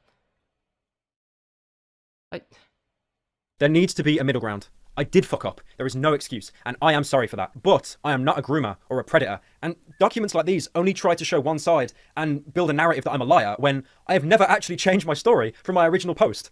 Which is something that I've mentioned as well. It's like, where is he inconsistent? Where did he lie? Mistake, if anything, was not being clearer. I have never tried to hide anything. This document has managed to fool so many people. Like, you've got this person that came to all my meet and greets, and they're dressed up as my character. The effort they went to was insane. But thanks to this document, they've recently came out claiming that I was only nice to them because I had an ulterior motive. The document also tackles a tweet Ivory made where he says he hates me and I'm a leech. This was a copy pasta, and it was like so easy to disprove. The majority of people found out as soon as you like copy pasted the actual tweet into the search bar. I didn't even think to mention this in my original statement because it was totally beside the point. I think it was included here as a way to make Ivory's claim seem more genuine without having to do any actual work. Why would you try so hard to debunk a claim 20 people complained about on Twitter, but yet ignore the fact that I provided exact dates of my Twitter suspension? Another argument Pyrocynical made lies in the idea that Ivory messages other people of similar age around the same time. They then show a screenshot that I posted of Ivory talking about the cringer furry stuff with someone else. Ivory then posted the rest of the conversation on Twitter, and it really doesn't change the narrative much, apart from adding that he wants to be left alone. At the time, I felt it was more than fair that I show an example of Ivory having a similar conversation with someone else, and how he wasn't affected by it as he claims he was with me. He still excused the guy, there was no call-out post on him, and I think it was fair to question that. Like, why didn't he... That is a fair thing to question, I agree. Yeah. I can see why the internet sided with Pyro at this time. But I don't know why some of the internet is turning on Pyro again, right? We looked at the Toastify video, you know, the thing about the French girl, and the evidence for that was, like, just as weak as this shit, right? Like, this is nothing new. The people just lying. Because... reasons. You see a problem. Now, I understand I have a lot more reach and power, a much larger platform, but this document goes as far as to compare me to legitimate predators like Kiwis. Exactly. Someone who sent and received nudes to a 14-year-old girl, lied about it ever happening, and then his excuse was, don't trust girls. People fuck up, like... Yeah, exactly. Teenagers are stupid, man, and I'm fucking... I don't disagree. I fucked up being, you know, it was really irresponsible. I shouldn't have trusted this girl. I shouldn't have... They also post a screenshot of Ida saying that I did this with everyone. There's this one part of the doc that claims that people make the mistake of not watching an entire video before they pass judgment. And this is like bitterly ironic. You make that claim, but you leave so much out of my original statement. It's written with like such cruel intentions, and it waits until page 16 out of 19, only then to confirm that I never actually sent or received nudes. I like as well how they just hid it in the middle of that huge paragraph. It also tries to twist conversation. I wonder why. It's like this one. You know, like claiming that this isn't part of the roleplay, but discussing the hypothetical of having sex with Ivory. No context, no conversation before, no conversation after. You're just... Yeah, these are all things that I've criticized from the Turkey Tom video as well. Like, this checks out. He's literally reiterating the same things that I said, the same conclusions I came to independently. Because I never even watched this video. All I knew about the original drama was that Pyro was accused of being a PDF file, but then he proved them wrong. That was my extent of knowledge. And I'm like, you know what? Yeah, that sounds about right. Without looking into it, because I just didn't care, right? But looking into it now, it's like, damn. It's like, I could see this type of like, man, people are dumb. They'll fall for anything. It's meant to interpret this as 100% I wanted to have sex with him in person. This document probably never thought I'd actually respond to it piece by piece because, you know, the majority of the messages, they're so fucking bad to look at. This document is cowardly. I mean, like, the ending is no exception. Like, they don't even definitively state if I groomed anyone. They just leave enough room for people to draw that conclusion themselves without openly saying it. Even if this was made in good faith, it is a severe case of tunnel vision trying to right a perceived wrong. But I can't just sit here, you know, and let my name get dragged through the mud. On a side... Yeah. No, unrelated to this doc, I've actually seen screenshots circulating around of someone who drew like fan art of my Fox character back in 2016. I then apparently replied to them like jokingly saying not thick enough and then asking for the rate. Yeah, that's fair enough.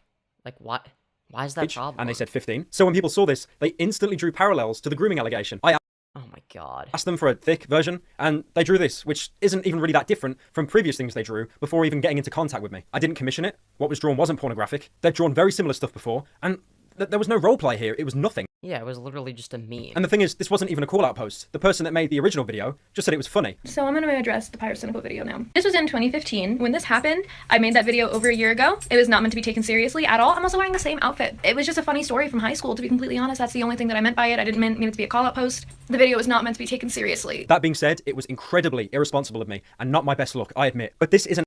Yeah, this is like an optics L, not like him being a bad person. At all comparable to the current situation. Now, this is the same thing with Nattie Forsyth, right? And this is why I'm friends with her and why I'm willing to defend her and say that I think she's innocent.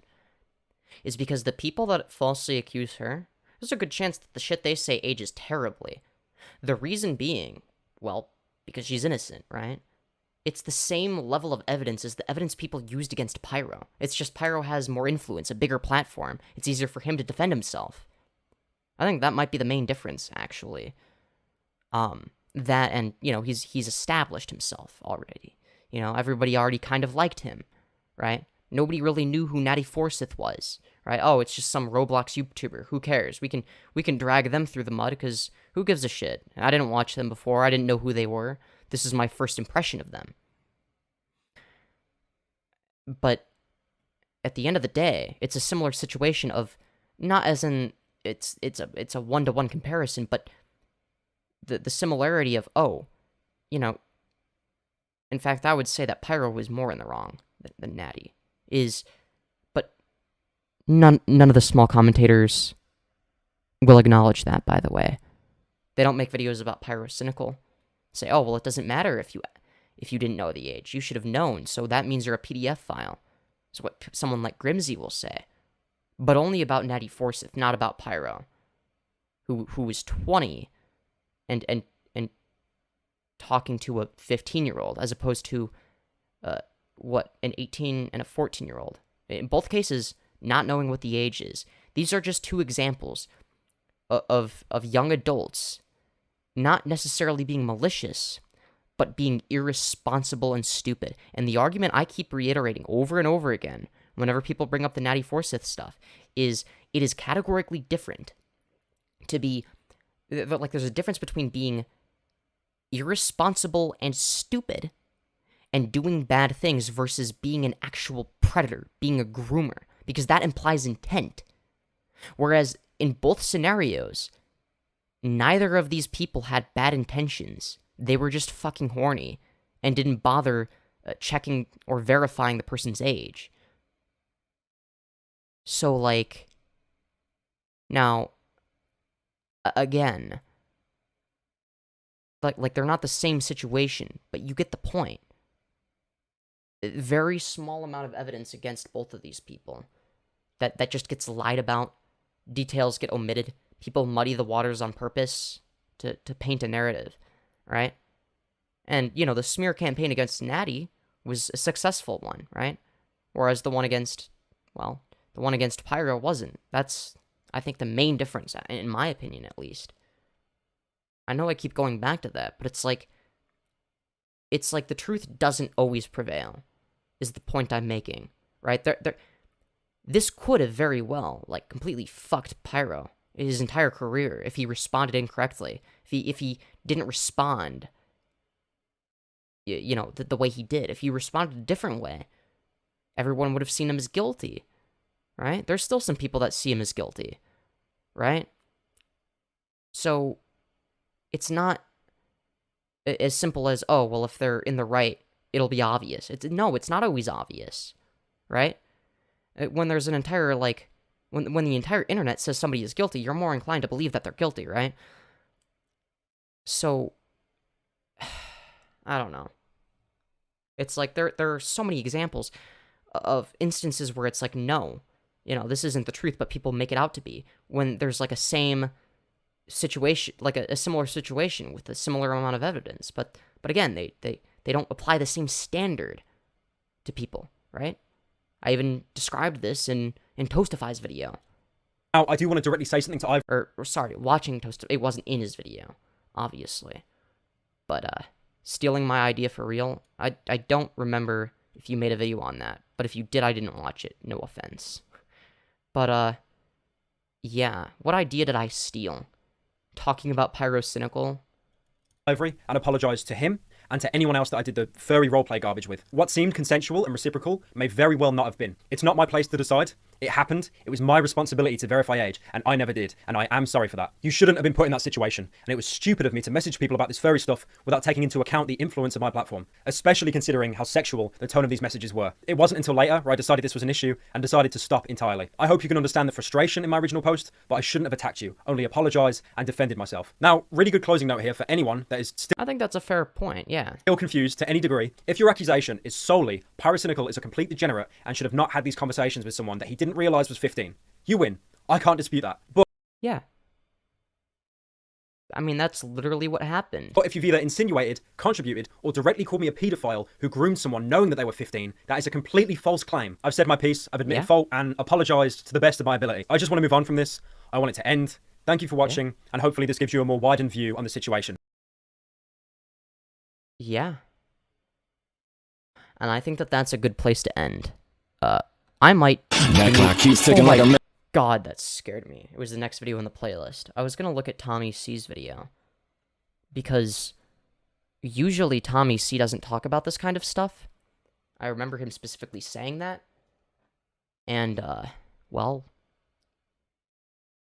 he's talking about this kind of stuff, so he must have a very strong opinion. If he's gonna talk about it, right? Because he wouldn't normally do that.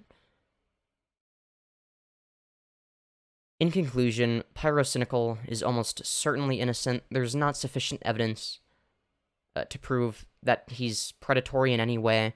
I think it's fairly obvious to anyone that actually paid attention to what's going on. Tom is... wow. He didn't even... I don't even think he retracted any of the statements he made. I mean, he left the videos up. Surely he would have unlisted them if he went back on it. Unfucking believable. Wow. Man. Anyways. This is gonna do it for today's stream. If you oh my god, my hair's all fucky. Oop. It's because it's like 1,000,000 degrees, maybe? I don't know. Ooh. Or something like that. It might be the split ends. I don't know. Hard to say. Alright, I'm tired now.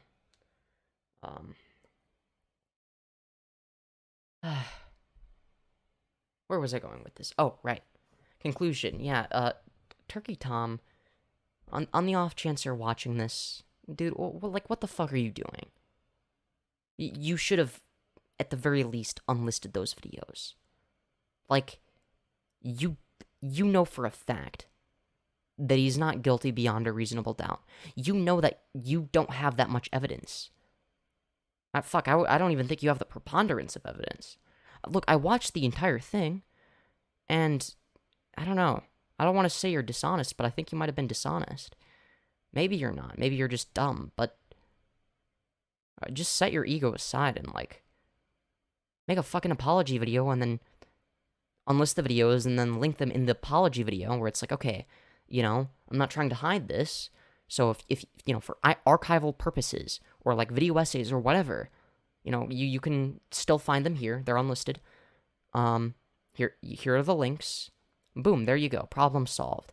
Because as far as I'm concerned, Turkey Tom never retracted any of the serious claims he made. And, like, that's just not cool. That's just not cool. That's really fucked up. Like, you're screwing with somebody's reputation. Like, you need to be held accountable for that. For doing a piss-poor job. You know, doing research for the content you make. Or either that, or you did your research, but you just lied. And I really don't want to believe that you just straight up lied through your teeth. I want to believe that it's an honest mistake, but it's been 2 years, over 2 years, and you still haven't removed the videos. Is there a statement, you know, in the, like, anywhere, like in the comments or description? Hold on, let me look. No, never once did he retract the statement. Not on here. I mean, we'll look at his channel, and then we'll go. Because I did not know Tom did this. I knew that they had, like, beef or something, but I didn't know it was about this. So I'll search Pyrocynical on his channel. Oh. Responding to Pyrocynical. Not, I'm sorry. Nah, responding. Alright, we'll watch a minute. Okay, we'll watch a minute and then we'll end. Okay? Alright. I'm going to use this video to address the allegations made against me. Okay. Considering the like to dislike ratio, something tells me he's not going to apologize. But I'm giving him a chance to.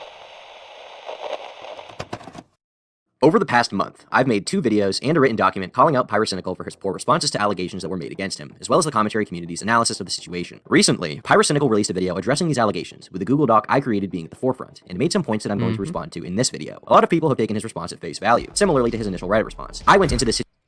No. Tom, it is the opposite. I actually analyzed this, and independently of Pyro.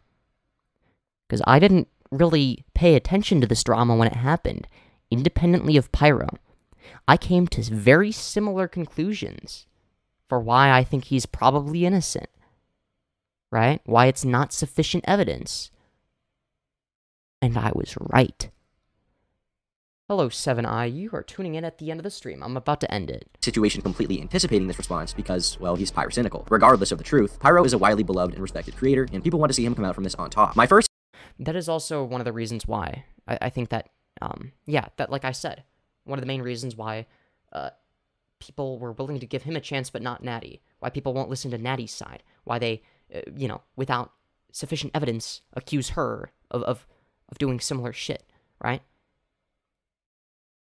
But, again. First issue with Pyro's response comes down to framing. What kind of cute boy sits on YouTube all day? A rare catch you are? Aw, well, thank you. And misrepresentation, which he ironically accuses me of in the video. He opens it up by talking about the accusations of grooming and being some sort of predator, and then makes the rest of the video about my document and videos made about my document, as if I was accusing him of either of these things. Recently, to those who aren't aware, I've been accused of grooming a 15-year-old boy when I was 19. That I'm some kind of predator and was aware of his age all along. This is categorically untrue and a complete I can make it go faster than 2 times speed. Lie. The supposed proof for these insane allegations is paper thin and embarrassingly wrong. He says the allegations are insane as if they're so ridiculous to the point that any of it could possibly be true. However, as time goes on, he has to make multiple concessions and admit to most of it. This is a misrepresentation of my videos and my intentions. Wait, no, he didn't miss... Wait, no. The accusations... you cleared... I just watched your video, Tom. You were very clearly painting him as a PDF file, not as just a degen. He admits to being a degen, who's into all the weird furry shit, but he doesn't admit to being a PDF file. I wonder why. But like he didn't want to admit to either, really. But he had to admit to the weird degen shit because otherwise people are gonna think he's a PDF file. He's moving goalposts in an attempt to shift the focus of the video on disproving those allegations and conflating them with what I actually said by responding to my points and Wait, I saw the video. Tom, what the Alright, we'll watch a minute. Points that I never even made, and not even clarifying who made the argument. He makes it seem as if these are all from me, but they're just not. He didn't even mention your name once. He was just talking about the allegations in general. The world does not revolve around you, Tom. In my original video, I flat out said that there was no evidence of grooming, and that he's not a pedophile. She Yeah, and then in your follow-up, you did. even pointed to his age being younger than 15, and said that while the age gap was bad, she doesn't think that it constitutes grooming. And I agree completely. It may not constitute grooming. And in the follow-up document I released about it, I made the claim that I didn't really know either way, leaving it up for... You didn't know. Okay. That wasn't the impression I got from it, Tom, I'm just saying. I watched it like half an hour ago. The readers to decide. Is Pyrocynical a groomer? While I first stated no, after these new leaks, I don't feel comfortable saying no. That being said, Ivory's basic message can be legitimately proven to be true. When he was 19 years old, Pyrocynical messaged a 15-year-old sexually. Pyro frames this as a disingenuous move on my part. This document is cowardly. I mean, like, the ending is no exception. Like, they don't even definitively state if I groomed anyone. They just... Yeah. Leave enough room for people to draw that conclusion themselves without openly saying. But in reality, this was me doing my best to put all the information on the table and allow some room for... No, Tom, you were being a weaselly motherfucker. Interpretation for what people think. I intentionally didn't make a judgment call, and I tried to make more non-definitive statements in the document as more information was, and still is, coming out. Okay. Yeah, bullshit. I wanted anyone to be able to draw their conclusions about the topic. This is not malicious or cowardly in any way, as Pyrocynical claims. Another way he tries to frame me as being disingenuous is by claiming that the document leaves so much out, because I don't say until later in the document that he never sent nudes. They also post this... Yeah, hidden in a wall of text. You know, surely you would want that to be like the first thing people see, if you had good intentions, right? This is not what Pyro did. Pyro did not do this. He's not guilty of this. But that's what you... But you decided to include it somewhere where, you know... in a huge wall of fucking text at the very end. Because you didn't want as many people to see it. A screenshot of Ela saying that I did this with everyone. There's this one part of the doc that claims that people make the mistake of not watching an entire video before they pass judgment. And this is like... Oh, that's hilarious. Bitterly ironic. You make that claim, but you leave so much out of my original statement. It's written with like such cruel intentions, and it waits until page 16 out of 19, only then to confirm that I never actually sent or received nudes. While this is the case, this wasn't a malicious move, and this isn't really a point I even had to acknowledge, because the original... Yeah, okay. He's just gonna weasel for 23 minutes and 44 seconds. Alright, I'm done. I'm done with this dumb-ass situation. Yeah. Fuck this. I don't even want to do this anymore. This is stressful. The reason it's stressful is because, well, talking about serious shit. And, yeah. Anyways, goodbye everybody, I hope you enjoyed. If you did, make sure to let me know by leaving a like and subscribe if you want to see more content like this. Yeah. I hope you're all doing well, chat. Feel free to become a channel member, link in the description. I will see you all in the next one, and I'm going to stream tomorrow as well, just so you're aware. What am I going to stream? I don't know, maybe about this situation, maybe I do some member-only stuff. Who knows? Wink, wink, nudge, nudge. But yeah. I will see you all in the next one. And, oh yeah, Streamlabs link in the description below as well, if you want to financially support me. Donate to the channel to keep me going. Hopefully one day I can do this as a job. If I can produce more content and higher quality content, because I have more time to do that if it's my full-time job, instead of a small little part-time job. I'm just saying, because I have to do other shit. I have to do, like, school and another job. So, yeah, I'm just saying, if you want more content, if you want the content machine to speed up, better donate. Anyways, goodbye, everybody. I will see you all in the next one. Peace out.